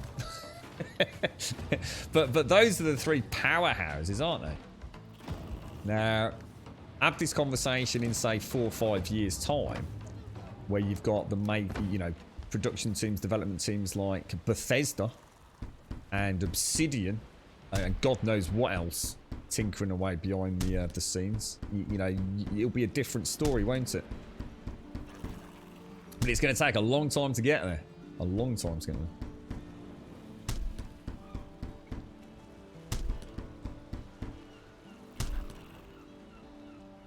Oh, you've been what? Because have you had to buy? Do you have to buy Phantasy Star Online too, then, Mario? Are you not getting that free? This deal with Sony, and because I was really surprised. Like, I knew it was happening. I knew because I think we got. I don't know where the email came from, but yeah, there was obviously something happening with Sony and Discord. Because Microsoft were in talks with Discord, weren't they? Literally, just very recently. And in fact, there was even an offer, wasn't there? There was a price being bandied around that Microsoft had offered to buy out Discord. And Discord decided to reject it. For essentially some independence and to just go in their own way, didn't they? And then the next thing, so that was really weird that they hadn't accepted Microsoft's offer. And then on the back of that, it was like Sony are now very heavily, or will be very heavily partnered with Discord. I think they're integrating the Discord chat with Sony, aren't they? So that's actually really interesting. That's not something I saw coming at all. Big, and confusing loss for Microsoft in many ways. Yeah, they just went. Yeah, they weren't here. So every now and again, Shades, they just sort of amble around in the forest. So if they're out there, I tend to leave them alone, to be honest. Because the only thing that can happen is they can smash more trees down, which means more hassle for me chopping out the bloody, the tree stumps. The trolls very rarely these days spawn. I mean, they do. I mean, my biggest danger is they spawn in here and damage my stones. But yeah, if I get them up on the hill line there, I leave them. I'll get them if they spawn in over there, and sometimes they will start walking around. The problem is, because this is now locked, Shades, so I have this locked nearly all the time. Probably something I should start opening at the start of each stream. It's just in case I jump on the laptop. See, if that had been open, the gates, there's a chance those trolls would have started walking around. But yeah, I'm not. To be honest, mate, I don't need the leather. I don't need the gold. I don't need the heads. I don't need the very limited archery practice. See, there's another thing. A troll's going to go down in 3-4 arrows. So it's not like I'm even gaining archery skill with them. Whereas a skeleton smash, I really look forward to. They can be quite intense. I have to be on my toes a little bit, and I get a good batch of archery out of them. You're right, Hell. How you doing? yeah. I was about to move on to that, Swazzer. I was about to move on to that. So yeah, I mean the exclusives are pretty sparse at the moment. But there is a lot of good stuff on there. But like I said, not if you're reasonably up to date. I mean, things like the Outer Worlds. It looks like a really fun game. It's not one that's suited for stream time with me. And there's it is kind of nice. The only real problem with I think the Game Pass is if you've got it on PC. It still is unfortunately tied into the Windows App Store, isn't it? And oh mate, it really puts me off downloading the game from them. I've had it happen twice now, whereby I've installed it. So let's just say I've got a 250 gig SSD, right? I install a 50 gig Microsoft game on it. So I'm down to 200 gig. I then uninstall the game, yeah? I've still only got 200 gig, mate.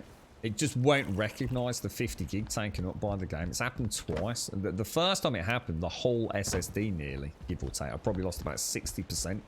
of the SSD, so I had to completely wipe it. No, it's not a problem for me, because I tend to have a few SSDs, small size. So I have one that's like 250, which is just for Skyrim. I have one for my stream games. And I have another one which is for like my general, playing about, just seeing what's new kind of things. I always pick them up when they're on a really good sale at scan.co.uk, and they're all relatively small sizes as well, so it doesn't really bother me too much. It's ever so easy for me to just purge it, delete it, reformat it, and just crack on with a fresh install. But if that ever did that, to a friend of mine who's not so PC clued in, and just, there was only the one day I thought there was just no way I've used all that space, mate. I've literally like 3 weeks ago I purged all those games. So how the hell can I not install? I don't even know what it was. I think it was Conan Exiles, and lo and behold, it had done it again. It just didn't free up the space, and it's not an uncommon problem, mate. It really isn't. It's very common out there. So if you've ever installed a game through Game Pass or from the Windows Store and you feel like you haven't quite got back as much, especially if you've only got one drive, like an OS on an SSD or an M.2, I would never install a game on my primary OS SSD or M.2 from the Windows Store. Ever. Until I know that problem's been resolved. Imagine when you're sleeping or not online and stuff that happens like raids and spawn. Frightening, isn't it? I don't think it can happen, can it? There has to be somebody on the server, right? And then it would only activate where the person is, right? Yeah, definitely Chronicus. Yeah, that's the two. I suppose technically, isn't Better UI part of Valheim Plus? Maybe it isn't. I thought it was part of maybe Epic Loot, maybe. So Valheim Plus, Epic Loot. And one that's called something like I can't remember that. I can never remember that. It's got such a long title. It's something to do with like the rebalancing of enemies, so you can get like higher starred rating enemies and things like that.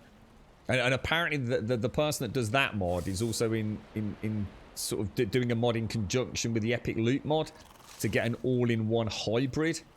That kind of merges the best of both. So yeah, but by the time I start playing with mods, hopefully we'll get some pretty fun ones. So now I need to go back up here and go to the mine portal, don't I? But yeah, I mean Valheim Plus seems to be... The thing is with Valheim Plus is it appears to do so much, but you do have control over it, don't you? So I understand there's a fairly, well, maybe not simplistic, but a fairly in-depth. Oh, did I say mines or mine? Mines. I think it's just mine, isn't it? It's mine and mine. Yeah. Yeah, I forgot what I was saying now. I saw a 5-star wall from that mod. You got one. Yeah. I mean, yeah. How well that all works in practice, I don't know. I suppose if you play through the game though and you're after a new challenge, then is this where all the stuff is?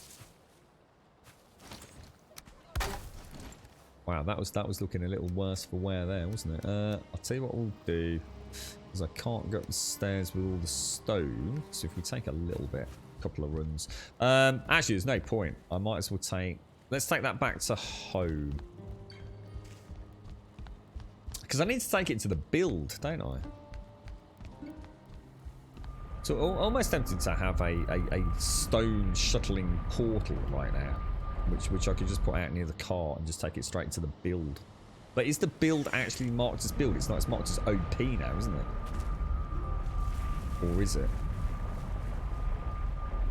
Oh no. Where's my OP linked portal? Well, oh no. Oh no, have I made a really bad mistake? Where's OP gonna take me?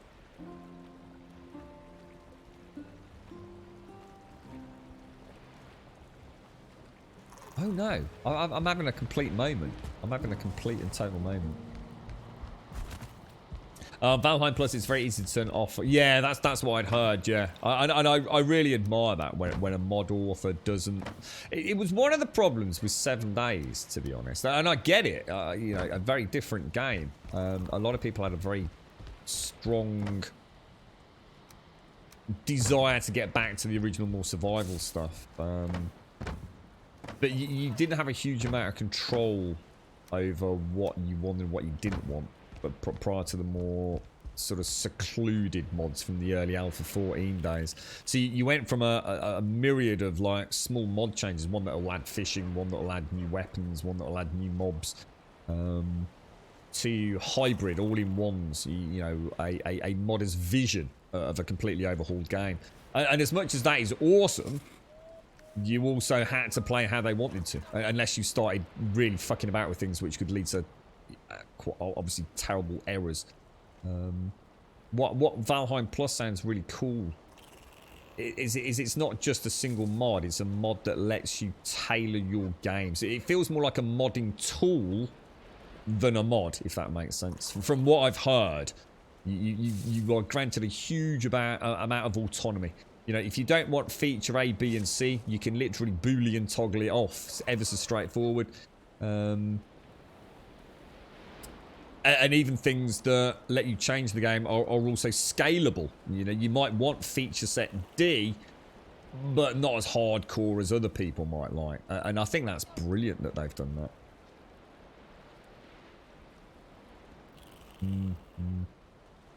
So I've got a portal back, so that leads me to the mine, which is where the ore is, right? So where is OP taking me back to the build? It is, isn't it? Yeah, it does. It takes me back to build portals, which is now build OP portal. So what's going to be the best way to do this then? It would make more sense.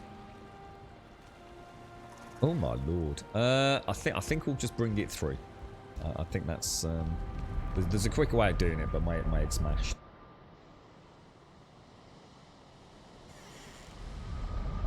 Yeah, I know what you mean, Chronicus. Yeah. I mean, and the thing is, you know, what you deem to be cheating is not what somebody else deems to be cheating. So, you know, Valheim Plus offers you that flexibility, doesn't it? Yeah, good stuff, man. Good stuff. I'm quite excited to... I mean, I don't know if any of you use Vortex for your Nexus mods these days. I still, even as a big, heavy player of Skyrim, modder of Skyrim, I still haven't tried Vortex at all. I still, to this day, use Mod Organizer, basically. So your chest can now hold more than 10 items. So a base chest is what then, Chronicus? So you mean one of these here? What's that hold now then? Because mine, so vanilla is 10 for that, and 6, 12, 18, 24 for that. So 10 or 24. If I throw all of that down there, I do like. I think the one that threw me more than anything, the one element of this game that made me realise, oh my god, you know, this is not like any other game. You're gonna have to start asking some serious questions and not take anything for granted. Was when I realised that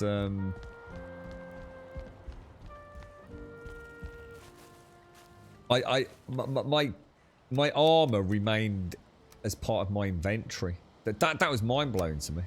That really was a moment of wow. Okay, this is not as simple as I thought. You know, these not being on a paper doll. Well, I think when I first started, I was like really surprised, and I thought, oh, I bet later on we unlock something, you know. But that wouldn't have made any sense that you unlocked a bit of inventory for your armor. But that's what I thought. I didn't realize it was a permanent feature of the entire playthrough. Thank you very much for the bits, Ladkin. Thank you very much for the bits, my friend. I hope you're well. Welcome to Friday, sir. Friday. So you can actually adjust your base chest to anything you want up to it. Oh, I've heard about that. There's a standalone mod that I'd heard about that does this. So that's actually part of Valheim Plus anyway. Yeah, the one that I read about was you could change the inventory size of any container in the game. So be it boats, calves, rafts, your own inventory, etc. And the only downside of it was that what was happening was people were dying without a plug-in mod that changed your corpse inventory. So what was happening, people were modding this to be down here. You know, so let's just say 50 slots instead of just say 25, whatever it is. But so they'd modded it to 50 instead of 25, and they'd die, but the corpse would only hold 25, and they'd lose the other 25 items. But there was a mod to essentially change that as well, you see, or they'd forgotten to change it in the settings. You know, that's weeks ago, so I'm sure that's all been ironed out and probably all flawlessly symbiotic now. No wage Moshua. No, it would have been Resi Evil, mate, but I didn't get a chance to speak to him. I never got back to Sean, or I don't think I did. I know Sean was interested in it. Yeah, my kidney's playing Meriel. Oh, hang on, it's up there, isn't it? My kidney's playing Meriel. I'm borderline delirious, I think, at the minute, Josh. But we'll definitely. The problem is, I didn't realise Resi 8 was coming out so soon, mate. I knew it was, but time's just flown by, dude. So I still haven't finished Visage yet, man. But I think that would be a very bad mistake tonight. Thanks for the bits, Ladkin. Thank you. It's been a long fucking week, dude. I think I've done... How many hours? What is it? So it's Friday. So if I count since Sunday, it was a bank holiday, wasn't it? So I've done 60 hours of work this week. Plus the stream. So you can sort of probably tell. That's a lot of hours, man. That's a lot of fucking hours, man. So yeah, it's... I don't think streaming tonight would be doing my mental state any good, to be honest. I need a physician. Yeah, this is a... Yeah, no, I had a bang on the kidney, dude. A really bad one. I have funny coloured pee-pee at the minute, mate. Which is almost certain blood. And it is very, very sore. It's got gradually worse throughout the stream, so... I think I might have to go and piddle in a pot and drop it in at the doctor's, as the girlfriend said. Right, now... That's all the stone back, isn't it? So if we go back through the OP portal... I'll tell you I'll tell you what, we can do it this way, look. If we go back up here and we rename that... Oh, balls. Sorry, sorry, George. Got George back. Sorry, George. Oh shit, where's George gone? George! Oh, I can't reach George. George! Oh, I've dropped it down to George! I'm so sorry, George! Oh, Georgie! Oh, mate. Is there any way to pick him up? Oh, bro, that's bad, man. So if I put that as build, that would actually take me to the top of the mountain, which we don't want. Yeah, I don't want... Oh, no. How do I get that back? Oh, that's going to be a nightmare. Oh, no. Not like this. Not like this. Try, yeah, that's why I was thinking about turning it off with the build, but the build's going to take me to the second one. Let me try it, Shane, seeing as you've mentioned it. So if I do that, the portal will be turned off, won't it? Don't you dare suck me in.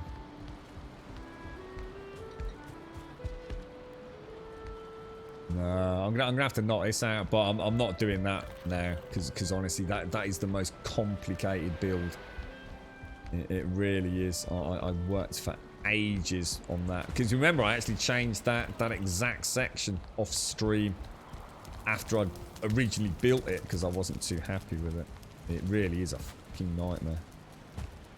There's a couple of pieces that you have to snap in and then build around. Because you just even free, shift clicking, you just can't do it. It just doesn't let you do it. So this should be OP, which should take me to the floor of the... Yeah, hopefully, Osen. Yeah, good call, mate. Good call. It should reset. What about going through a portal? I'm not sure if going through a portal resets thrown objects. It could do. Should we test it? I like it like that. So if I... Oh, no, I didn't rename it, did I? Did I leave it blank? I think I did, didn't I?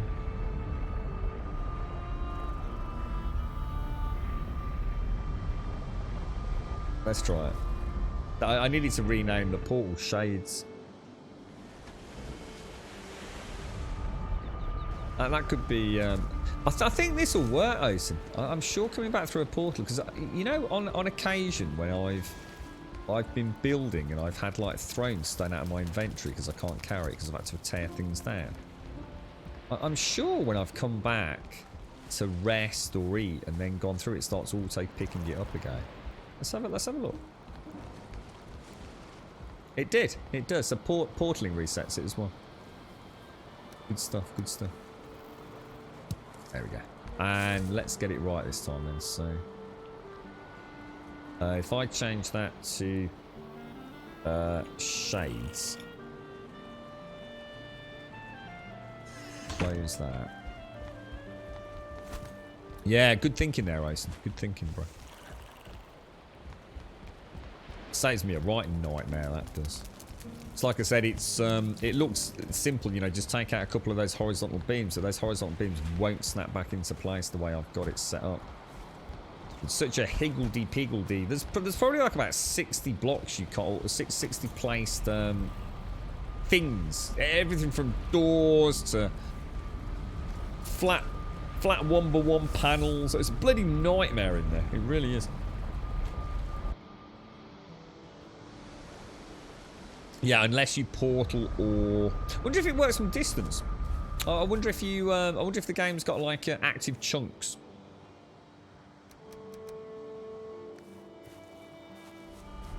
So if I rename that Shades now, we can literally go in and out, bring all the stone over. Do you think that was a bit too soon? Yeah, I mean, most people playing this game are probably... in this day and age, a lot of PC gamers probably got SSDs. I wonder if there's any way for them to add something into the portaling system. Which counts like, in a lot of Unity games, you've got the garbage disposal sort of run algorithm. I wonder if that they could incorporate something to do with portaling. Just to purge, I don't know, well, whatever's going on. There's got to be a... I don't know. See, if it's a memory leak, the footprint of this game is so tiny anyway. I don't know how you'd know. With all the other things we have on a modern day PC running in the background, are you ever going to spot like a little weird fluctuation on something? I just don't know. There's definitely something. There's definitely something, and I think I've nailed it with that idea that I'm travelling through an area of... Because I have still got a couple of areas where I feel that the tree stumps are causing a performance drop. And I've still got an area near the neck spawn, near the little pond, which is still hell on earth for no reason. I haven't run op terrain over there yet. Yeah, that should be right, shouldn't it? No, I wasn't Shades. No, Jesus. It's all just been weird today, mate.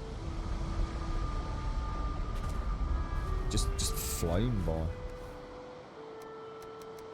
It's kind of weird. Gonna step into the real world. I've been in almost a delirium today, I think. Is anybody doing anything exciting tonight? I don't know. I've got work, but I actually don't know if I don't know if that's a fucking good idea tonight.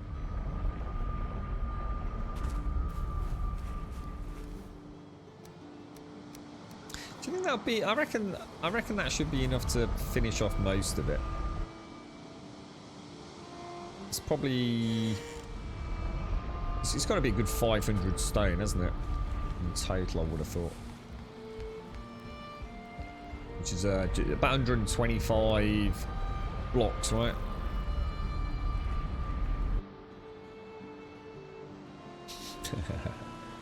What's with the skulls on the portal? Just a little fun portal, really, mate. Instead of just having... I just think... I don't really like the portals that much, to be honest. As in just sitting there. And not because they're badly designed, just for my builds, because a lot of my builds are sort of non-magical. You know, they are very wood and thatch, and they're very old school, you know. So I didn't like having a big glowing portal here. So I thought I'd just try and theme it up a little bit. So she kind of sits there in darkness most of the time. And then as I sort of do my little stroll towards her, you get this kind of like really nice, mesmerizing little, I don't know, just like a little what are you walking into kind of thing.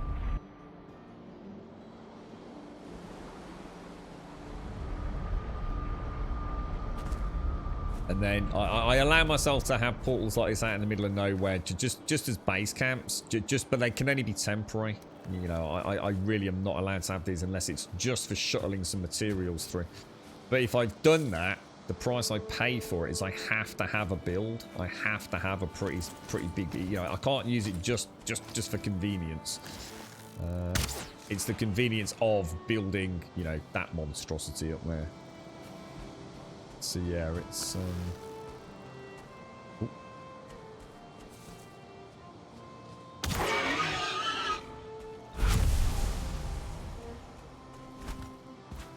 You're right, Trump. 1A gunplay Harvard game harder. Ooh, what are you playing? What's that, GB? Think I'm gonna have to bite the bullet and order a desktop PC? Why? How come, GB? What's the matter, mate? So if I take all of that through, we've got a box of stone, so that'll be a nice. What I'll do, if I get a chance later, I will do like maybe another cart. I'll try and do a full cart full of stone for tomorrow. But what I'd really like to do is get this base done. Because we want to hit Moda now, don't we? We're going into the weekend. I definitely want Moda done by the end of the weekend. If we can. I'm not going to rush it. Because then we're on the Grand Plains adventure, aren't we? Which is, I don't know, we can't run out of content in this game. We have to go up with a mega build at some point. But yeah. Sort of, I don't know. I've kind of fallen in love with it all. I love my minute-to-minute journeys in this game. I've played so badly today. The amount of wandering around I've done without doing anything. I'm just not being able to focus. Oh, poo. Poo.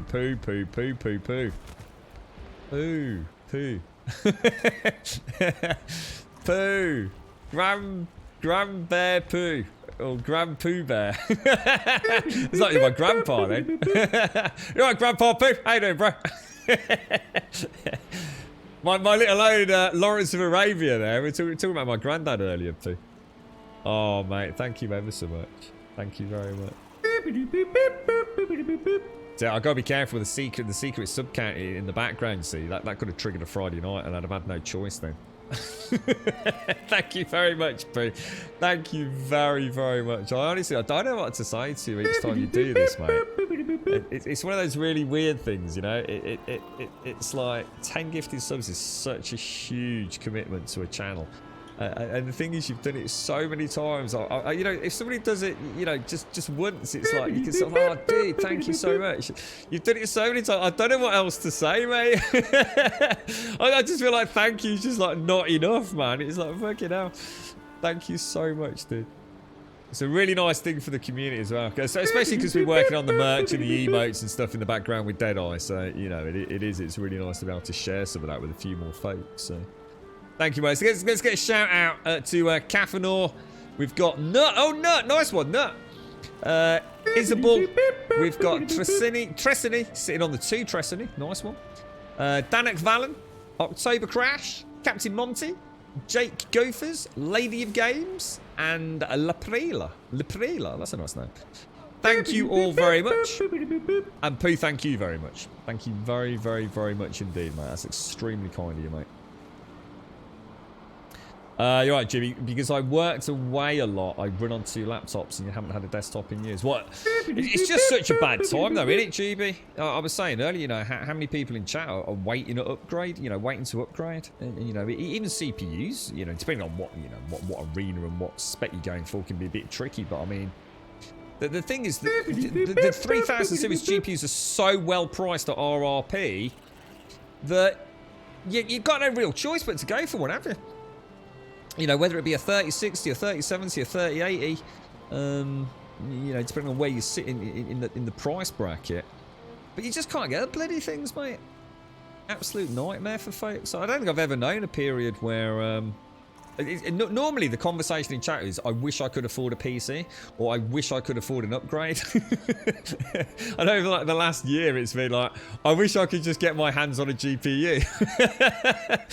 It's like people seem to have more money than ever. I don't know, not everyone has. I mean, you know, my own family, my mom's been made redundant, my bro's been made redundant. I don't mean to, I really don't mean that horribly if you've had bad news this pandemic, but you know, a lot of people have got a little bit of cash.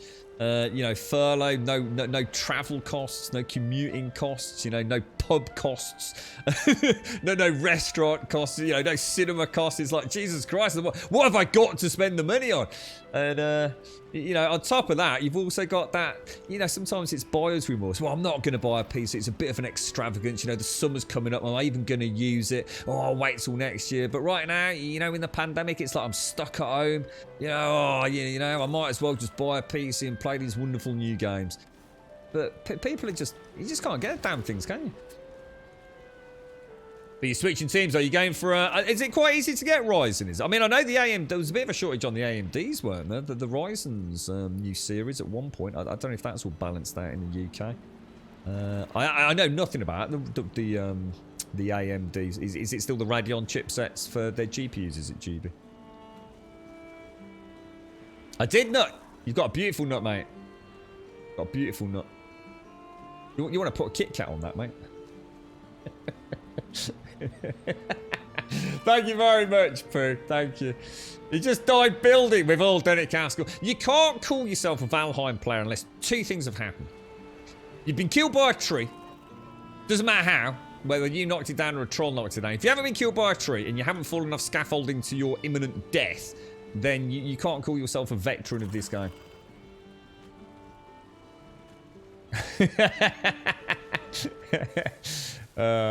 Totally missy. Hey, you can sort after your great cock hunt. we should do this every year. Instead of the Easter egg, yeah? Missy, what do you think? Should we make it part of the Grumbodian Manifesto? So instead of, like, you know, the children going on the Easter egg hunts, we can have our own community version, mate. What do you reckon? And you take a nice cock and you put it in the garden somewhere. You take a picture of it and share it in Discord. To people that don't know what we're on about, it probably sounds extremely dodgy right now.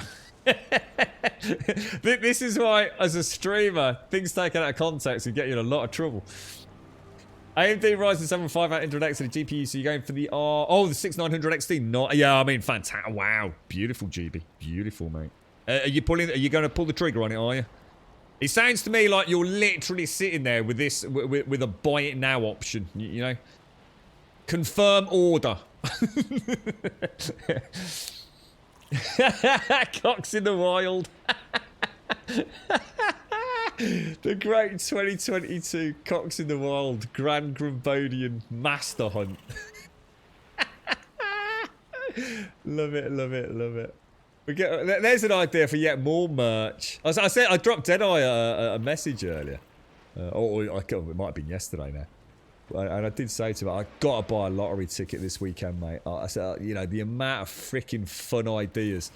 Yeah. We'll pay him to take a nice long vacation or something. Keep him in permanent employment if we can afford him. Yeah. Your small build has turned into a massive linked collection of tree houses. You think you're building Endor. Ah, sounds cool though, Cass. I've not done a tree house. I was going to do one. Because everyone said a really nice place was the swamp. And I thought that makes sense, you know, out from, you know, the misty, pungent waters. I just never got around to it, really. I don't know whether I have an option elsewhere. I don't know if you can build on these giant stones in the plains and things, perhaps. But, yeah, I never actually got around to that in the end. What I wanted to do was a little witch's kind of hut. Really small, compact build, like the cauldron and lotions and potions bubbling around. Seeing if we could sort of like use the ornaments and things, the ornamental displays a little bit cleverly, you know? You know, like the way we've done the throne, the skull throne and things like that. You're right, buddy. Just letting you know, some DL2's got to be Dying Light 2, right? The new map will be as big as the slums and Old Town combined and then doubled. Oh my god. Oh wow, right.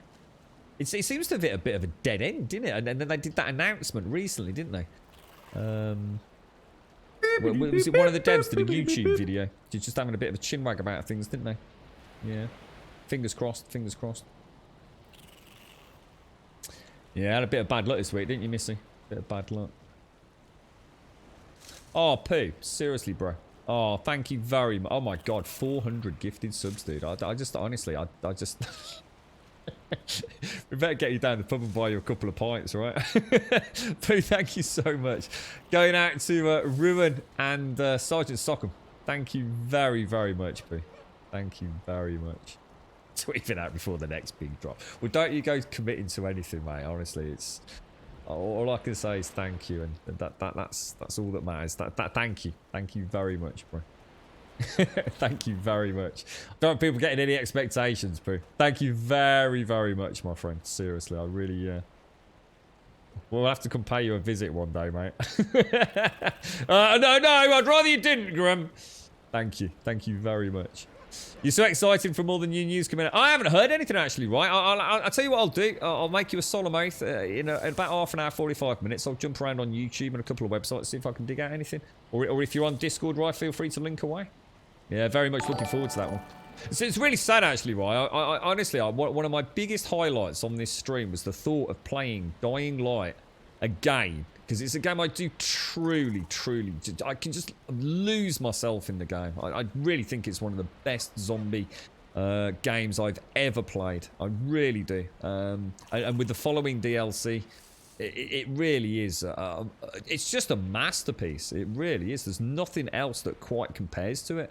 And I was so delaying playing Dying Light. I just kept putting it off because I thought it'd be great to play it like maybe 2 months before Dying Light 2. It normally takes me a few weeks to really play through it. There's like always something new that I've not noticed or forgotten. I think every time I play it, I think there wasn't a bow last time I played. I think there's always been a bow in the game. But yeah, and I thought play it for a few weeks and then at least have like a few weeks break before Dying Light 2 released. And I just couldn't keep putting it off in the end. Did we play it earlier this year or? Well, we certainly played it not long ago for probably my 3rd time on stream. Or certainly the 3rd time I've played through it, if not, you know, on top of the Dead Island franchise. So yeah, the Dying Light 2, it is more day one than any other game out there. You know, before The Witcher 3 was you know, getting close, Resident Evil 8 coming out, you know, Dying Light 2 is an absolute book it out, take some time out. Get real rested, you know, take a day off everything if need be, and just go in and just really enjoy it. So yeah, hopefully we'll get a tentative release date and the team can put, you know, work the magic. Yeah. And Shades, thank you very much for the gifted sub going down to Hickey, who's now sitting on a glorious 9 months. Thank you very, very much, Shades, and thank you very, very much, Pooh. Thank you, Shades, thank you. And if you're out there, Hickey, I hope all is well. Right, ladies and gents, on that note, I'm afraid it is that time of the day. I do have to love you and leave you and go and scream in agony and bend double. I'm terrified of moving, actually.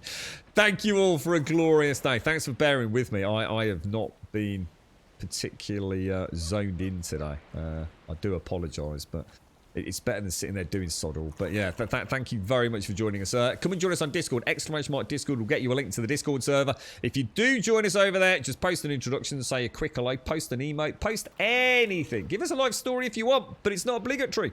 You can literally just wave a little emote hand at us. Put a smiley face in there. We'll sort out your posting permissions as the outro music plays, and you will have access to the rest of the Discord in no more than about 4 or 5 minutes, I should imagine. Exclamation mark Twitter will, of course, get you a link to the Twitter feed. If you join us over there, you'll get a tweet. Believe it or not, 7 days a week, Monday through Sunday at 8:15 in the morning, letting you know the stream has gone live. You could pretty much set your clock by us most days. And finally, exclamation mark YouTube will get you a link to the YouTube channel, which is behind, but enough of that. If you do join us over there, please do consider dropping us a subscription. We'd be extremely grateful. Thank you all for a glorious day. Thank you for keeping my mind off things. It's very much appreciated to everyone that's popped in and had a chinwag today. It means the world to me. Thank you all. Thank you for the subs, the resubs, the bits, the follows, the donations, and the gifted subs throughout today's stream. Thank you all ever so much. Sincerely, you wonderful, wonderful people. I hope you all have a wonderful Friday, whatever you're up to. We will, of course, be back here tomorrow, hopefully with some rock in a cart to go and finish off this build, to go and at least start thinking about prepping for the fine. Because I still think we've got some weapons and stuff to upgrade as well, don't forget. So we have got a little bit more than just completing the staircase. So, you know, hopefully a fun, chill weekend with some building and fighting the next boss. But, yeah, I'll be back here 8:15 tomorrow with a nice, fresh cup of coffee. Whatever you're up to tonight, stay safe, have a top one. I'll hopefully catch some of you on Discord if you do go and join us over there. Stay safe, and thank you very, very much for watching.